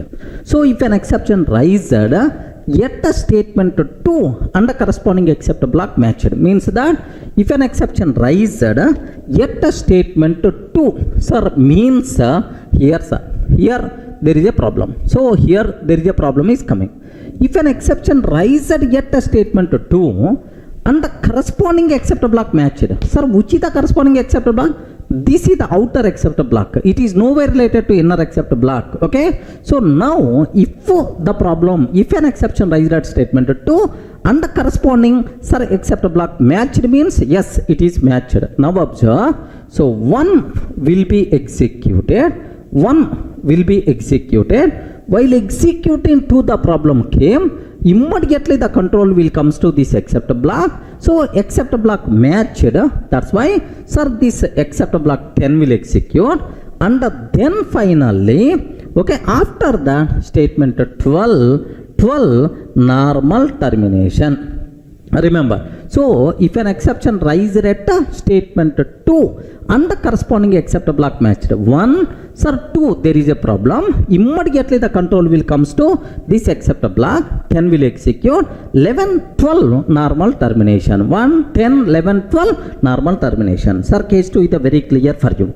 Now observe carefully. Case 3.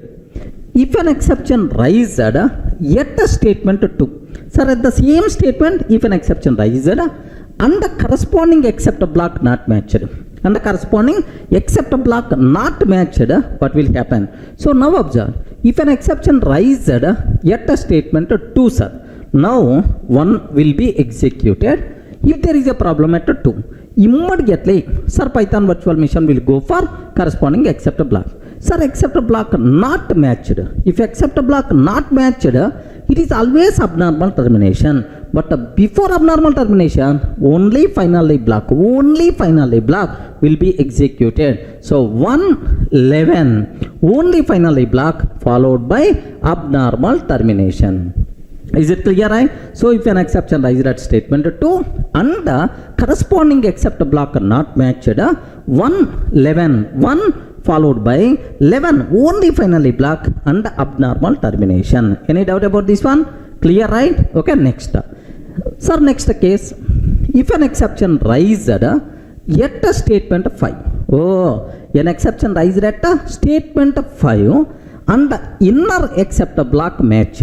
Inner except block matched. Now, which is the statement 5? Now take very special care, sir. Sir, which is the statement 5? Here is the statement 5. Inner try block. Statement 5, where it is available? Inside inner try block. Now, so if an exception rises at a statement 5 and the inner except block matched, what is the flow? Now observe very carefully, sir. So to reach statement 5, compulsory 1, 2, 3, 4 will be executed. Okay, 1, 2, 3, 4 executed. While executing 5, there is a problem. Immediately the control will comes to except block. Immediately the control will comes to except block. Sir, except block matched. Now raised, exception raised, handled 7, 8, 9. So this exception is already handled. Outer except block is not going to execute. 11, 12 normal termination. So observe very carefully. 1, 2, 3, 4. While executing 5, there is a problem. Immediately the control will comes to except block 7, and then finally 8. And after that, normal statement will be continued. 9, okay. And then this except block is not going to execute. 11 followed by 12. 11, 12 normal termination. Remember this one, sir. So if an exception rises at statement 5 and the inner except block matched, what is the flow? 1, 2, 3, 4. Next 7, 8, 9, 11, 12 normal termination is going to get in the chance. Okay, well, this is the case 4. Next case, sir. If an exception rises at a statement 5.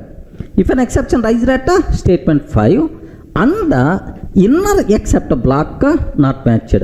Inner except block not matched. Oh, sir, inner except block not matched, but outer except block matched. Outer except block matched. Observe very carefully, sir. Inner except block not matched, but outer except block matched. What is the flow? Now observe very carefully. Sir, an exception got raised at statement 5. Inner except block not matched, but outer except block matched. So if inner except block unable to handle, don't worry, outer except block is going to take care. Sir, now here how the control will reach the statement 5? 1, 2, 3, 4 will be executed. 1, 2, 3, 4 will be executed. While executing 5, the problem, first priority will goes to inner except block. If the inner except block not matched, immediately the control should go to outer except block. Remember, immediately the control will goes to outer except block. But before going to the outer except block, only finally will be executed. Remember, only finally will be executed. So 1, 2, 3, 4. 8, 1, 2, 3, 4, 8, and then outer except block. Sir, outer except block matched 10, 11, 12 normal termination. 10, 11, 12 normal termination. That's all. So 1, 2, 3, 4. Next, here the problem came. First priority inner accept block not matched, then the control should go to outer accept block. But before going to the outer accept block, sir, only finally will execute, and then 10, 11, 12 normal termination. Any doubt about this one? Clear, right? Okay, well. Sir, next, if an exception raised yet a statement 5. Sir, same.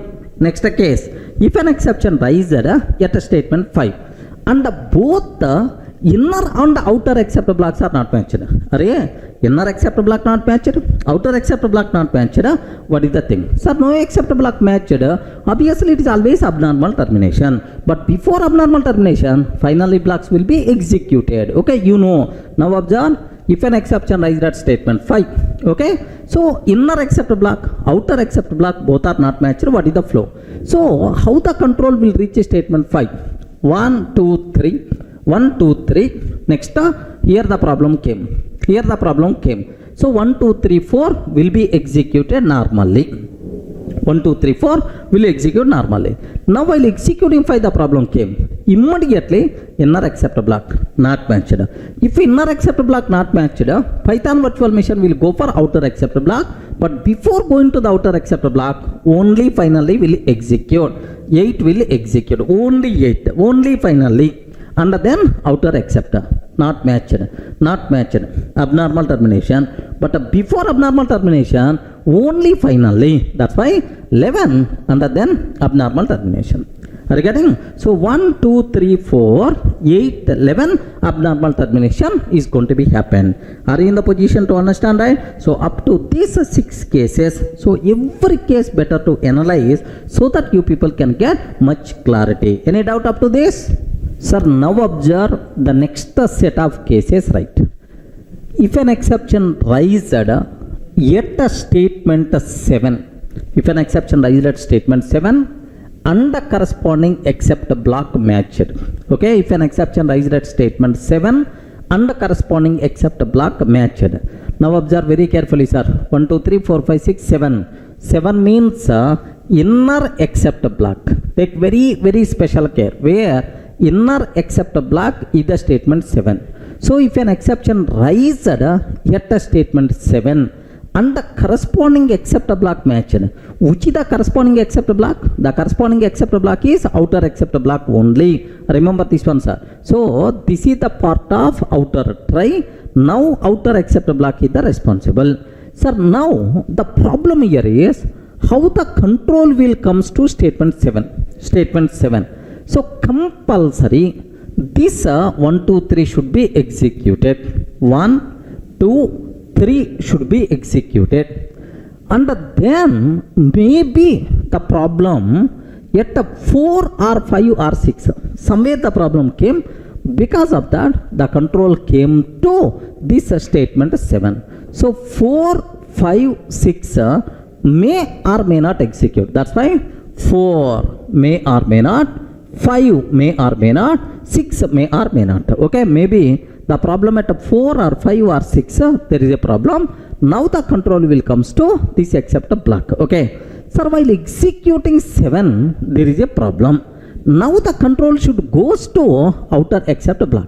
But before going to the outer except block, compulsory finally block will be executed. That's why, sir, 8 will execute. Only finally will execute. 8 will execute. After that, now the control will comes to outer except block.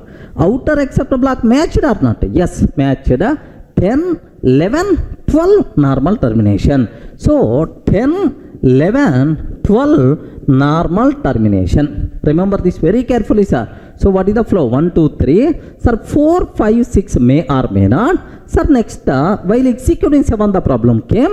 Now finally back 8 and then outer except block. Outer finally remaining statements, normal termination. Now observe very carefully, sir. If an exception rises at statement 7 and the corresponding except block matched. So 1, 2, 3 compulsory should execute.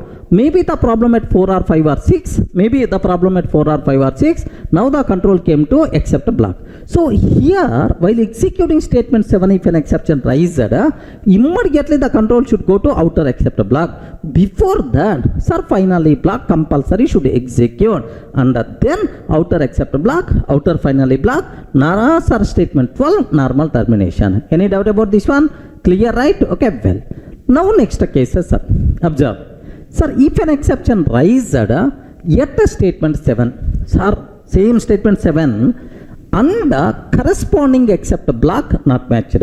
And corresponding except block not matched. Sir, if an exception rises at statement 7, but corresponding except block not matched, what will happen? Now observe. Sir, how the control will come to statement 7? Just now I explained. Sir, first 1, 2, 3 should be executed compulsory. And then while executing 4, 5, 6 may be a problem. While executing 4, 5, 6 maybe a problem. So if there is a problem, so 4, 5, 6 no guarantee. Sir, 4, 5, 6 no guarantee.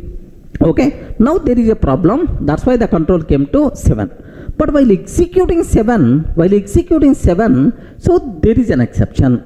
So immediately Python virtual machine will go for, sir, the corresponding except block. But before except block, compulsory finally will be executed. Finally block will execute.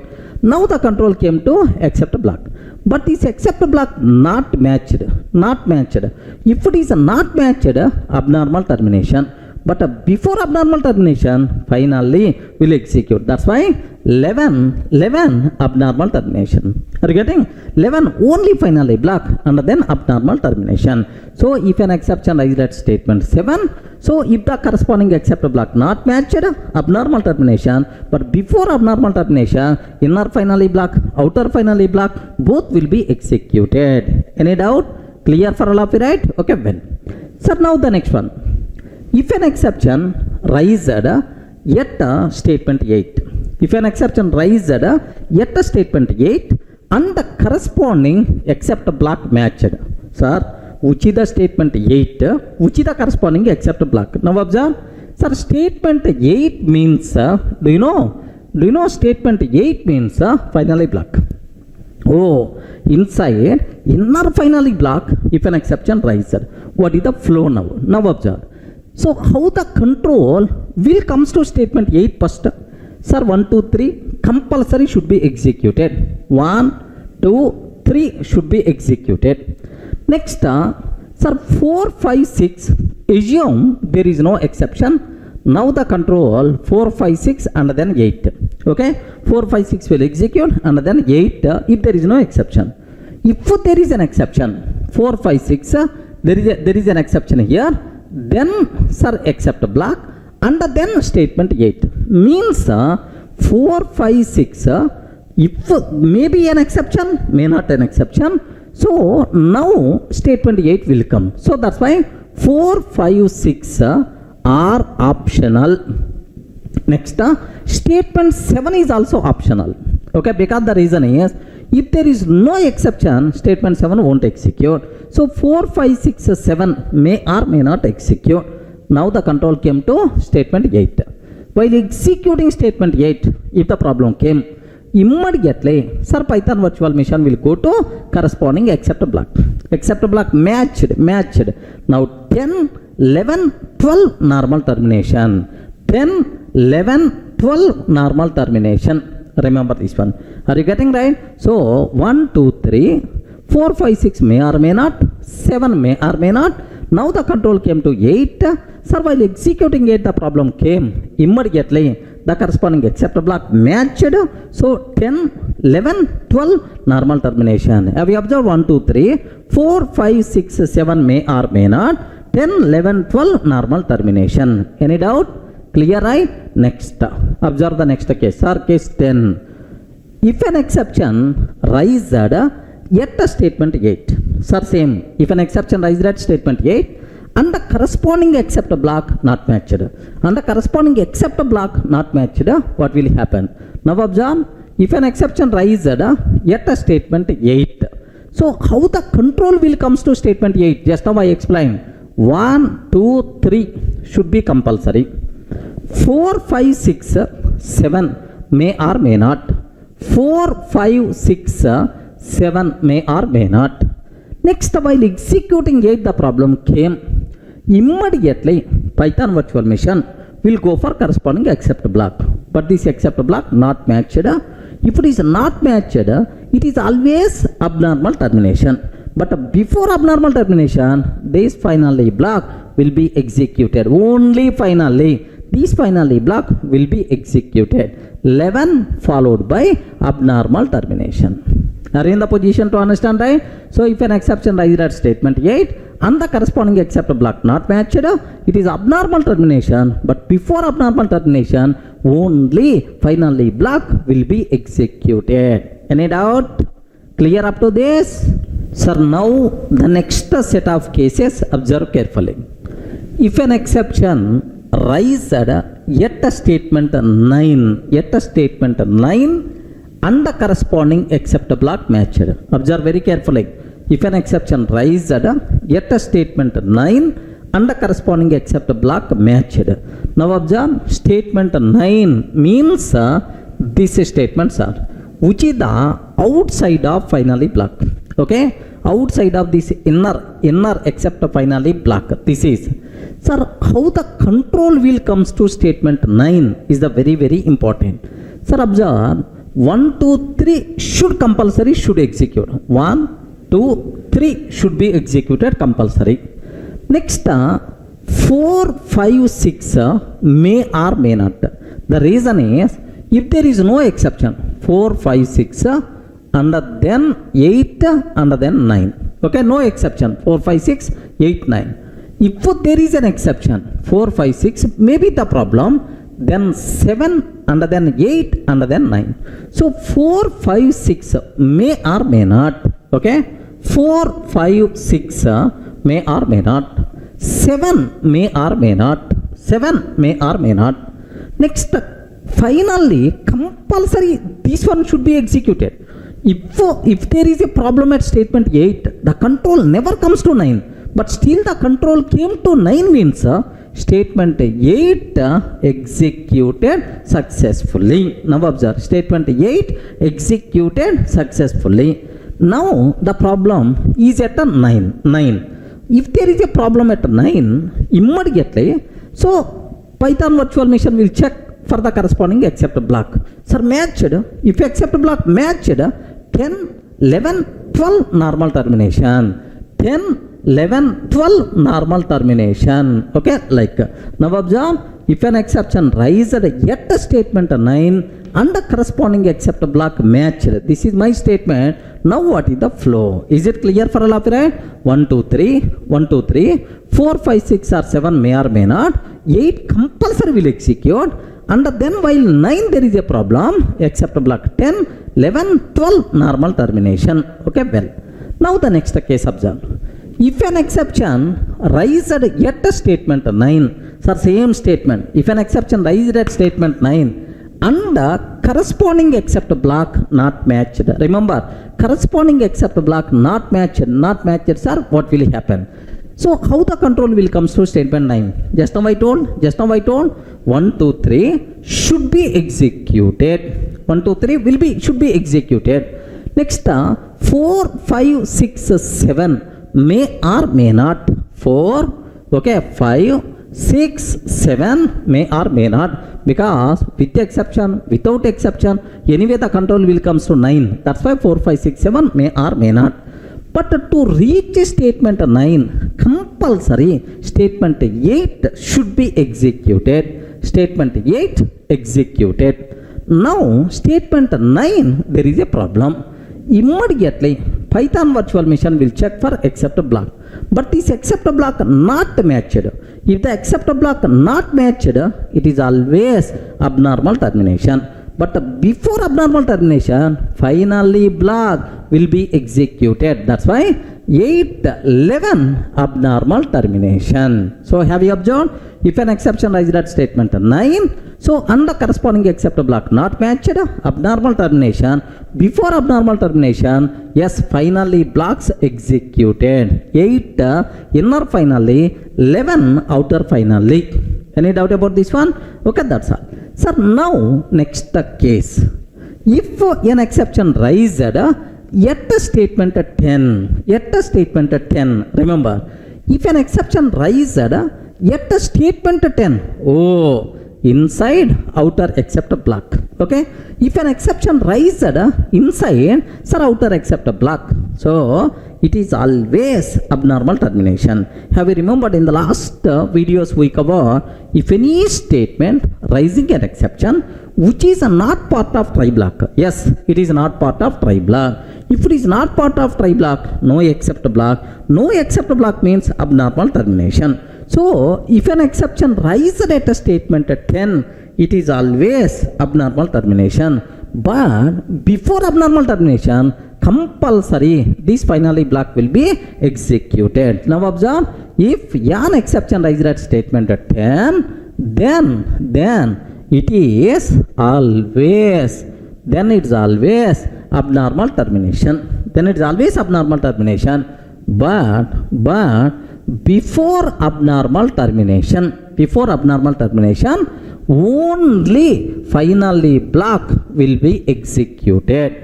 Only finally block will be executed. Are you getting? Only finally block will be executed. Any doubt about this one? Sir, observe carefully. So, if an exception rises at statement 10, it is not part of try block. If it is not part of try block, then there is no except block. There is no except block means it is always abnormal termination. But before that, this finally block will be executed, statement 11. But how you can reach the control to the statement 10?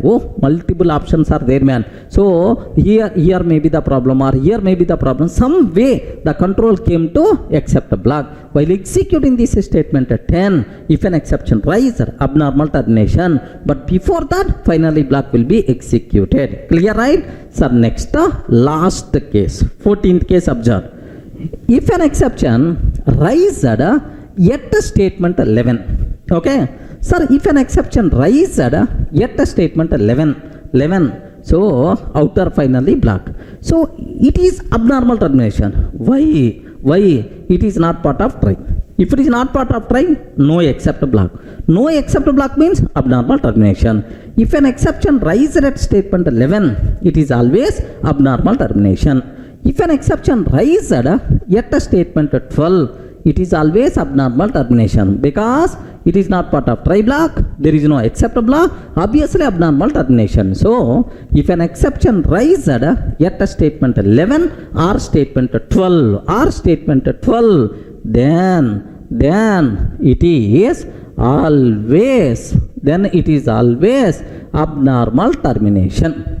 Okay, remember, then it's always abnormal termination. Any doubt about this one? So that's all. These are various important cases what you people should aware very clearly, sir. Okay, almost 14 cases we discussed.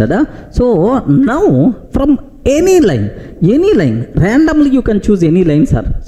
Here line number 6, if an exception rises, what is the flow? If you handle, what is the flow? If you are not handle, what is the flow? You should aware. Sir, statement 10, if an exception rises, what will happen? Statement 5, if an exception rises, what will happen? Statement 1, if an exception rises, what will happen? From 1 to 12, any statement, if an exception rises, handle, not handle, what is the flow? Compulsory you people should aware. Are you in the position to understand, right? Sir, if you are writing this type of code, then it's always a good programming practice, because the reason is everywhere you define some alternative handling blocks. Everywhere you define alternative handling blocks, so your program always safe to execute, sir. Sir, very simple. Suppose you require to come to Maitrivanam. Assume that you are going to Maitrivanam, some place to here Maitrivanam you are. So in the main road, if there is a problem, then immediately corresponding except block. Okay, alternative. Here also there is a problem. Then immediately there is another except block. Okay, here also there is a problem. Assume here also there is a problem. Then no except block. So what you did is what you can do. So finally block will execute. Inside finally block I can convey. So I am struck somewhere. Don't worry. So maybe after few minutes I will reach the destination. Like you can intimate to the person, okay, to the target person or otherwise to the source person by phone call. Are you getting? So this type of coding is always good programming practice. Defining alternatives at runtime. Your program is always going to execute very smoothly, sir. So now how many cases we discussed? 14 cases we discussed.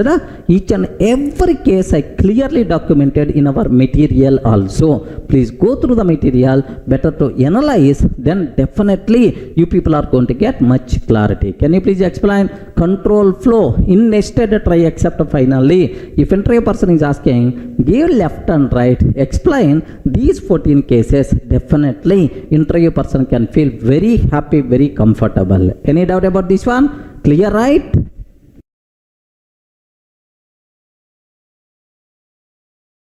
Hi friends, in the last videos we covered about what is control flow in nested try except finally blocks. Sir, now very important concept I want to discuss. Sir, this concept is a Python specific concept. Remember, the people who are coming from C language, C++, Java, these people, so compulsory it is the new concept, it is the Python specific concept. Okay, what that concept, sir? Observe carefully. Else block with the try except finally. Are you getting? Else block with the try except finally. Sir, in Java, if you consider, so you can't use else with the try catch finally. But in Python, you can use else everywhere, sir. Everywhere. For if else you can use. For loops also we can use. Okay, for if else you can use. For loops also you can use else block. Next, even else block you can use for try except finally also. Okay. Now have a look once, sir. Sir, in if else, when else part will be executed? Anyone can you please tell? Sir, if I consider if else, when else will be executed? If the condition is false, then only it will be executed. Best example for you, sir, x is equal to 10 I am taking. Sir, if x greater than 10, if x greater than 10, sir, print x greater than 10, sir, else I am taking. Sir, print x is sir not greater than 10, like this I am taking, sir. Yes, it's a valid. So if this condition fails, now else part is going to execute. What is the answer we are going to get, sir? X is not greater than 10. Okay, like is the answer we are going to get. So we can use else with the if statement. When else will be executed? Very simple, sir. If this condition fails, then only else part is going to execute. Are you in the position to understand, right? Sir, now just let me execute this one. Have a look once, sir. Here I am taking, just observe very, very carefully about this terminology. Here I am taking, sir. Sir, here just x is equal to 10 I am taking. Just observe a bit very, very carefully about this one. X is equal to 10. Sir, if x greater than 10, if x greater than 10, print x greater than 10 I took, sir. Okay. Sir, else part I am taking, print else part I am taking, print, so x is not greater than 10, like this I am taking, sir. Sir, have you observed, right? This condition fails. If this condition fails, what is the, so else is going to execute, sir. Now observe a bit very carefully. If I execute this code, x is not greater than 10, is the answer we are going to get. Of course, not required to keep much explanation. A small kid also can understand. Yes, we discussed already these things at the very beginning of our Python. Okay, now second terminology. Sir, you can use else with loops also. Have you remembered, right? Sir, with loops. With loops we can use loops with else. How you can use else block with the loops, sir? Very simple. When it's going to execute A, if the loop executed without a break statement, remember this one, if there is no break without a break statement, if the loop executed, then only else is going to be executed, sir. So if the loop encounters a break statement, then the loop is not going to exit, then else block is not going to execute. Have a look once. Sir, I'm taking very simple example. For x in range of 10, I'm taking, sir. For x in range of 10. Sir, here just print x value. Print x value. For x in range of 10, print x value, or otherwise. So item, the current item is x I'm trying to take. Okay, sir, now else we can take. Observe very carefully. Even this type of syntax also not there in other languages like Java. Okay, C or C++. So else we can use with loops concept, right? Else, sir, when this else will be executed? If there is no break statement, if the break statement not encountered, then only else is going to execute, sir. Sir, observe, print, sir, congratulations, all items processed successfully. Congratulations, okay, all items processed successfully. Like this I'm taking, sir. All items processed successfully, like I'm taking. Sir, now in this case, else is going to execute or not? Yes, definitely. Because for loop is going to execute without the break. Remember this one. If there is no break, that's why happily else is going to execute. Suppose observe the same example I'm taking, sir. For x in range of 10. For x in range of 10. So range of 10 means 0 to 9. So if x greater than 5, if x greater than 5, okay, so print here, if x is greater than 5, can you please break, sir? Break. If x value is greater than 5, please break. Otherwise, can you please print, okay, print the current item is x I'm taking. The current item is x, like this I'm taking, sir. Now very simple, I'm taking else part, print congratulations,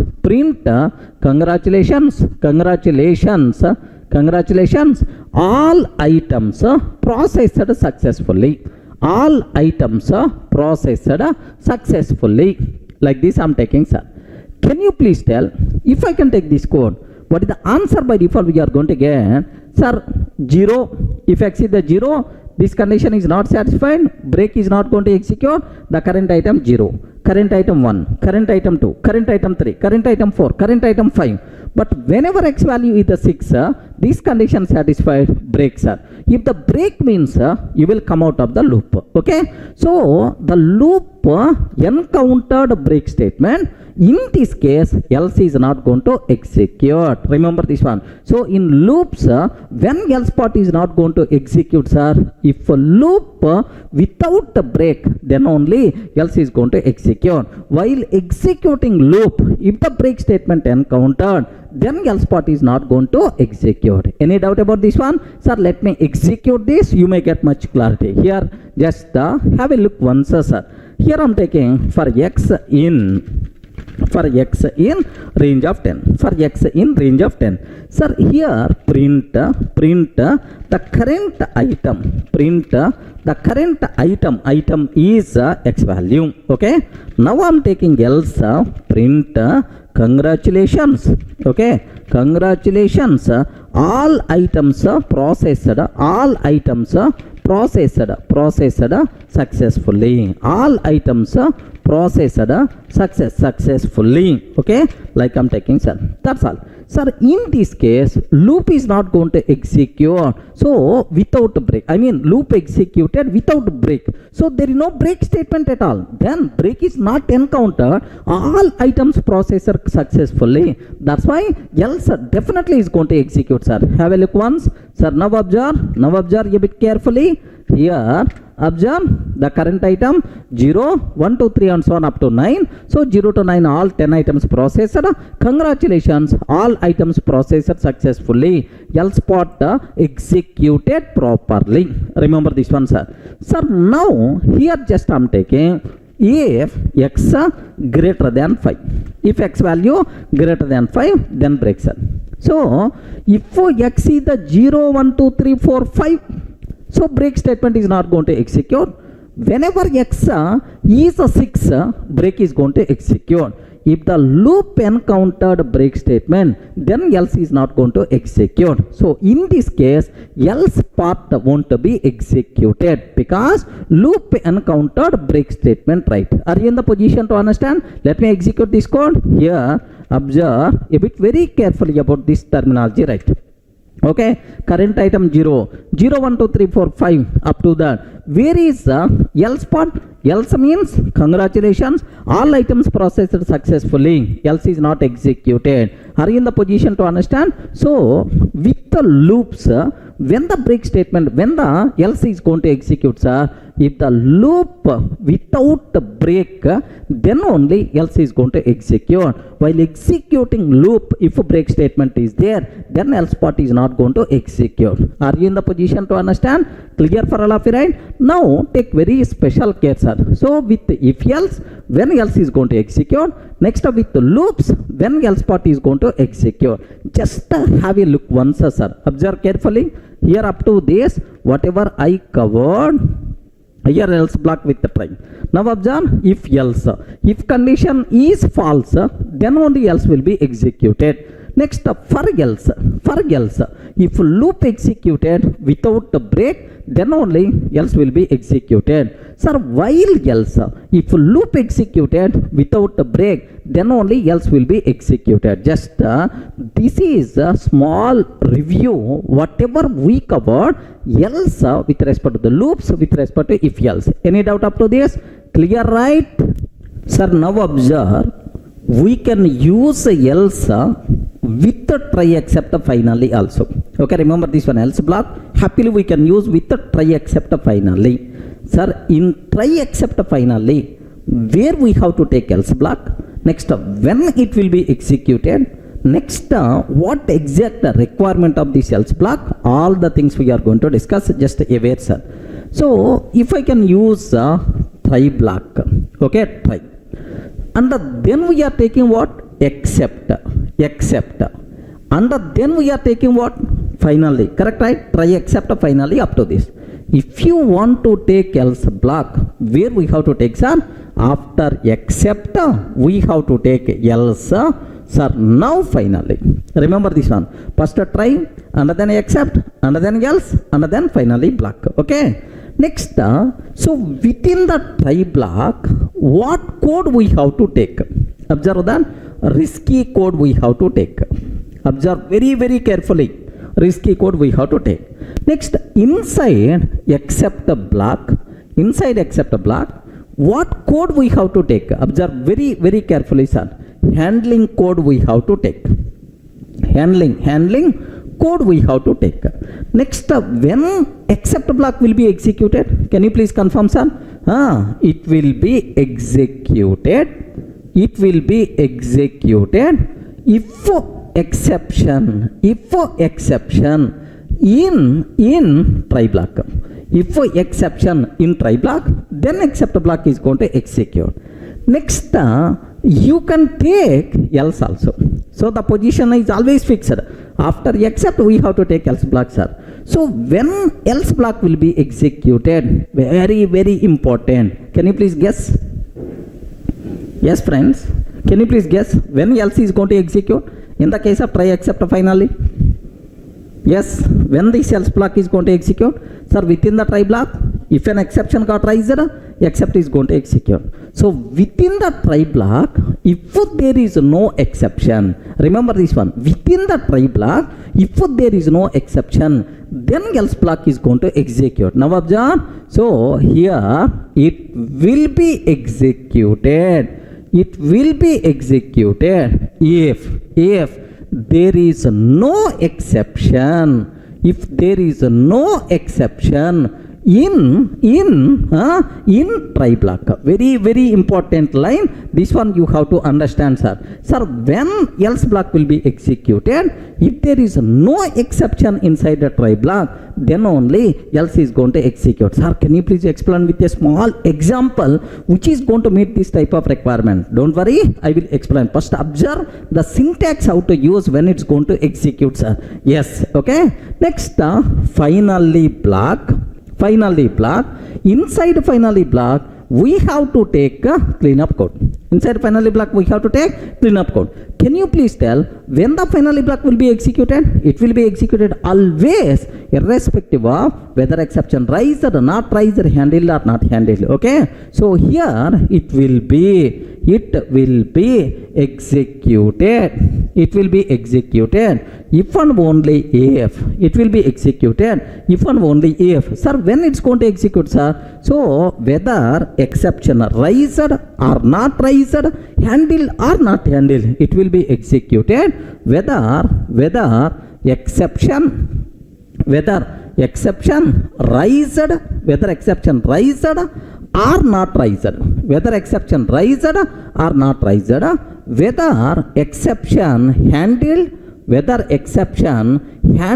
or not handled, whether exception handled or not handled.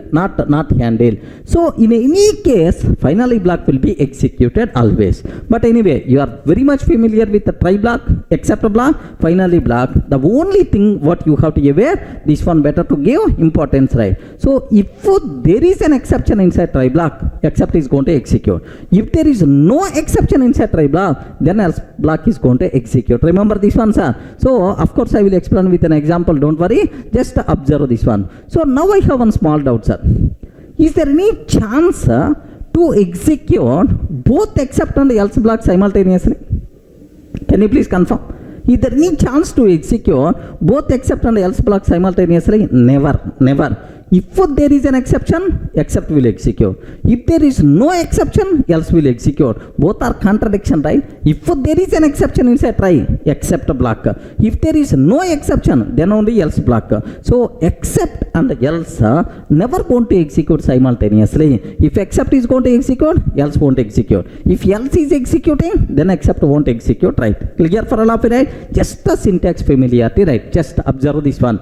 Sir, here else block with the try except finally. Okay, we can use else block with the try except finally blocks. Next, if there is no exception in try block, then only else block will be executed. Remember, next have a syntax familiarity wise. Just I covered whatever. Inside try block, risky code. Inside except block, handling code. Except block will be executed if an exception inside a try.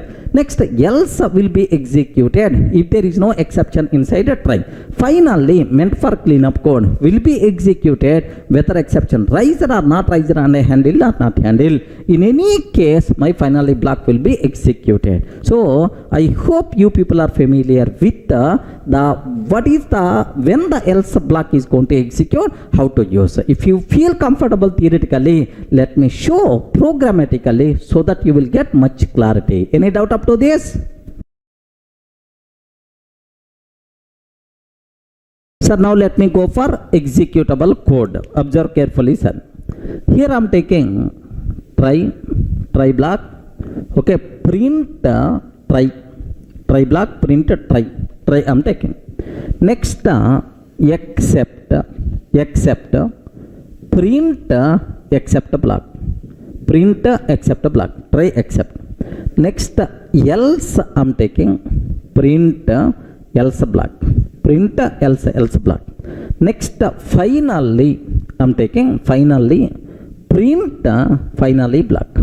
Okay, finally print finally block I am taking, sir. That's all.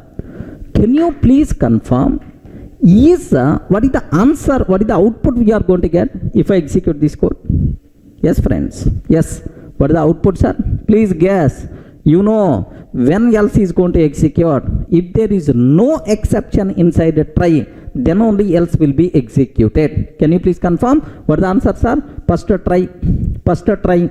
Next, there is no exception, except block won't be executed. If there is no exception, else is always going to execute. That's why try else finally is the answer, friend. Okay, because no exception, then except won't be executed, but else will be executed. So try else finally. Okay, let me execute this one. So else is going to execute if there is no exception inside try block. Let me show, let me execute, sir. Sir, here, see this one, already this code is there with me. You are not required to worry here, see. Sir, I am taking try block. Next and after that except, next sir else and then finally same thing only there, sir. So first try will execute. Next there is no exception, that's why except block won't execute. If there is no exception, definitely else is going to execute. Anyway, whether exception raised or not raised, handle or not handle, finally is always going to execute. Try else finally. Okay, let me execute this syntax, right? Yes, what the answer? Try else finally is the output we are going to get. Is it clear? Now, sir, let me go for, if there is an exception, then else should not be executed. Let me show. Have a look once. Same example. Try I am taking. Try. So print try block. Print of try. Sir, print 10 by 0 I am taking. Bas. Print of 10 by 0 I am taking. So here exception got raised. Now except print of except block, print of except block, and then else I am taking print of else block, print of else, and then finally, okay, print of finally block I am taking, sir. Finally block. Can you please confirm what is the answer we are going to get in this case? Please confirm. Friends, what is the answer we are going to get in this scenario? Very simple. So just observe, try will execute. While executing 10 by 0, if an exception rises, yes, 0 division error, immediately except block will execute, except. So if there is an exception, then else won't execute. Next up, finally, try except finally is the output we are going to get. Any doubt about this one? Try except finally is the output we are going to get, sir. Let me execute this one. Sir, here, try, print 10 by 0 I am taking. Try, print 10 by 0 I am taking. What is the answer by default we are going to get? Try except finally. Try except finally is the answer. In this case, else is not executed. What is the reason why else is not executed? Because there is an exception inside a try block. Are you in the position to understand, friends? So both examples, clear indication, practical proof when else will be executed if there is no exception inside try block. Clear, right? Now I have one small doubt, friends. Take very special care and then tell the answer. Sir, I am taking try block, print try. Print try. Try block, print try. Next, else I am taking print else. Print else. Next, finally I am taking print finally. Print finally. Excellent. Can you please tell what the answer we are going to get? Try. Sir, try block, else block, finally block, except block I didn't write. Please tell what is the answer we are going to get, what is the output we will get if I execute this code. Just take 1 minute time and then tell the answer. Don't try to execute. Just can you please guess what output we are going to get in this case? Respond. What is the answer? Try, else, finally, there is no except block. Okay? Take very special care. If I ask Python virtual machine, can you please execute this code? Immediately, Python virtual machine will give left and right. Okay? What the reason for that is, if you are using else block, compulsory you should write except block. Remember this one, sir. So else without except block you can't take. Remember, whenever we are writing else block, compulsory we should write except block. Else without except block is invalid. Immediately error by default we are going to get syntax error. What is this error, sir? Syntax. There is a syntactical mistake is there. Syntax error we are going to get. Are you in the position to understand? Sir, just observe carefully, right? Here, just I'm removing this. Here, except block, I'm just remove, sir. Try else finally. Okay? Immediately error we are going to get this line. What is the reason for that is, without except, you can't write else block. By mistake, if you are trying to write, immediately syntax error, right? Sir, let me execute this code. Have a look once. What is the answer by default we are going to get, sir? So syntax error, invalid syntax, at line number 3, else part. At line number 3, else. Here, we are getting syntax error. Clear for all of you? Sir, very, very important terminology. You people should aware about this one, sir. So, I hope it's a clear for all of you. So, can you please tell? So, else, one or two conclusions about else. Else, we can use with the try except finally blocks. Okay? If there is no exception inside the try, then only else will be executed. Next, else and except both simultaneously never going to execute. If except executed, else won't be executed. If else executed, except won't be executed. Next, without writing except block, we can't write else block. Else without except block is always invalid, is always a syntax error. Clear, right? Sir, observe very carefully these two conclusions also. There is no chance of executing both except and else simultaneously. We cover. If we want to take else block, compulsory except block should be there. That is, else without except block is always invalid. Syntax error, invalid syntax, like you are going to get the error if you are trying to use. Any doubt up to this? Clear, right? But still, I didn't cover where exactly this else requirement is there. That part I will explain. Sir, now let me go for a simple example where else block is really helpful. Okay, just observe carefully, sir. I'm taking f is equal to none. One reference variable I'm taking f, sir. Now try block I'm taking, try. Within the try block, sir, just f is equal to, can you please open abc dot txt file? Can you please open abc.txt file in read mode? Of course, it's even you don't know about file IO, don't worry, you can understand very easily. I'm not talking about file IO internal things. Okay, next topic, there we will discuss about files in detail. So open abc.txt file, R means reading purpose. Okay, like, sir, now except. So if while open this file may not available. So read permissions may not available. If some problem came, immediately print okay, some problem while locating means whether it is available or not, while locating or opening file, by locating or opening file, some problem, like I kept except block, sir. Next, else I'm taking. Observe very carefully, else. So when else will be executed, can you please confirm? If there is no exception inside a try block, means you open file successfully, correct, right? Then only. Now I'm taking, so else print file opened successfully. File opened successfully. Okay, like I'm taking. File opened successfully. Now print the content of the file. The content of the file is, so just print Sir, hash mark I'm taking some 30 times I'm taking, sir. Hash mark 30 times, sir, just for display sake. So if the file opens successfully, okay, now else part is going to execute. Within the else file opens successfully, the content of the file is print.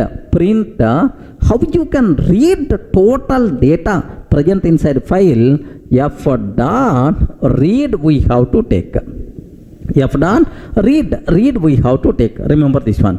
Now if there is no problem, then only else is going to execute.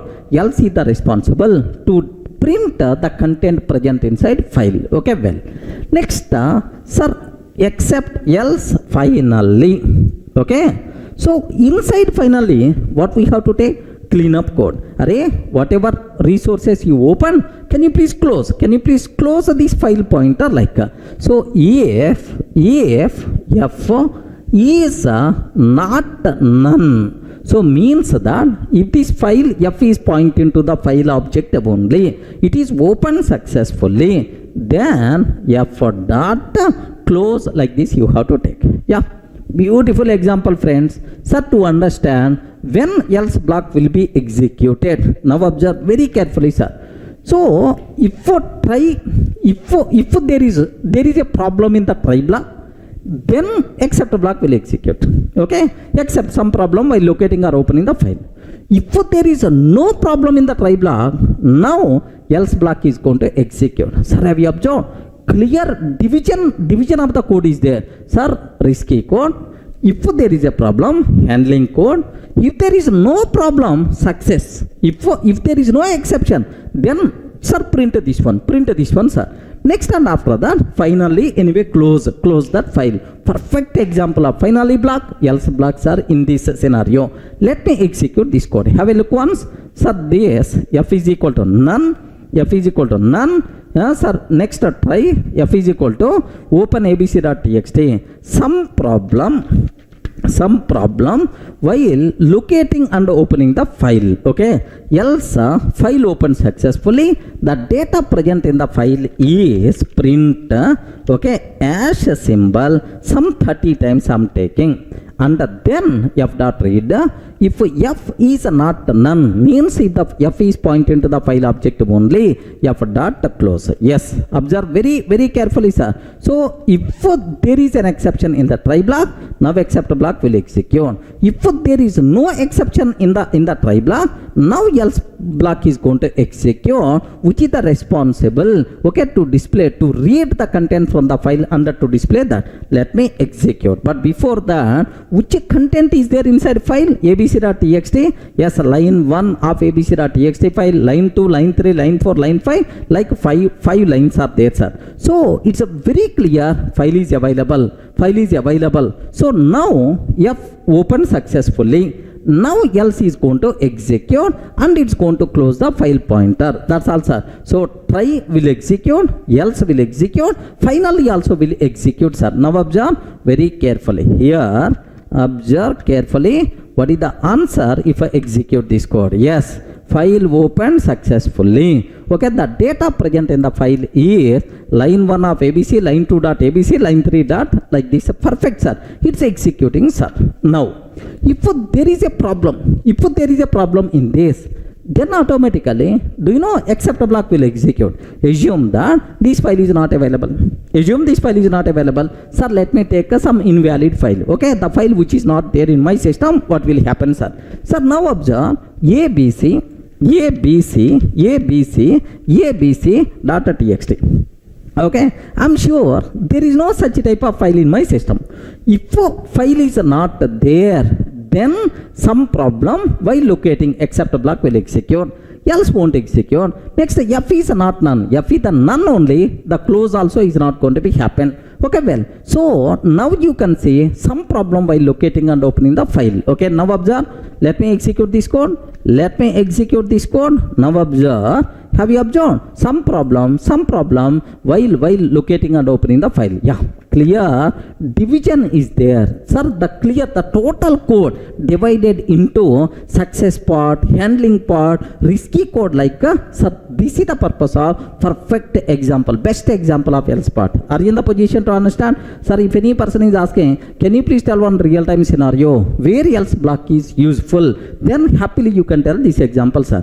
Sir, now do you know in other languages like Java, so this division is not there. Okay, in Java what we have to take? So try block I'm taking, try block. Next open file, okay, read the data, open file, read the data. Next catch block we have to take, handling code we have to take, sir. If the file is not available, handling code we have to take. Finally block, here just clean up code we have to take, clean up code we have to take. Observe very carefully here. So try, open the file, read the data. Next catch, handling code finally. So here if it is open successfully, then only execute this code. There is no such type of division, sir. So try block, else block, both are we have to take inside a try only. But here clear division is there. Array, if you open this file successfully, then only execute else part. If there is a problem, then only execute except block. So clear division is there. Obviously, what is the biggest advantage we are going to get here? Readability of the code by default will be improved. Is it clear for all of that? What is the best use of except else block is? This is what you people should aware. Any doubt up to this? Clear, right?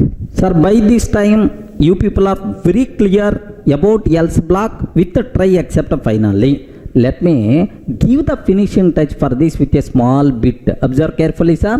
Which of the following is true about else block? Which of the following is true about else block? So we can use else with the try except finally blocks. Yes, is it valid or not? Yes, we can use. Next, else block will be executed if there is no exception inside the try block. Oh, it is also correct, man. Next, there is no chance of executing both except and else blocks simultaneously. Correct? If except block executed, else won't execute. If else executed, except won't execute.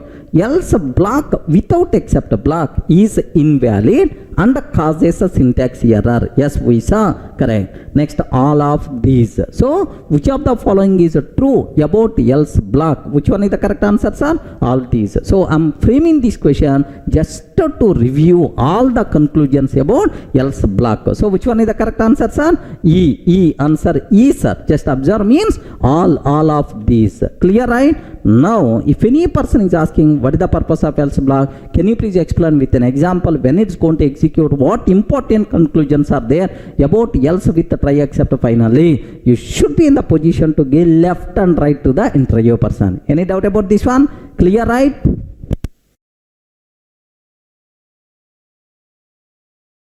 Hi friends, in the last video we covered very clearly else block with the try except finally blocks. So how you can define when it is going to execute. So what is the main purpose with an example we covered, sir. Sir, now the next topic, very interesting topic, what we are going to discuss, various possible combinations of try except else finally. Are you getting? Various possible combinations of try except else finally. This part we have to discuss. Sir, take very special care. Almost around 25 combinations we are going to discuss so that you will get much clarity, sir.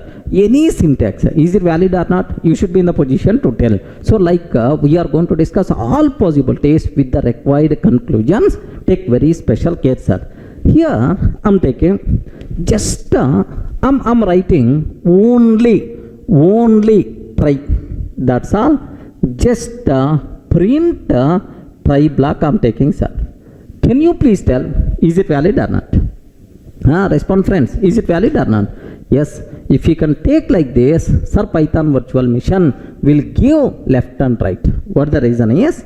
Whenever we are writing try block, compulsory either except or finally must be required. Okay, try without except or finally is always invalid. Remember this one, sir, it is the invalid syntax. So try must be compulsory associated with either except block or finally block. If you are not taking anything, it is always invalid. Remember. Okay, next second combination. What I'm taking, sir? So just except, okay, like I'm taking print except, print of except like this. Sir, two worst combination. Are you getting? Whenever we are writing except block, compulsory try block must be there. So except without try is always invalid, sir. Are without risky code, what is the need of maintaining handling code? Are you getting? Without risky code, what is the need of maintaining handling code? Meaningless. That's why invalid combination. Next, third possibility. Okay, here else I'm taking print, sir, else block. Else block, right? Sir, this one is also invalid. So have you remembered, right? Compulsory. Whenever we are writing else, compulsory, so except must be there. But whenever we are writing except, compulsory try must be there. Okay, without try except, else you can't write man. Okay, so this is invalid combination. Okay, well, sir, now I'm taking finally. Okay, remember this one. Now I'm taking finally. Okay, print, okay, finally I'm taking, sir.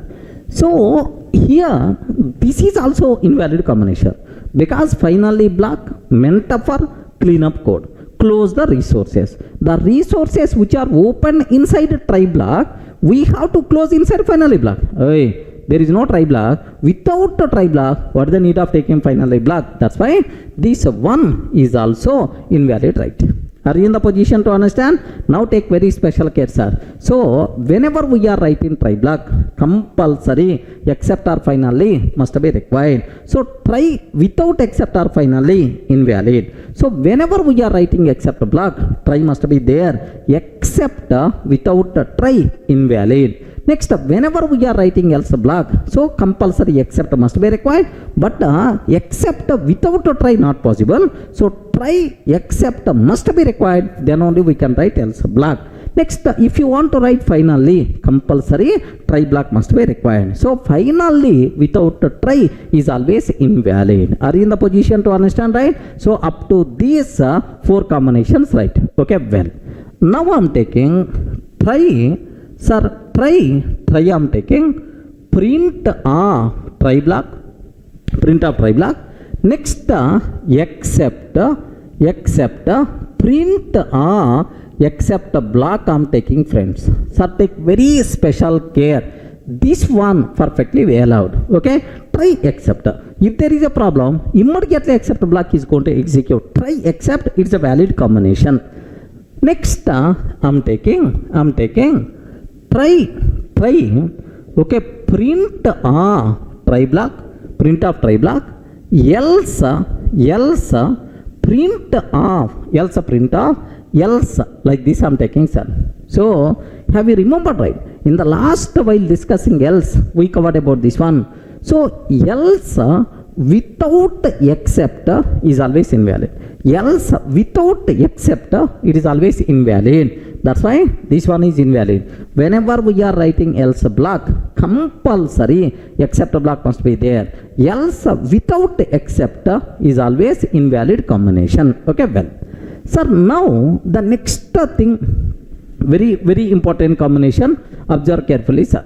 Now the next, here I'm taking try block, print of try. Next, sir, I'm taking finally, print finally I'm taking, sir. Finally, print of finally. Can you please confirm, is it valid or not? Yes, friends, is it valid or not? So try and then finally. No except block, no else block. Is it valid or not? You respond. Why you are silent? Is it valid or invalid? Remember, most of the people are going to feel it is invalid. So because, sir, risky code is there, handling code must be required. Without accept block, what is the need of taking try? You may get the doubt. So, but perfectly, this one is valid combination. What the reason for that is, sir, maybe a chance of raising an exception. Okay, I don't know how to handle exception. Okay, so that's why I didn't write accept block. I don't know how to handle exception. I want abnormal termination only. But before abnormal termination, can you please close my database connection? Are you getting? Even abnormal termination, but before abnormal termination, can you please close my database connection? Like perfectly, this one is the valid syntax, right? Try finally, without except, without else, perfectly valid combination. Have a look once. Sir, now let me show so that you people may get much clarity about this one, sir. 1 minute, friends. Here, just have a look once about this. Okay, sir, here I am taking try block, print print of try. Next, finally, print finally, like this I am taking, sir. That's all. So try followed by finally, is it valid syntax or not? 100% pakka, it is the valid syntax only. So try finally is the output we are getting, sir. Are you in the position to understand, right? So try followed by finally itself is valid, without except, without else, right? Okay, well, sir, now my next one, try I'm taking, try I'm taking, sir, print try block, print try I'm taking. Next, sir, here else print else I'm taking, print of else. Next, except print except, like this I'm taking, sir. Can you please confirm, is it valid or invalid? Very important. Is it valid or invalid? Invalid. Immediately Python virtual machine will give left and right. What is the reason? Can you please tell what the reason? Immediately we will get error. What the reason? The reason for that is, so else except, first we have to take except and then else. Try except else finally. Order is important. First try and then except and then else and then finally. But here else we are taking at the beginning. That's why syntactical mistake we are going to get. So it is invalid, right? Sir, now I am taking, now, sir, try, okay, print try block, print of try block. Next, here do you know, else, print else I am taking, print of else. Finally, print finally, like this I am taking, sir. Finally, like, can you please tell, is it valid or not? I hope your knowledge is more enough to answer it is valid, whether it is the valid or not. Yes, 100% pakka invalid. Invalid. What the reason is, if you are taking else, compulsory except must be required. So without except, how you can write else? Without except, how you can write else? That's why this one is invalid combination. Okay, well, sir, now I am taking try, print 10th combination, try, print of try, sir, print of try. Next, except, okay, print of except, except I'm taking, try, except. Next, here else, print else. Next, finally, print finally, like this I'm taking. Can you please confirm, is it valid or not? So, perfect, best example to identify the syntax, right? Try, except, else, finally. Order, everything is there perfectly. It is a valid combination. Remember this one, sir. Sir, now, next one I am taking. Try, very important, sir. Try, okay. Sir, here print try block, except, print except, sir, try except like this. Again I'm taking try, print print try. Next finally, print finally. Print finally. Yeah. Try, accept, try finally. Can you please tell, is it valid combination or not? Okay. Remember this. This one is perfectly valid. So, try, accept, one syntax. Next, try finally. Next, possible syntax. Okay. So, try, accept already completed. Now, try finally. Next one. Perfectly valid combination, right? Are you in the position to understand, right? So, next, try, accept. Again, try, accept. You can take. Try finally. Again, try finally. Happily, you can take like so there is no doubt at all. Up to this is the clear. So, total how many combinations we covered? 11 combinations we covered. So, just up to this. Still, I will add some more. So, up to this, I hope it's a very clear. Not required to keep any explanation, right? Sir, up to this we covered 11 combinations. Now the next one, observe carefully, sir. Here I am taking, sir, 12th combination. Here very simple, try. I am taking print of try, sir. Try, I am taking print of try. Sir, now, sir, except, I am taking print of accept. Print of accept like. Sir, try. Print of try, I am taking, else print of else like this I am taking. Can you please confirm, is it valid or not? Yes, your knowledge is more enough to answer this one. Nothing will be there, sir. Yes, this one is 100% pakka. It is invalid combination. What the reason is? So try accept up to this valid, but try else it is invalid. Regarding because whenever we are writing else, compulsory accept must be required, but you didn't write accept. That's why itself is invalid combination. Okay, well. Sir, next, here I am taking try, print try, print of try. Next, accept, print sir, accept one. Next, accept y I'm taking. Print accept 2 I'm taking, sir. That's all. Can you please confirm, is it valid or invalid? This one is perfectly valid. Trying with multiple accept blocks always possible, no problem at all. So a single try can be associated with multiple accept blocks. Clear, right? Sir, now observe very carefully. Try I am taking. Print sir, try. Print of try. Now my requirement is, sir, this is the 14th combination. So next try I am taking, sir. So print of try.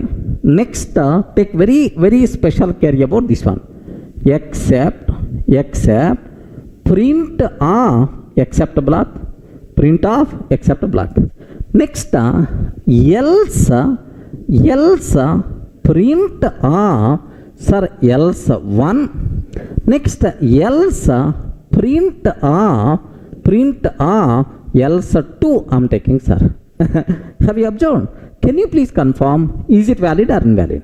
100% pakka, this one is invalid combination.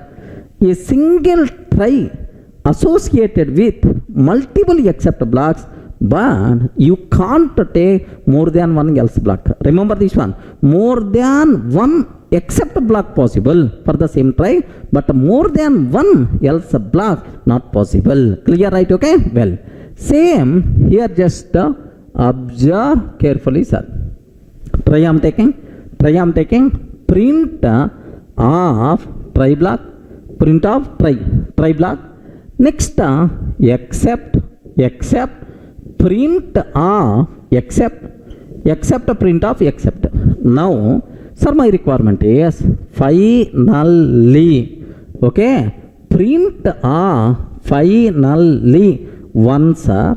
Next finally print finally 2. Sir, how many finally blocks I am taking, sir? 2 finally blocks I am taking. So 2 finally blocks which is invalid. Remember this one. So this one is always what? Invalid. What the reason is? So for the same try, you can take multiple except blocks. You can't take multiple else block, multiple finally blocks. Regarding finally, only one or zero. At most one finally block, at most one else block you have to take. But except any number of except blocks you can take as long as exceptions are different. Are you in the position to understand? So this is a bit very important case. Now I have one small doubt, sir. Observe carefully. Here try print try I'm taking try print of try. Now except print except block, print except block. Now sir, if 10 greater than 20, print if else print else I'm taking, sir. Can you please confirm, is it valid or invalid? Ayo, respond. So try except valid. This is the if else. Sir, this else nowhere related to try. It is associated with the if block. What is the problem? If else is the valid syntax. Next and after that try except is the valid syntax. That's why no problem at all. Itself is acceptable. Okay? Any doubt about this? Clear, right? Okay, well. Now, next possibilities, observe. Sir, I'm taking 17th. 16 already completed, right? Now, try, print try block. Print of try block.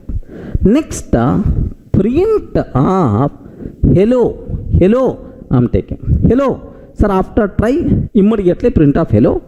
And then except print except block I'm taking. Print of except block. Immediately error we are going to get. What the reason is? Sir, try except is a single statement. You should not write independent statements in the middle. Because of this independent statement, try will become alone, except will become alone. No link at all this try and except. Try without except or finally. Next, except without try. Syntactical errors we are going to get. Are you in the position? Between try and except, you can't write any independent statements. Observe carefully, sir. Here, I'm taking, sir, try block.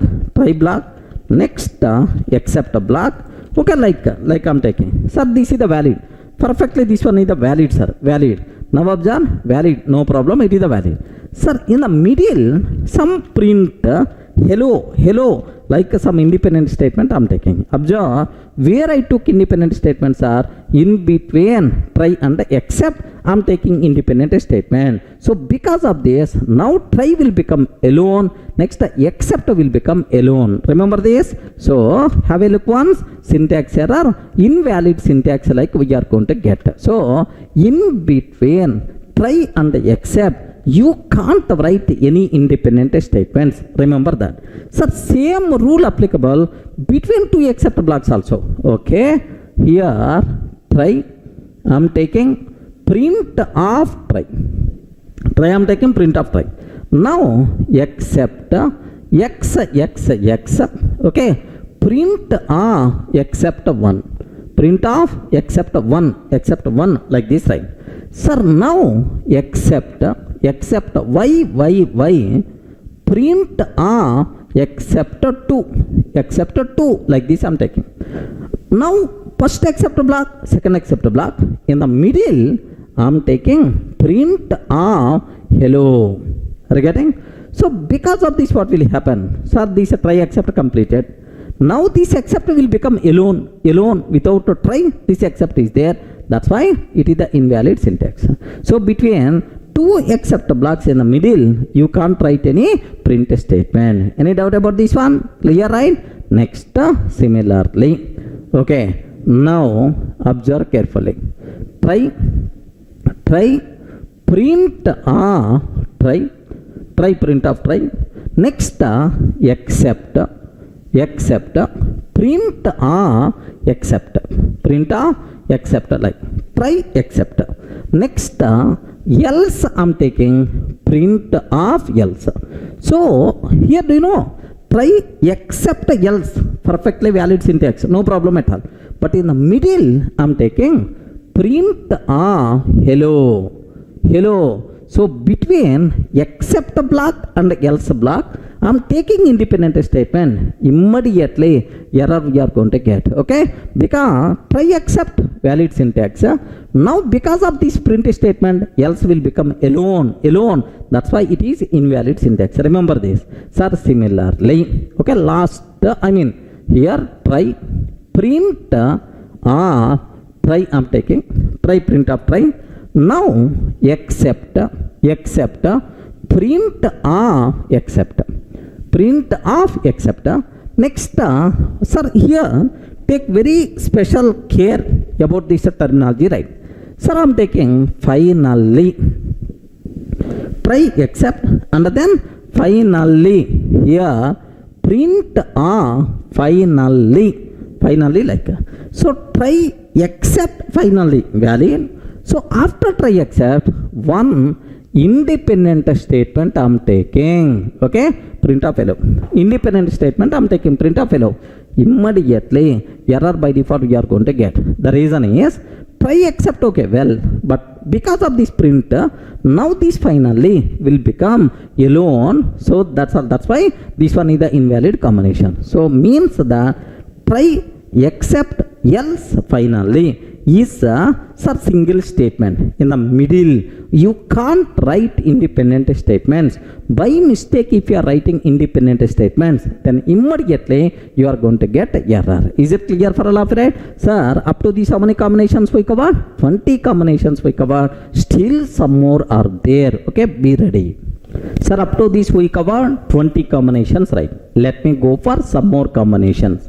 Sir, here observe, I'm taking 21 try.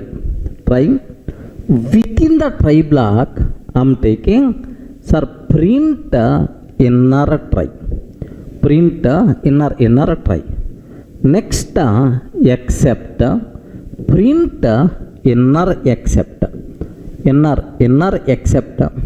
Okay, next finally. Okay, print sir inner finally. Inner finally, like this I'm taking. So now here except sir print outer except. Print outer except, like this I'm taking.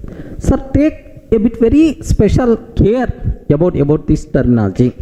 What is the important conclusion here is within the try block, try except finally, try except else finally, you can take inside the try, inside except block, inside finally block also. Nesting try except else finally is always possible. Remember this one, sir. So it is a valid thing. Next I'm taking, sir, 22nd try. Okay, print try block. Next except block. Except within the except block I'm taking try, sir, print inner try. Inner try I'm taking. Next here except print inner except. Print of inner except, like this I'm taking. So where I'm defining this try except, sir, inside except block. So inside except block you can take try except else finally, perfectly acceptable, sir. Similarly, okay, here try I'm taking print try block, print of try. Next except I'm taking print except block, print of except block I'm taking try except.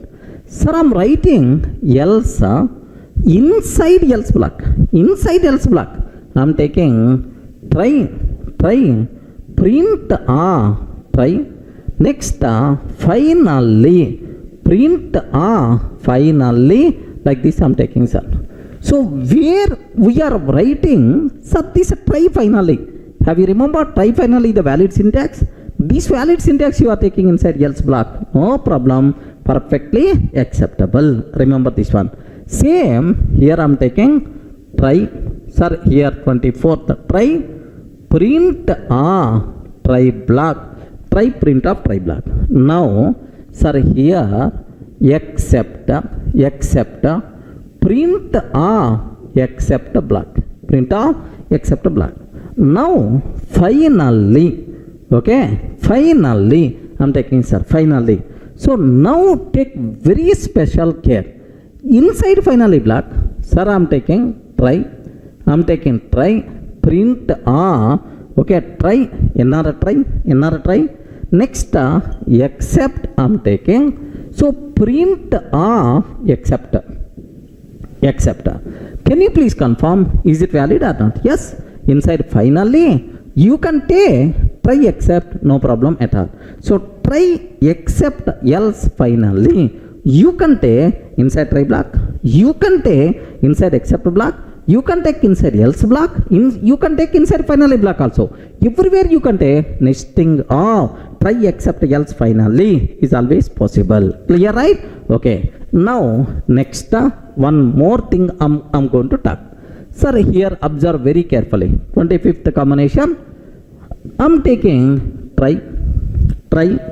So within that try, I'm taking try. Okay. Print another try.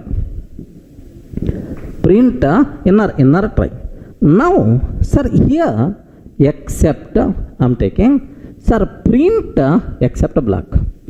Print accept block. Can you please tell, is it valid or not? Is it valid or not? Inside a try, I'm taking try, and then accept, I'm taking. Is it valid or not? Invalid. So this accept block related to outer try. Sir, now for this inner try, no accept, no finally. Where is the accept block or finally? Try without accept or finally is always invalid combination. Remember this one, sir. This one is the valid or invalid? Invalid combination, because this try will become alone. No accept block, no finally block. That's why itself is invalid, right? Now I'm taking here just the try I'm taking. Inside try. So print okay, print try. Next, finally, print finally, I'm taking, sir. Sir, now accept, okay, print accept. Can you please tell, is it valid or not? 100% pakka, it is valid. So within the try, I'm taking try finally, valid syntax. Next, try accept, valid syntax. What is the problem, sir? So now I hope is clear for all of you, right? So with these 26 combinations, if tomorrow, if any new combination is coming, you should be in the position to answer. Are you in the position to understand, right? Sir, almost 26 combinations. All these combinations I covered very clearly in our material. So don't worry, just go through the material. Have a look once. Observe carefully. Sir, this is about our material. Here, do you know first combination, second combination, third combination, fourth, like almost around 25 combinations. 25 combinations are there in our material, sir. You are not required to worry about these things. All these things I kept in our material form. Just go through these combinations, right? So next, before that, just whatever conclusions we had, let me talk once. Here see various possible combinations of try accept else finally. Okay, observe important conclusions, right? Very important, sir. So whenever we are writing try block, compulsory we should write except or finally. Are you getting? Whenever we are writing try block, compulsory we should write except or finally block. Okay, so that is trying without except or finally is always invalid. Is it, remember, is it clear, right? Try without except or finally is always invalid. Next, whenever we are writing except block, compulsory try block should be there. So except without try is always invalid. Okay, well, sir, whenever we are writing finally block, compulsory try block should be there. Finally, without a try is always invalid. Remember this one. Sir, next here observe carefully. Whenever we are writing else block, compulsory except block should be there, sir. So else without except is always invalid. Else without except is always invalid. Is it clear? Next, we can write multiple except blocks. Yes, try with multiple except blocks possible. We can write multiple except block for the same try, but we can't write multiple else blocks and finally blocks. Multiple else blocks, multiple finally blocks for the same try is invalid. Remember. Next, in try except else finally, order is important. Compulsory we should take first try and then any number of except blocks and then else and then finally. Order is important, right? Next, we can write try except else finally inside try except else and finally blocks. Hence, nesting of try except finally is always possible. Nesting of try except finally else finally is always possible. Are you in the position to understand, right? Various possible combinations of this try except else finally. Almost these 26 combinations, I hope you got very clearly, right? So, any explanation is required? Clear for all of you, right? Okay, that's all.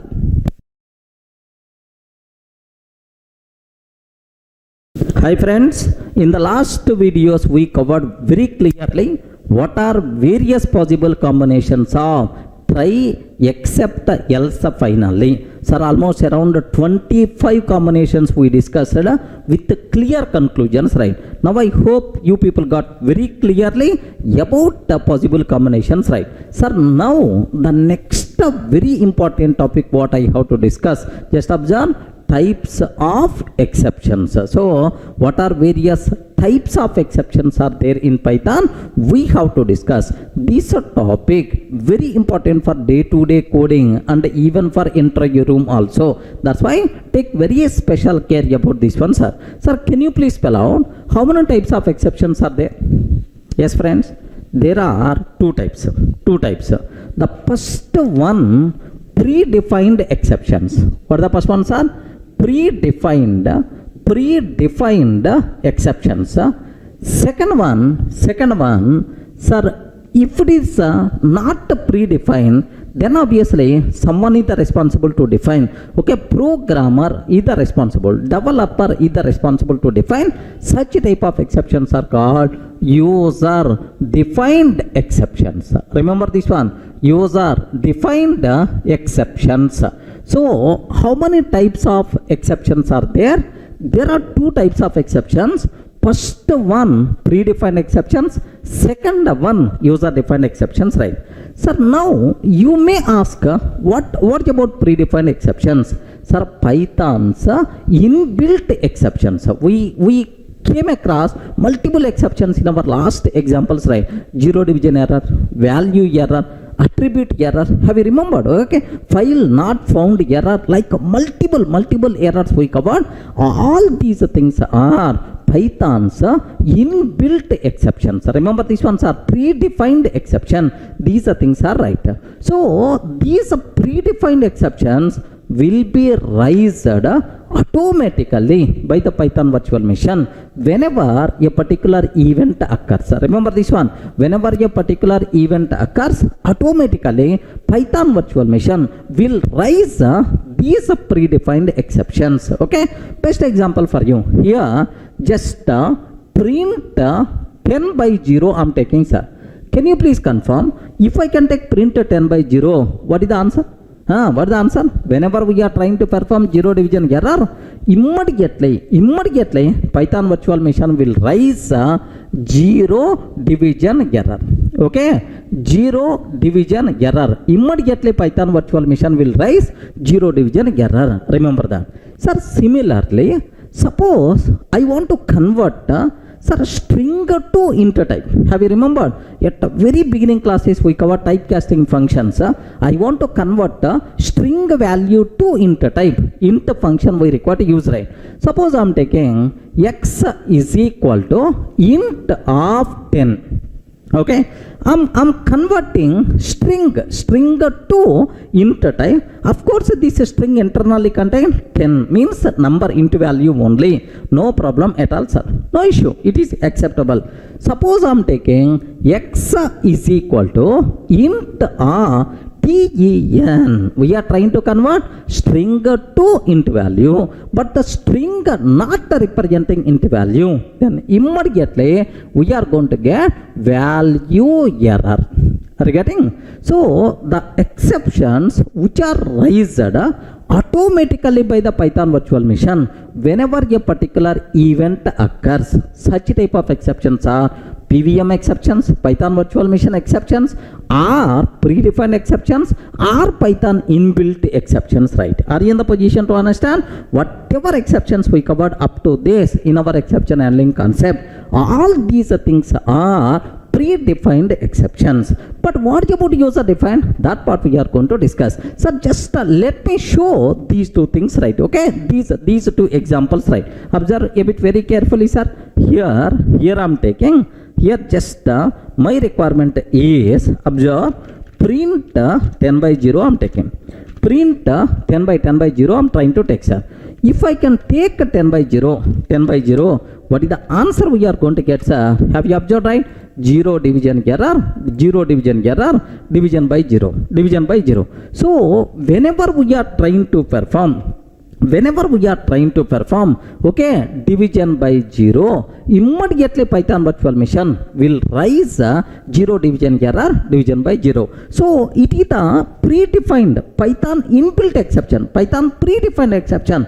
Python virtual machine know everything about this exception. When it has to raise such type of information, PVM already aware. That's why whenever we are trying to perform division by 0, immediately Python virtual machine is going to raise 0 division error. Is it clear, right? Sir, same way, what about value error? Let me show, sir. Here, observe carefully. Here I'm taking, so x is equal to, sir, x is equal to int 10 I'm taking, print of x value. Now observe, we are trying to convert string to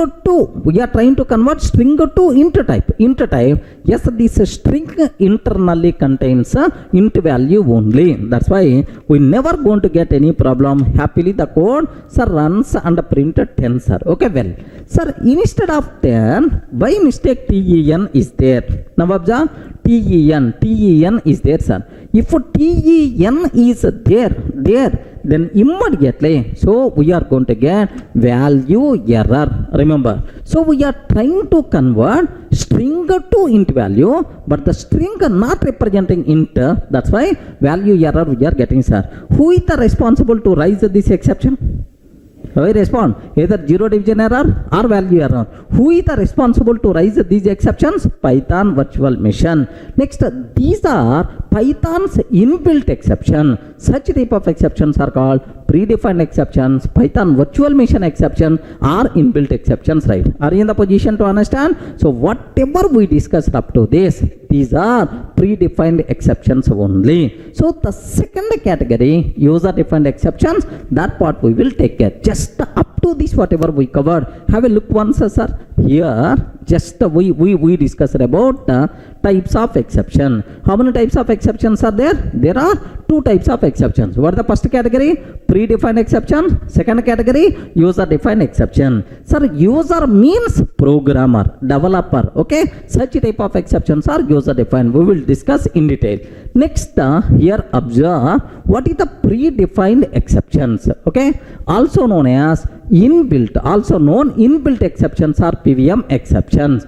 These will be raised automatically by Python virtual machine whenever a particular event occurs. So predefined exceptions will be raised automatically Python virtual machine whenever a particular event occurs. Division by 0 division error, converting string to int, but string is not a int value, then immediately value error. Like, sir, observe very carefully this example 1. Whenever we are trying to perform division by 0, automatically Python will raise zero division error. Python means Python virtual machine will raise zero division error. Print 10 by 0, zero division error. Whenever we are trying to convert string str value to int type and the string doesn't contain int value, then we will get what? Value error automatically. So who is the responsible to raise zero division error, value error?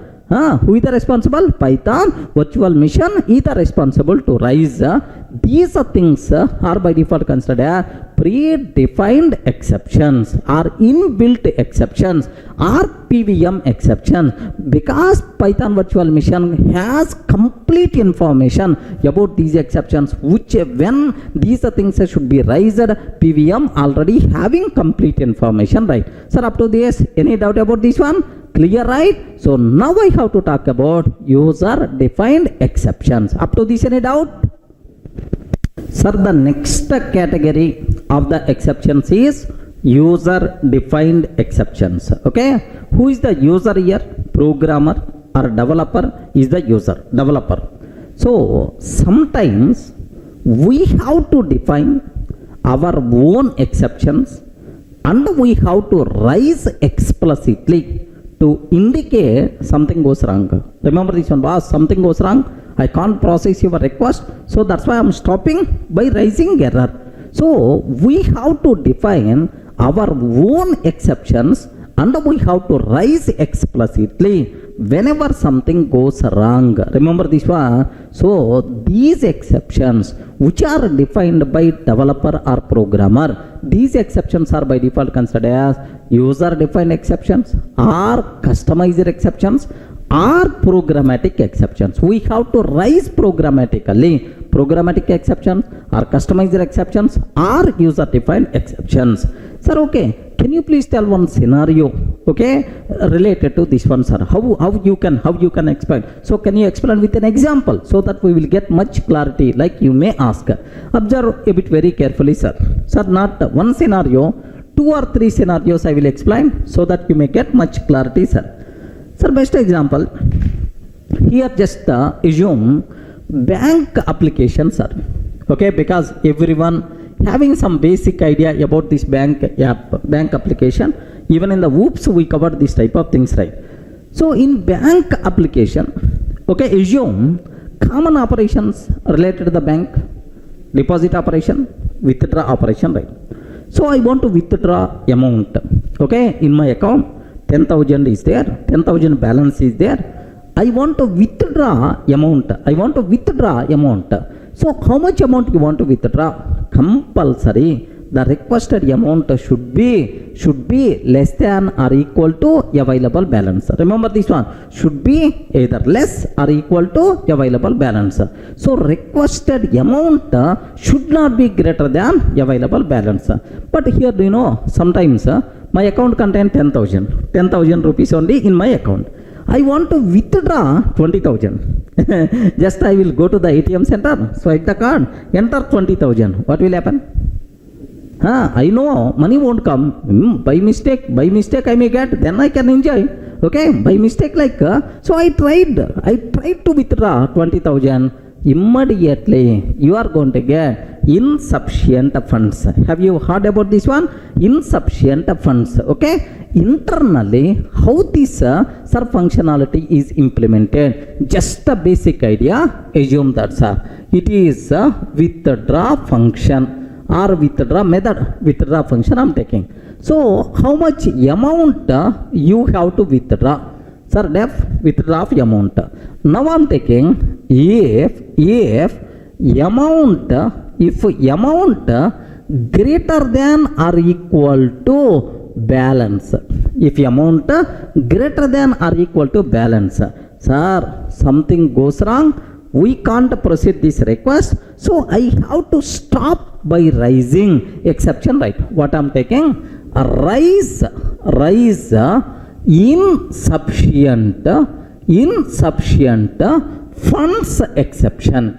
Raise insufficient funds exception. Like this I did, sir. I did. So if a requested amount greater than or equal to balance, can you please raise insufficient funds exception. Okay, like sir, now else okay, process request. Okay, else process request as per our business requirement. Okay, like sir, now my question is, so if requested amount greater than or equal to balance, rise insufficient funds exception. So insufficient funds exception, is it Python inbuilt exception? No.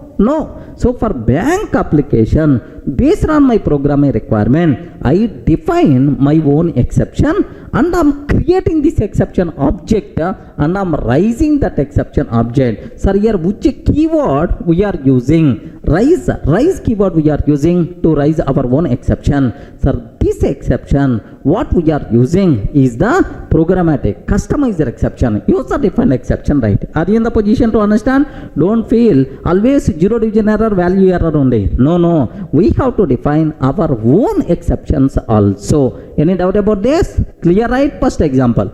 Now here just observe one more example, sir. Okay, so do you know mobile recharge application? Mobile recharge application, sir. Observe a bit very carefully. Mobile recharge application. Do you know how you can recharge your mobile? Sir, I'm talking especially specific to India. Okay, in India, how we can recharge our mobile phones? Assume that it is the prepaid. How you can recharge? Do you know these days? Okay, there are mobile recharge apps are available, applications are there. By using that, you can do online very easily, sir. But in the olden days, if you go, so almost around 5 to 6 years before or 10 years before, then we are not having online recharge facility, right?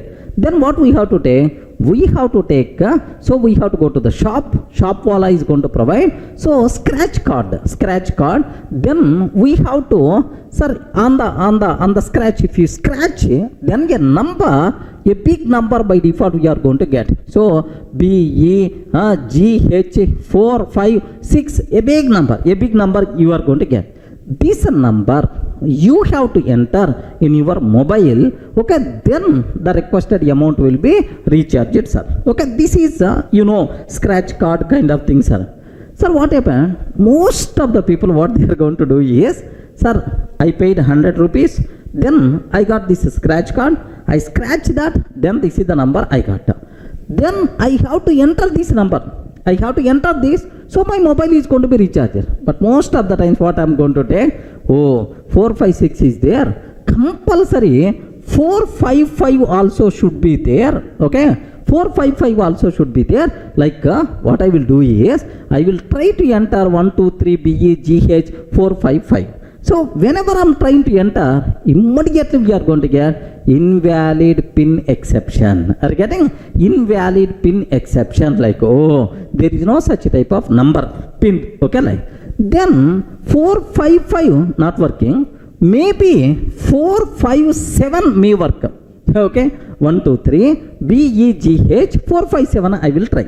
Whenever I'm trying 457, the invalid pin exception. Okay, like, I realized that this one and this one is not there. Compulsory we require to enter this one only. Like moreover, I got alert message, 2 attempts already failed.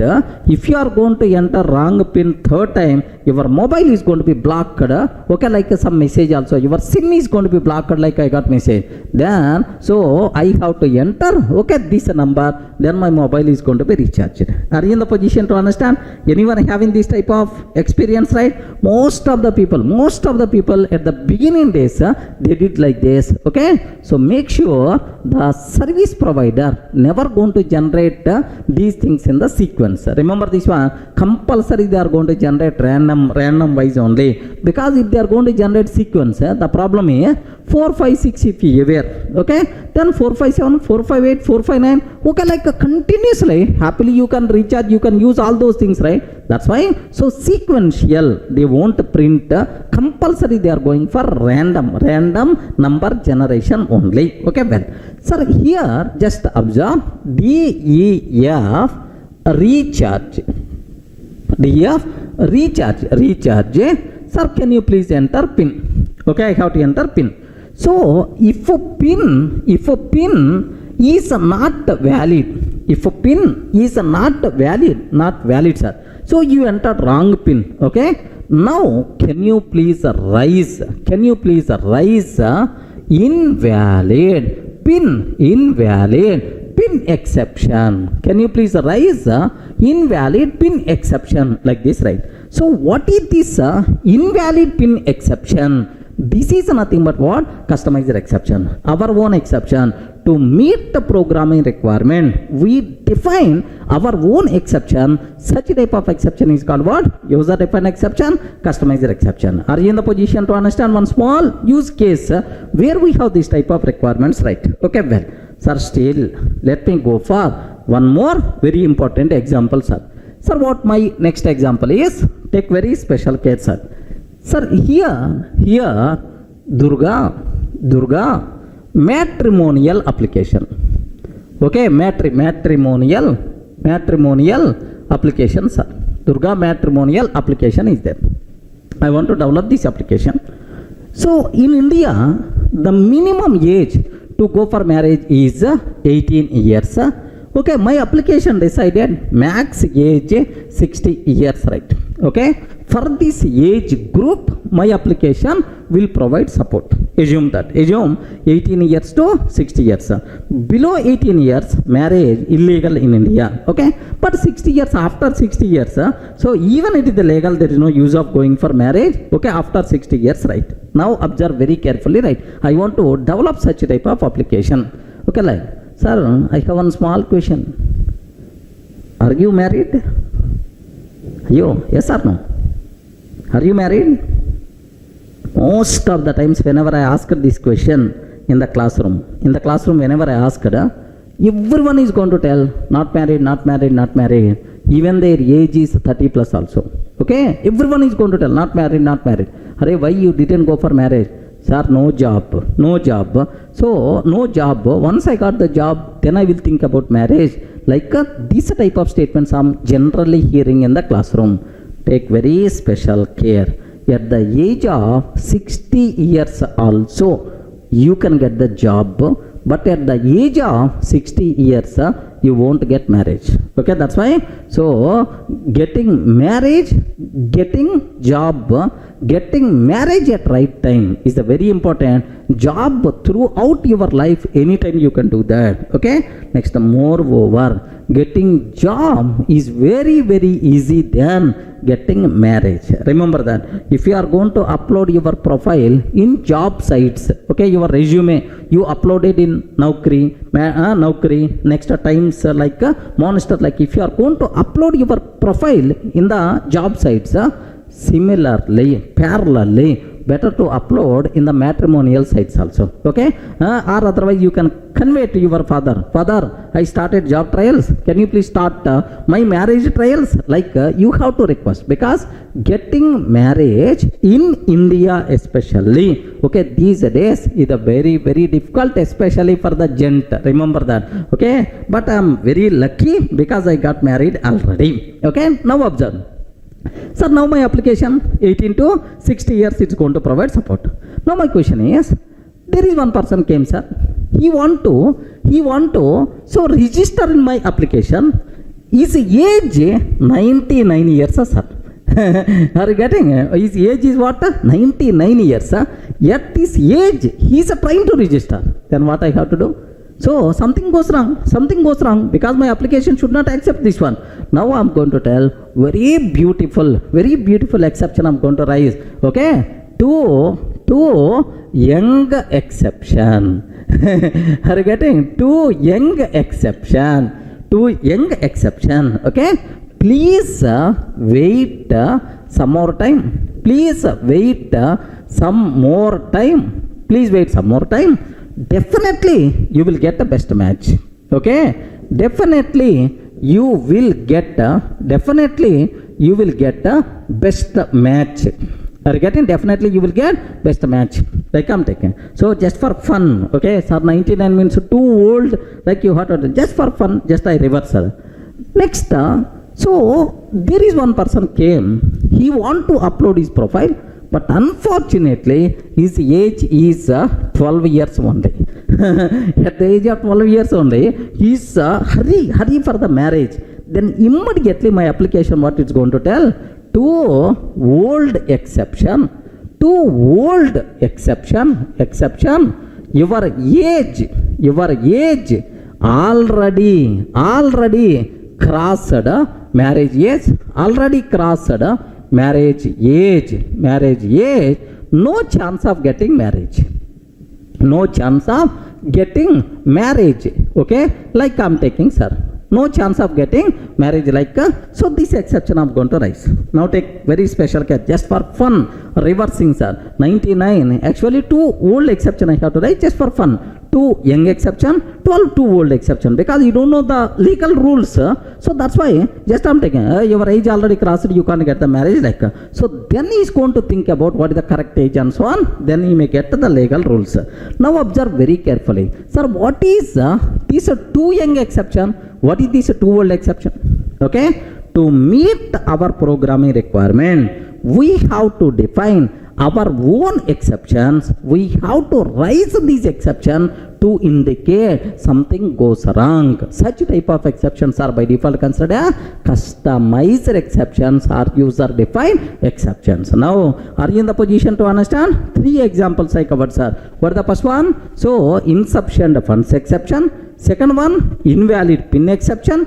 Third one, 2 young exception, 2 old exception. Like you people should aware. Now everyone got basic idea about what is the meaning of customizer exception. Of course, how to define that part I will explain. How to define, use, raise, that part I am going to take care. Sir, observe a bit very carefully, sir. Use or define exceptions. Okay, now have a look once. Also known as customizer exceptions or programmatic exceptions. These user defined exceptions also known as customizer exceptions or programmatic exceptions. Sometimes we have to define and raise exceptions explicitly to indicate that something goes wrong. Such a type of exceptions are called user defined exceptions or customizer exceptions or programmatic exceptions. Remember, so we have to define, we have to raise exceptions to indicate something goes wrong. Such a type of exception, user defined or customized programmatic exceptions, right? Sir, now I have one small doubt. Here observe very carefully, sir. Here if you observe these examples, here who is raising insufficient funds exception? We are raising. Are you getting? I'm using insufficient funds exception. I'm raising. Python virtual machine doesn't have any information about our exceptions because these exceptions are not Python inbuilt exception, our own exception. We know when we have to raise. Okay, Python virtual machine won't write these exceptions automatically. We have to raise explicitly by using which keywords are raise keyword. Are you getting? So PVM, Python virtual machine, not having any information about these exceptions. That's why we have to raise explicitly by using which keywords are raise keyword. Remember, have a look once. So now programmer is responsible to define these exceptions and the Python virtual machine not having any idea about these. Okay, hence we have to raise explicitly based on our requirement by using which keywords are raise. Are you getting? By using which keyword? Raise keyword. Raise keyword can be used to raise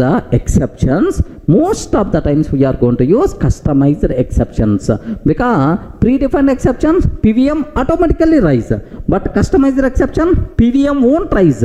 So some keyword must be required to raise. For that raise keyword we are going to use. Clear for all of you, right? Now observe. Sir, can you please give an example? Okay, insufficient funds exception, invalid PIN exception, 2 young exception, 2 old exception. These are the best examples, right? So now I hope you people are having clear clarity what is the meaning of customizer exceptions theoretically, right? Sir, how to define, how to raise, that part I will take care. Up to this clear? Any doubt?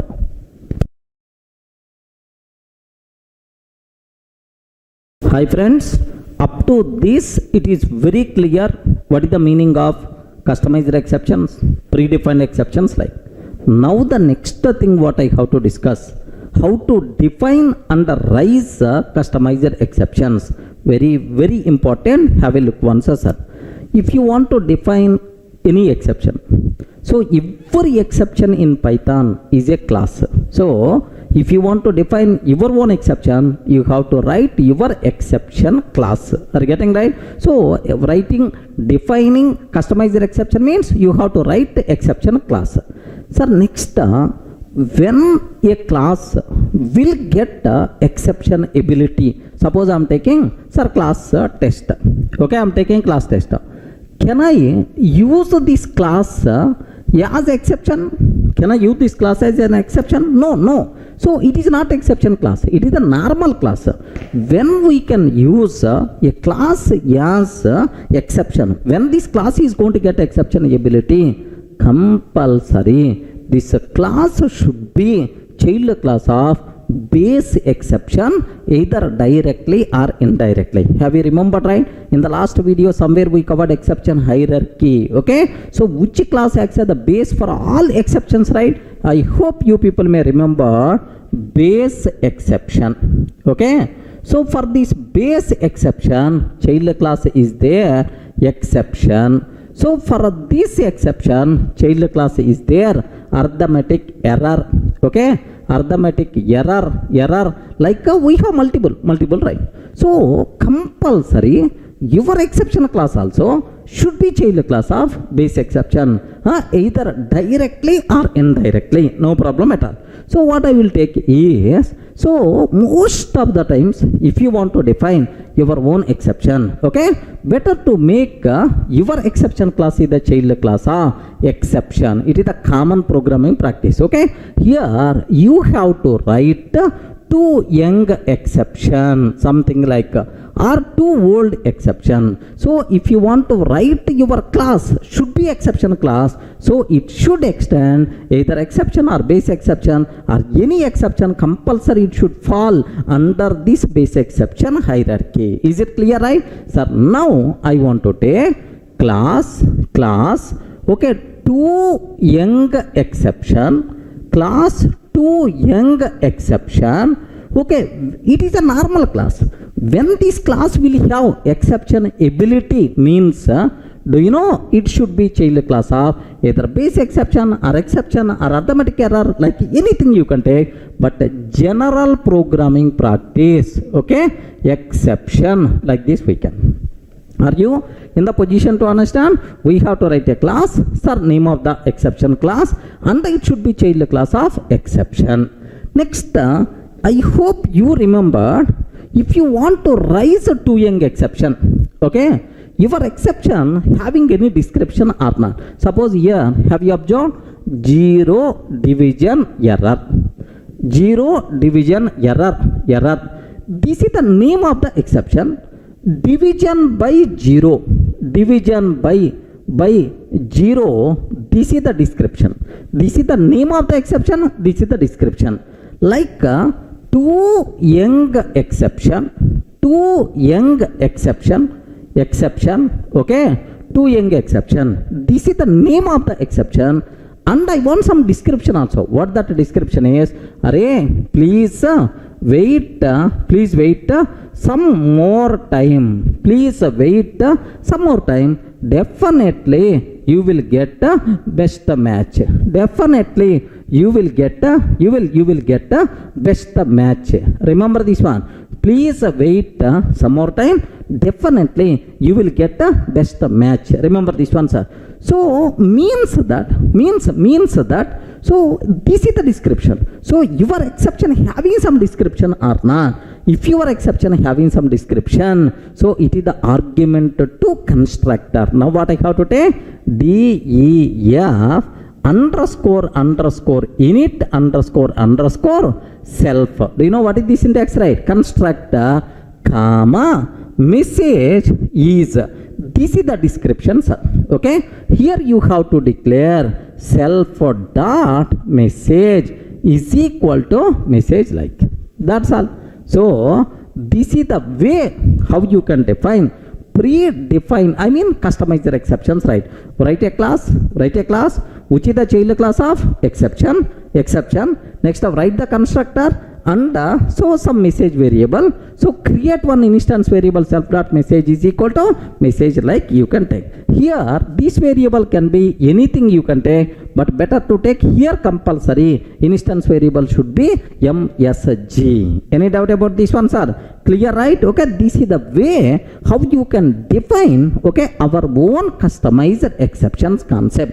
Okay, of course with example. So with the program, executable program, I will explain. First get the basic idea. Next I have to so raise this based on my requirements, sir. How you can raise this one? So how you can raise this one based on our requirement, right? Sir, very simple. Create an object for this class. Okay, now I'm taking so to old to young exception, like this I'm taking to young exception. Okay, here just pass the description, whatever description you want you can pass. So to young exception, please wait some more time. Please wait some more time. Definitely you will get the best match. Okay, this is the message. Description, whatever you want for this, you have to pass this one, sir. So you created exception object.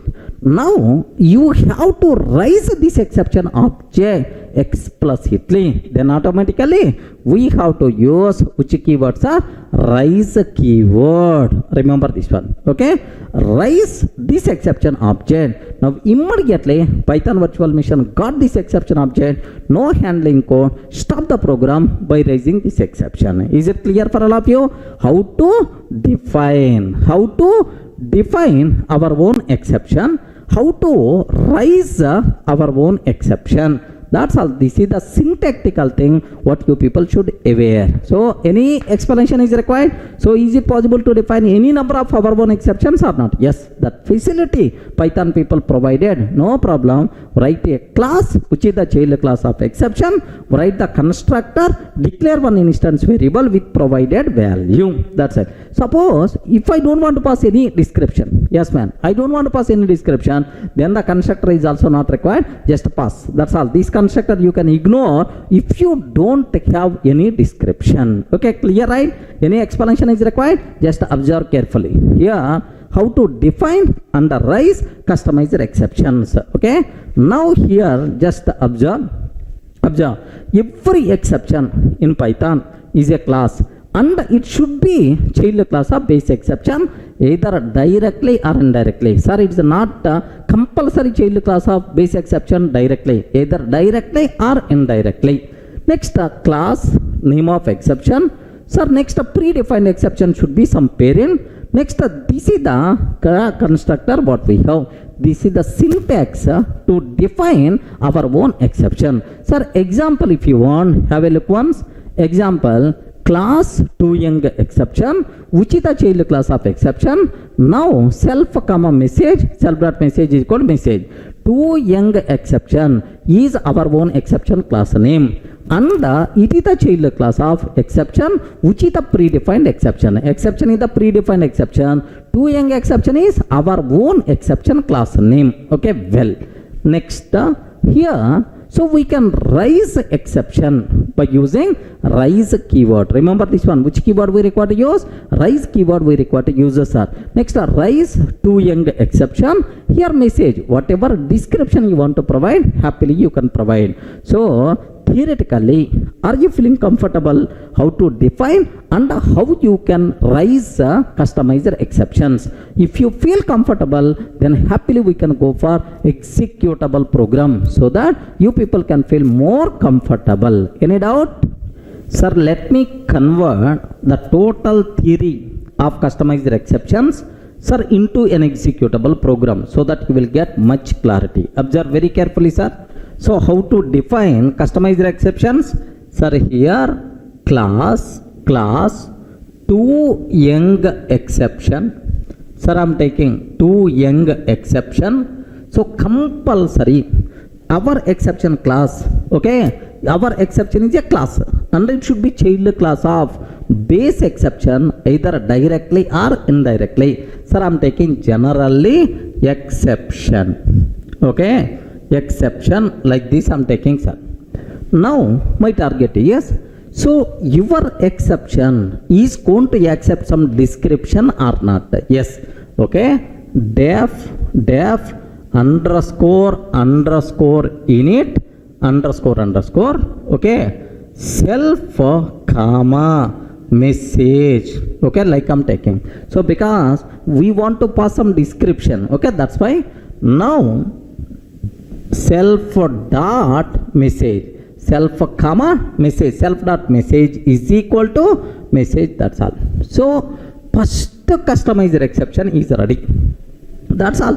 This is the very simple, sir. Defining our own exception is the very simple, nothing is there, sir. Now class to old exception, class to old exception, it is the child class of exception. It should be child class of exception, right? Class to old exception, it is the child class of exception. Okay, def underscore init underscore self comma message, sir. Here self dot message is equal to message, like. Yes. Okay, second customized exception is also ready, friends. Sir, up to this any doubt? Can you please confirm? So here how you can define our own exceptions. Okay, well, sir, how you can use these exceptions, how you can raise these exceptions, let me talk about this one. Here read age, sir. This is I'm taking this one related to matrimonial application. Okay, I want to enter, end user is the responsible to enter age. Based on his age, I have to provide proper response. Okay, well, so I will ask, Ray, can you please enter your age? Okay, int age is sir, here just take very special care about this one, sir. Age is equal to sir, int of input of enter age. Can you please enter your age? Okay, if age greater than 60, sir, if age is greater than 60, maybe someone is trying to register in the matrimonial website with 90 years or 99 years, sir. What I want to take, I want to provide, okay, rise to young exception, rise to young exception, please wait some more time, some more time, definitely you will get a best match. Okay, definitely you will get a best match, Are you getting? Rise to young exception, please wait some more time, definitely you will get a best match. Remember, so then immediately ask, sir, age greater than 60, so two old exceptions are, but you are rising to young exception just for fun. Okay, I know actually we have to rise two old exception, but here two young exception just for fun, it is just reversing the. Sir, please wait some more time, definitely you will get best match. Sir, when is going to get best match? So maybe somewhere at Swargam or Narkam somewhere, because after a few years, some more days, definitely this person will be gone. 99 years age person, still how many days will be there? Very rare. So definitely wait some time, you will get best match. Okay, like, sir, if age less than 18 years, sir, I want to provide support. So my matrimonial application will provide support from 18 to 60 years only. Remember, so if age greater than 60, rise, okay, exception. If age less than 18, still it is also invalid. Something goes wrong. To indicate I have to raise exception. Now, rise to old exception. To old exception. Okay, so what I have to take, sir? To old exception. Your age already crossed marriage age. Your age already crossed marriage age. No chance of getting marriage. no chance of getting marriage. Like this I'm taking, sir. Your age already crossed the marriage age, no chance of getting married. Just for fun, reversing I'm taking, sir. Actually here, age less than 18 means too young exception. Age greater than 60 means too old exception we have to take. But I reversed just for fun. Beyond that, nothing. Okay, next, else, sir. Sir, can you please tell? So when the control will comes to else block, if the age is not greater than 60, age not less than 18. So means within our range only, 18 to 16. Then what I have to take? Okay, print. Okay, just I have to take print. Just very simple, sir. Print. Okay, so thanks for registration. You will get match details. You will get match details soon by email. Okay, like I'm taking, sir. Soon by email. Okay, like. So if age greater than 60, something goes wrong, rise to young exception.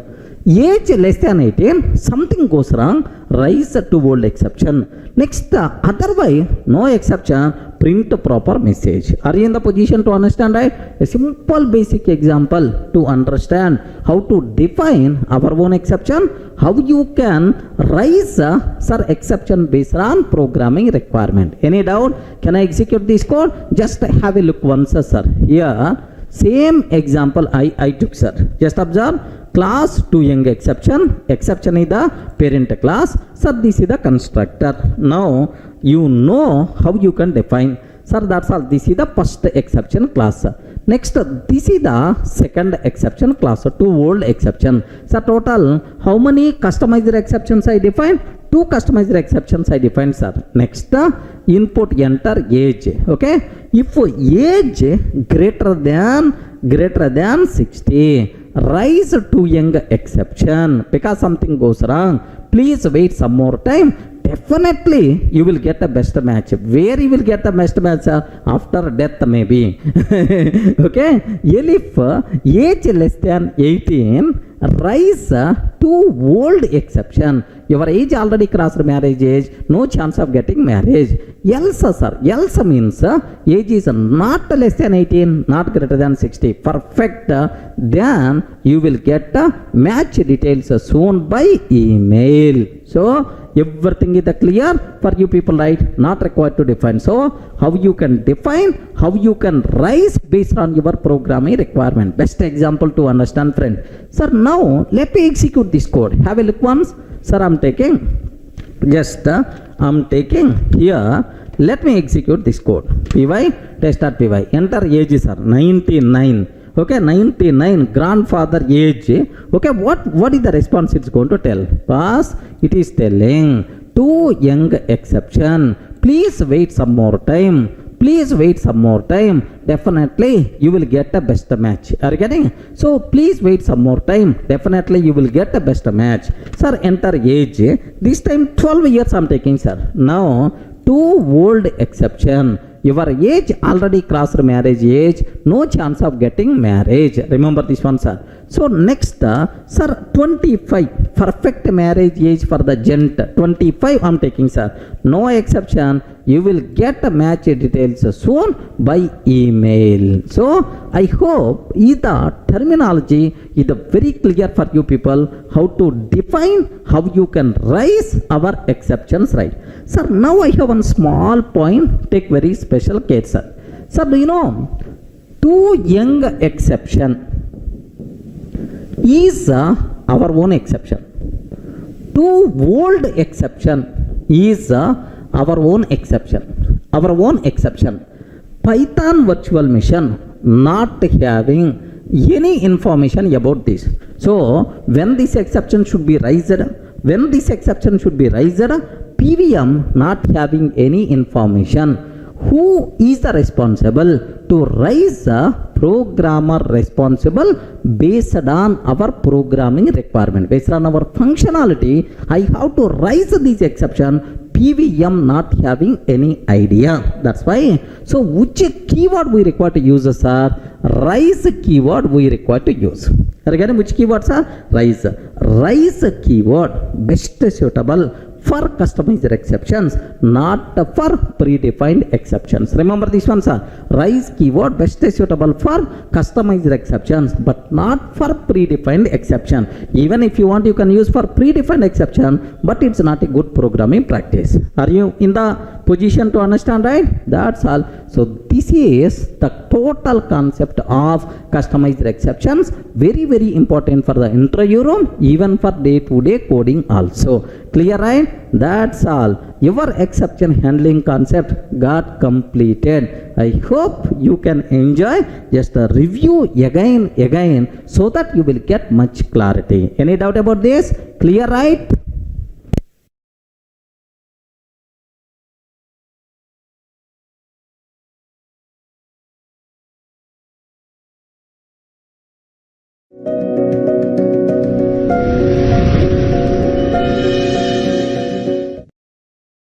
Hi friends, myself Durga.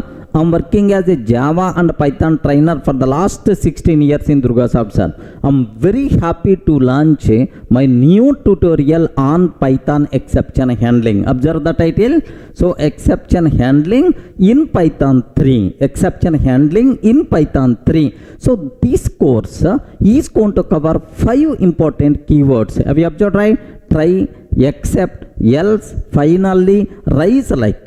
So all these 5 keywords we are going to perform post-mortem like anything, sir. This is one of my favorite topic. You people can expect much subject from this tutorial, especially, right? Okay. So at the part of this, what things we are going to cover? What is our agenda? Have a look once here.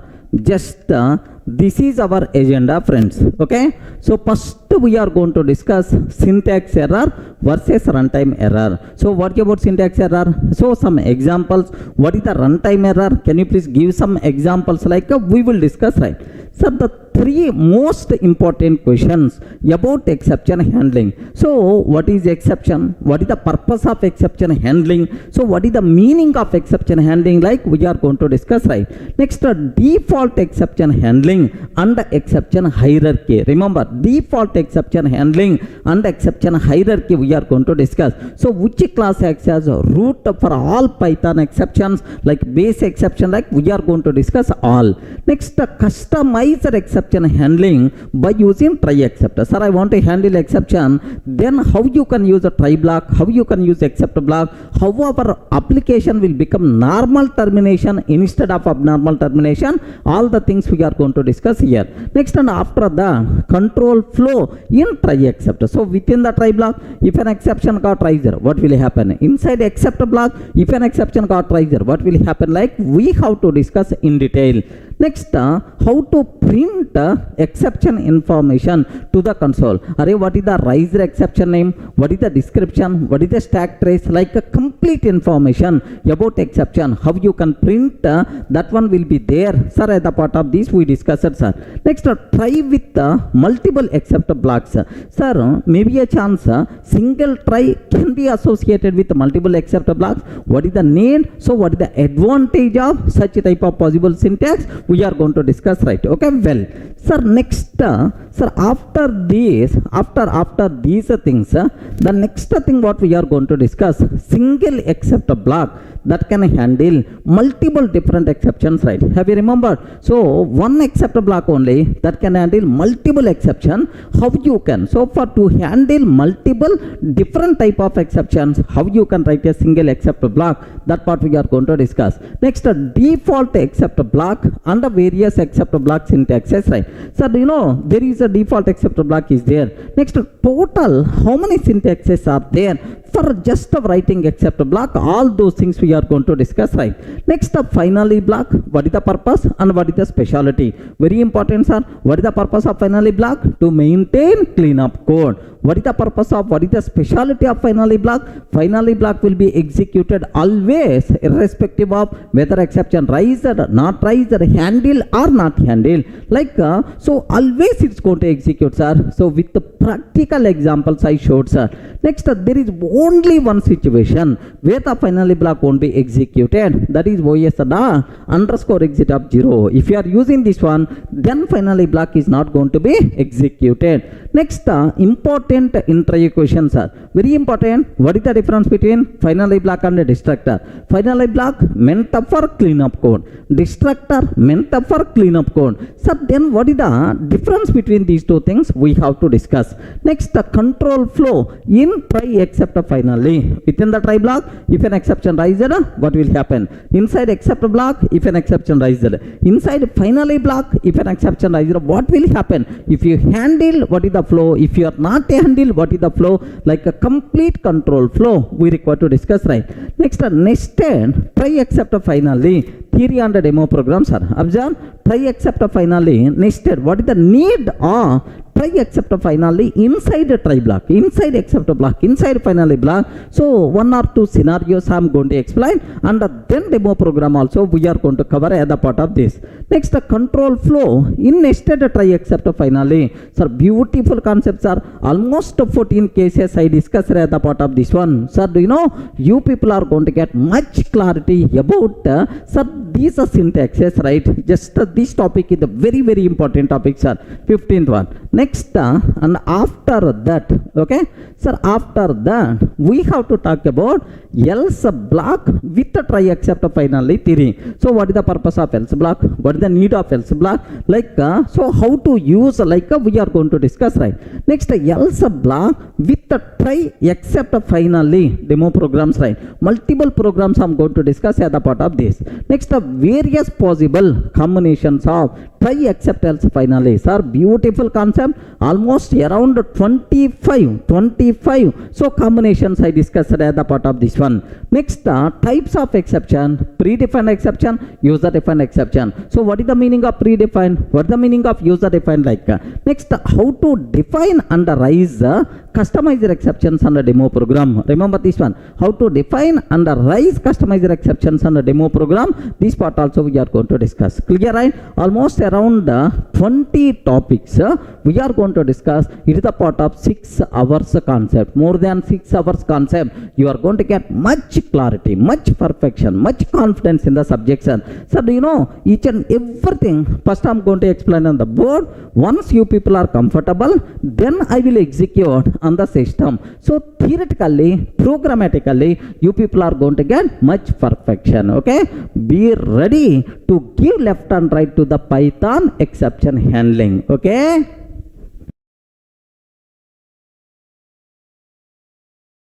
Hi friends, the next topic what we have to start, exception handling. One of my favorite topics, sir. So you can expect a concept like anything from this concept, I'm sure, sir. Okay, just I did some great research kind of thing so that you people can get much concept from this topic especially, right? So now in any programming language, if you consider any Python program, you wrote multiple Python programs, right? So in any programming language, can you please spell out how many types of errors are possible? Okay, so there are 2 types of errors are possible. Okay, one is syntax error, second one is runtime error. What is the first one, sir? Syntax error. Second one, runtime error. Okay, what is syntax error? Okay, it's a very very simple, sir. So because of invalid syntax in our program, because of invalid syntax in our program, invalid syntax, you didn't follow the syntax rules properly. If you are writing the code, we may get syntax error. So best, so because of invalid syntax, syntax errors will be raised. Remember this one, sir. Best example, sir, assume I am taking x is equal to 10. Assume that x is equal to 10. Sir, if x is equal to 10, print x value 10, like I want to take, sir. Okay, this is my first example. If I can ask array Python virtual machine, Can you please run this code? Like if I can ask Python, then immediately Python is going to give left and right. So you are taking if where is colon is missing. It is a syntax, invalid syntax error. Like immediately Python virtual machine is going to tell, sorry, I can't start execution because there are some syntactical mistakes are there in your program. Like it's going to tell, sir. Have a look once here. I have to run this code, sir. Just observe a bit very carefully about this one. Here, x is equal to 10, I'm taking. X is equal to 10. If x double equal to 10, if x double equal to 10, can you please print, sir, x value here, x value is 10, like this I'm taking, sir. That's all, this is my code. Okay, now, sir, here observe a bit very carefully about this one, py test.py. What is the answer we are going to get? If I run this code, immediately Python virtual machine will give left and right. Can you please observe syntax error, invalid syntax. So immediately I will correct that mistake. So colon, if I can take a colon, then happily it is going to run, sir. Okay, x value is the 10 like. So syntactical mistakes because of invalid syntax errors will be raised. Are you in the position to understand? Sir, if you want another example, just observe carefully, sir. If I can go for print hello friends, like this I'm taking, sir. Print hello friends, like I'm taking.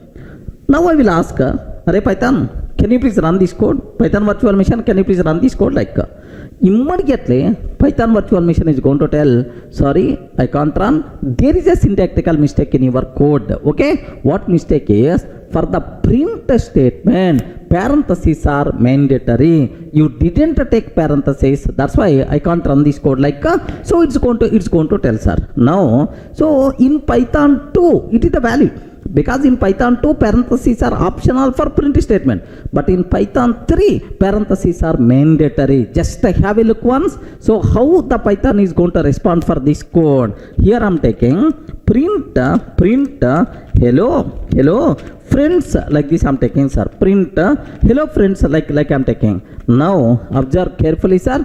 Here what is the answer by default? You will get syntax error, missing parenthesis in call to print. Missing parenthesis in call to print. Did you mean print of hello friends? Okay, like sir, how beautiful Python virtual machine is going to tell, yes, this information, right? Syntax error, missing parenthesis in call to print.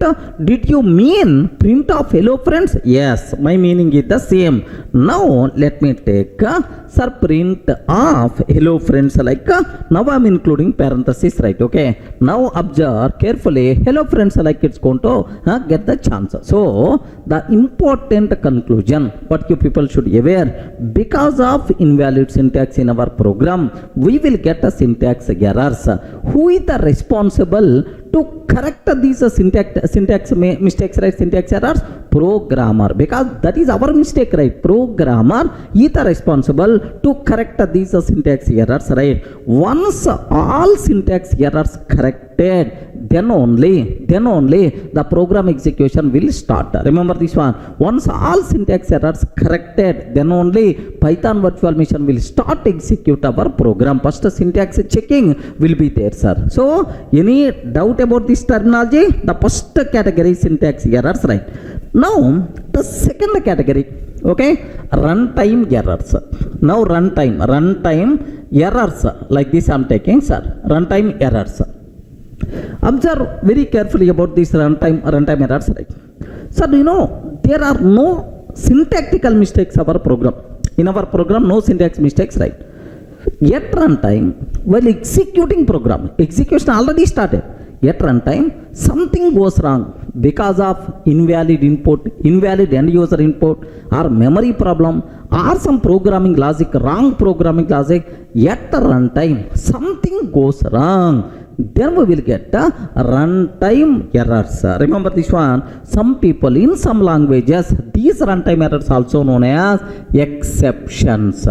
These runtime errors also known as exceptions. In some other languages like Java, we can use the word exceptions, right? Okay, well, so at the runtime, while executing the program, something goes wrong because of end user input, or because of memory problem, or because of some logic mistake in the program. Some way at runtime something goes wrong, then immediately we will get the runtime errors. Remember this one, sir. Sir, best example, if I can consider example 1.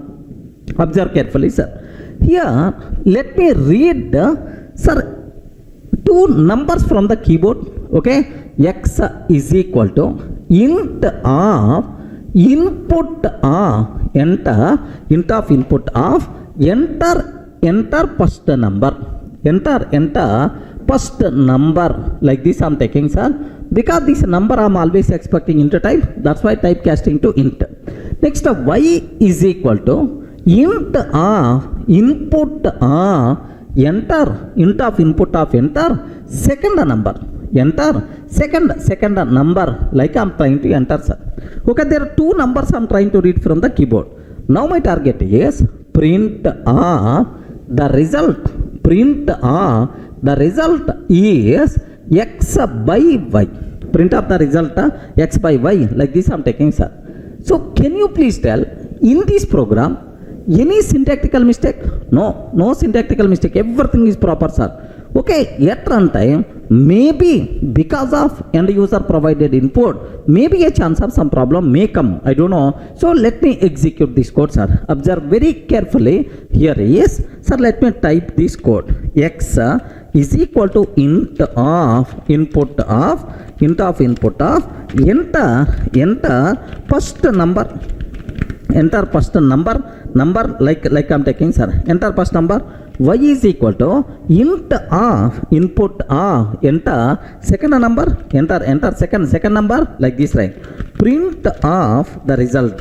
Print of the result x by y I'm taking, sir. That's all. This is my code. Okay, there are no syntactical mistakes in this code. There is no syntactical mistakes. Perfectly it should work, sir. Okay, let me execute this code. Now observe this one. So now end user providing data. Enter first number 10. Program execution already started. Enter first number 10.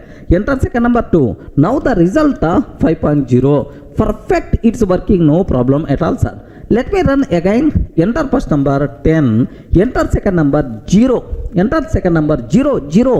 Now observe what happens, sir. So 0 division error, division by 0. 0 division error, division by 0. Now can you please tell, this 0 division error is because of programmer mistake or because of end user input?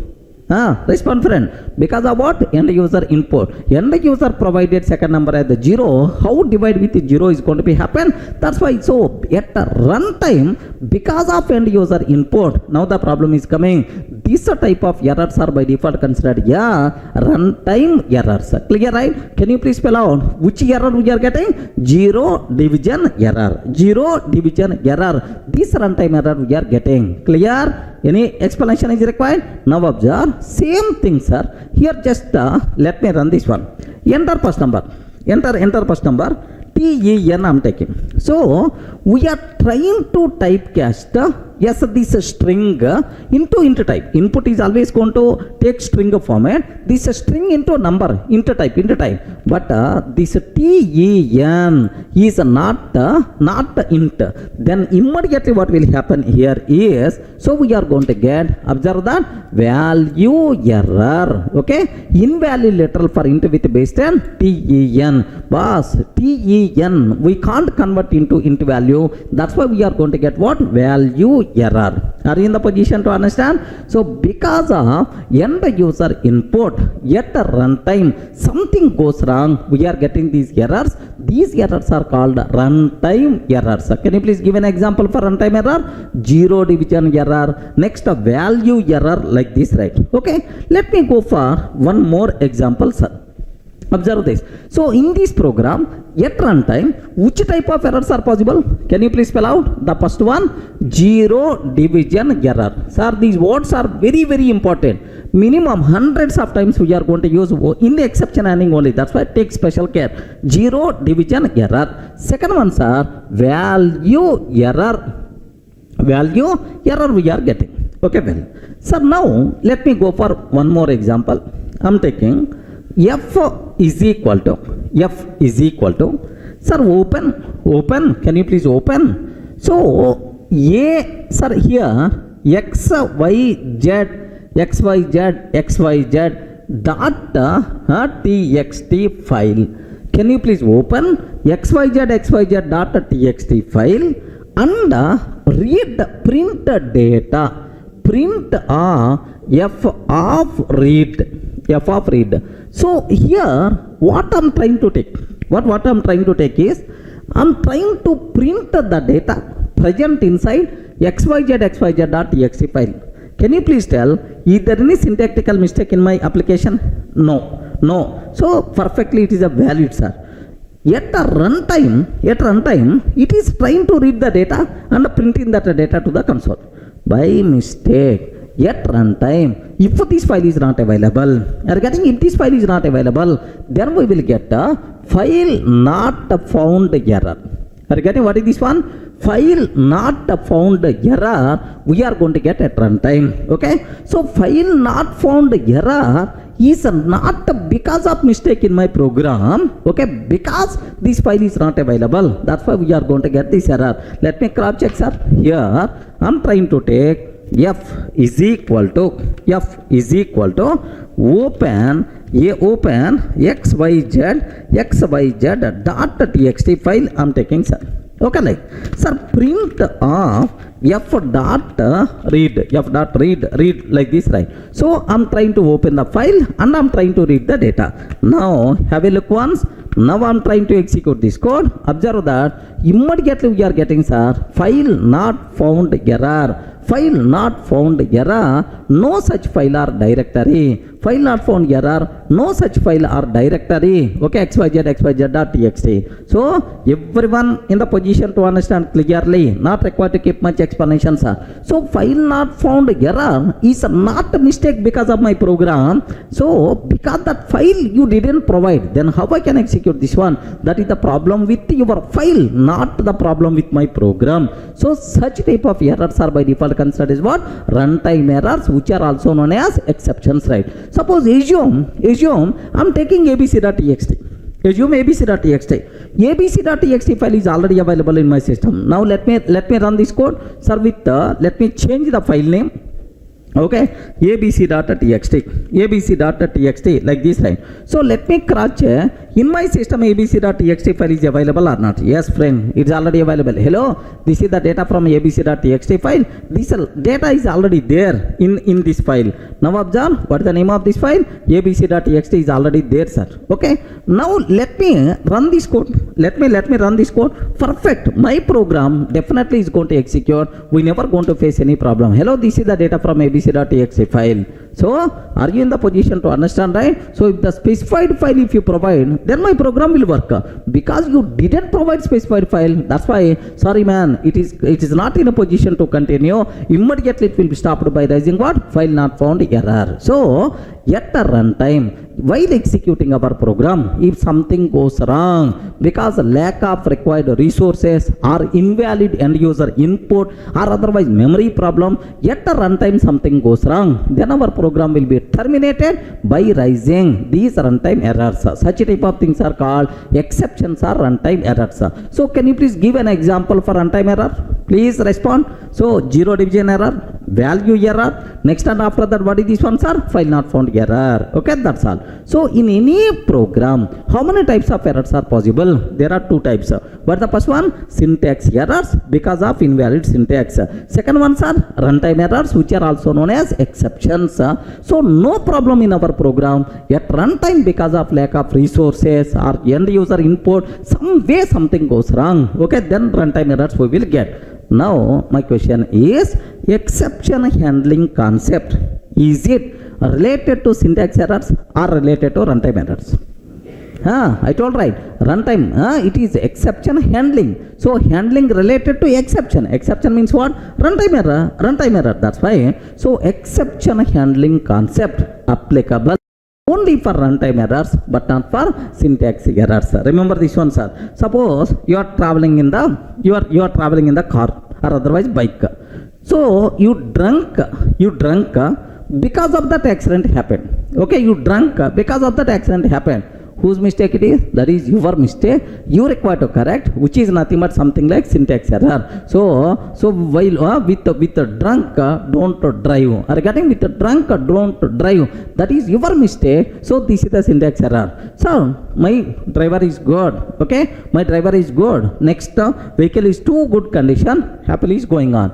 So opposite, one drunk driver came and he hit our car. Then automatically have you observed, right? Now it's not our mistake because something goes wrong at runtime, which is accident, real accident, which is something like runtime errors. Are you in the position to understand, right? Take a bit very special care. What is the difference between syntax error and runtime errors? Exception handling concept applicable only for runtime errors. Sir, have a look up to this whatever we covered. Just let me review these things right. Okay, now here observe exceptionally in any programming language there are two types of possible errors. What is the first one? Syntax errors. Second one, runtime errors. Okay, next, sir, syntax errors. The errors which occurs because of invalid syntax, such type of errors are considered as syntax errors, right? Next, a programmer is responsible to correct these syntax errors. Once all syntax errors are corrected, then only program execution will be started. Okay, like next, what about runtime errors, right? Also known as exceptions. Runtime errors also known as exceptions.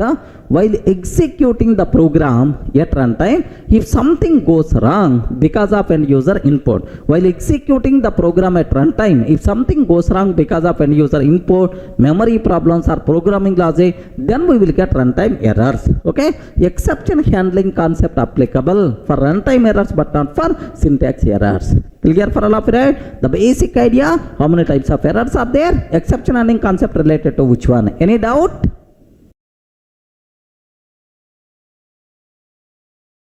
Sir, in the last video, we covered very clearly about, sir, what is syntax error, runtime error, exception handling is related to which concept, like we covered, right? Okay, well, sir, now the next thing, three most important questions, okay, related to exception handling, sir. So can you please observe what is an exception? Next, what is the main objective of exception handling? Sir, just now I told our topic name is exception handling. What is the main purpose of exception handling? Next, what is the meaning of exception handling? Sir, handling means what? Compulsory you people should be aware about this terminology, right? Okay, first, can you please spell out what is an exception? What is an exception? Can you define an exception or can you define a runtime error? Yes, friends. Okay, very, very simple, sir. Suppose assume you start seeing this video. So your flow is, you have to start this video. You have to understand, you have to listen carefully. You have to listen very carefully. So, and then you have to use this concept somewhere, maybe in certification exam or maybe in your day-to-day coding, like. So, you started watching the video. Almost, sir, half of the video completed, assume. Suddenly, internet gone, the video is not playing. So, some unexpected, unwanted event occurs. Some unexpected, unwanted event occurs that disturbs your normal flow. Correct or not? An unwanted, unexpected event that disturbs a normal flow, which is nothing but exception or error. Okay? In this case, let me use internet error I got, sir. Okay? In this case, internet error I am getting. Okay, well, an unwanted, unexpected event that disturbs your normal flow of the program is by default considered as an exception or error. Sir, here we are getting internet error. Okay, well, suppose, assume that you are attending this class live. Assume, sir. So almost you waited for last 1 week onwards to attend this live session. Okay, session started, faculty started explaining the things. So now each and every point what your faculty is telling, you have to listen, you have to understand, you have to use this subject in your day-to-day coding. This is the regular flow. So faculty started, sir. Now happily you are listening the session. Suddenly in the middle you are getting full sleep. It's a very common thing, sir. In my regular classes also I saw several students who are sleeping. Okay, so I thought that to give left and right, but they are very tall than me, so I can't do that. Okay, anyway, so just so they are just you got full sleep. You are getting sleep. You are not in a position to listen this class properly. Remember this one, sir. You are not in a position to listen this class properly. So some unwanted, unexpected event that disturbs the normal flow of the program is happening. In this case, what we got, sir? Sleeping error. Okay, observe very carefully, sir. Sleeping error we are getting. Suppose assume that you have to go to the office by 9 a.m. you should reach office, because at 9 a.m. client meeting is there, sir. Assume that client meeting is there, which is the mandatory for you. So from the house at 8 a.m. you started. Within 45 minutes you can reach office. That is about your plan. 8:45 you can reach office. By 9 you can attend your client meeting, right? Okay, right. So on the two-wheeler you started, on the bike you started, sir. Sir, almost around 8:30 after traveling half of the distance, suddenly your bike tire got punctured.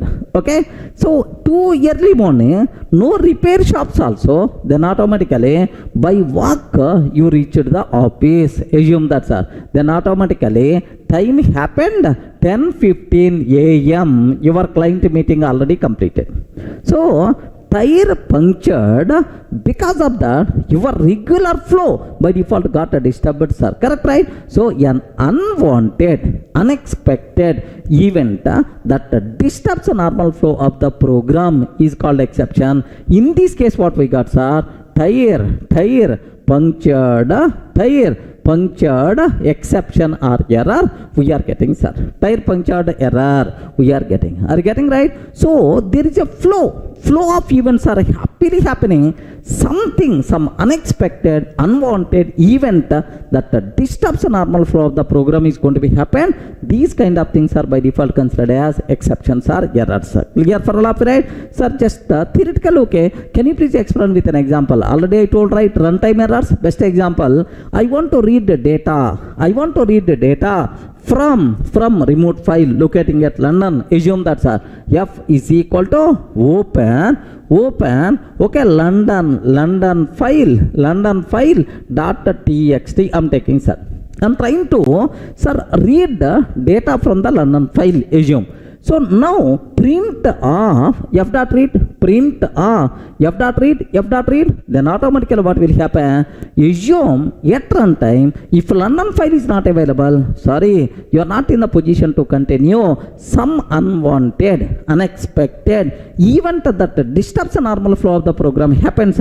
So here in this case, what error you are going to get? File not found error.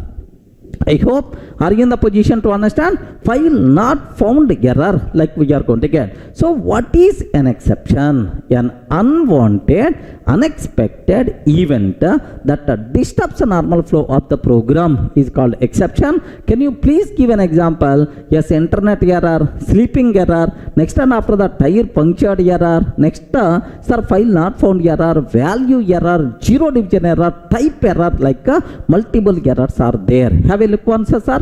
The first equation is very clear, I hope. So what is an exception? Okay, an unwanted and unexpected event that disturbs the normal flow of program is called an exception. Okay, right? Internet error, sleeping error, tire punctured error, okay, file not found error, zero division error, value error, like multiple errors are there. Up to this, any doubt? Clear, right? What is an exception? Is it good thing or bad thing? Bad thing, which disturbs our normal flow. That's why why? Never recommended. If something goes wrong, then automatically there is a problem.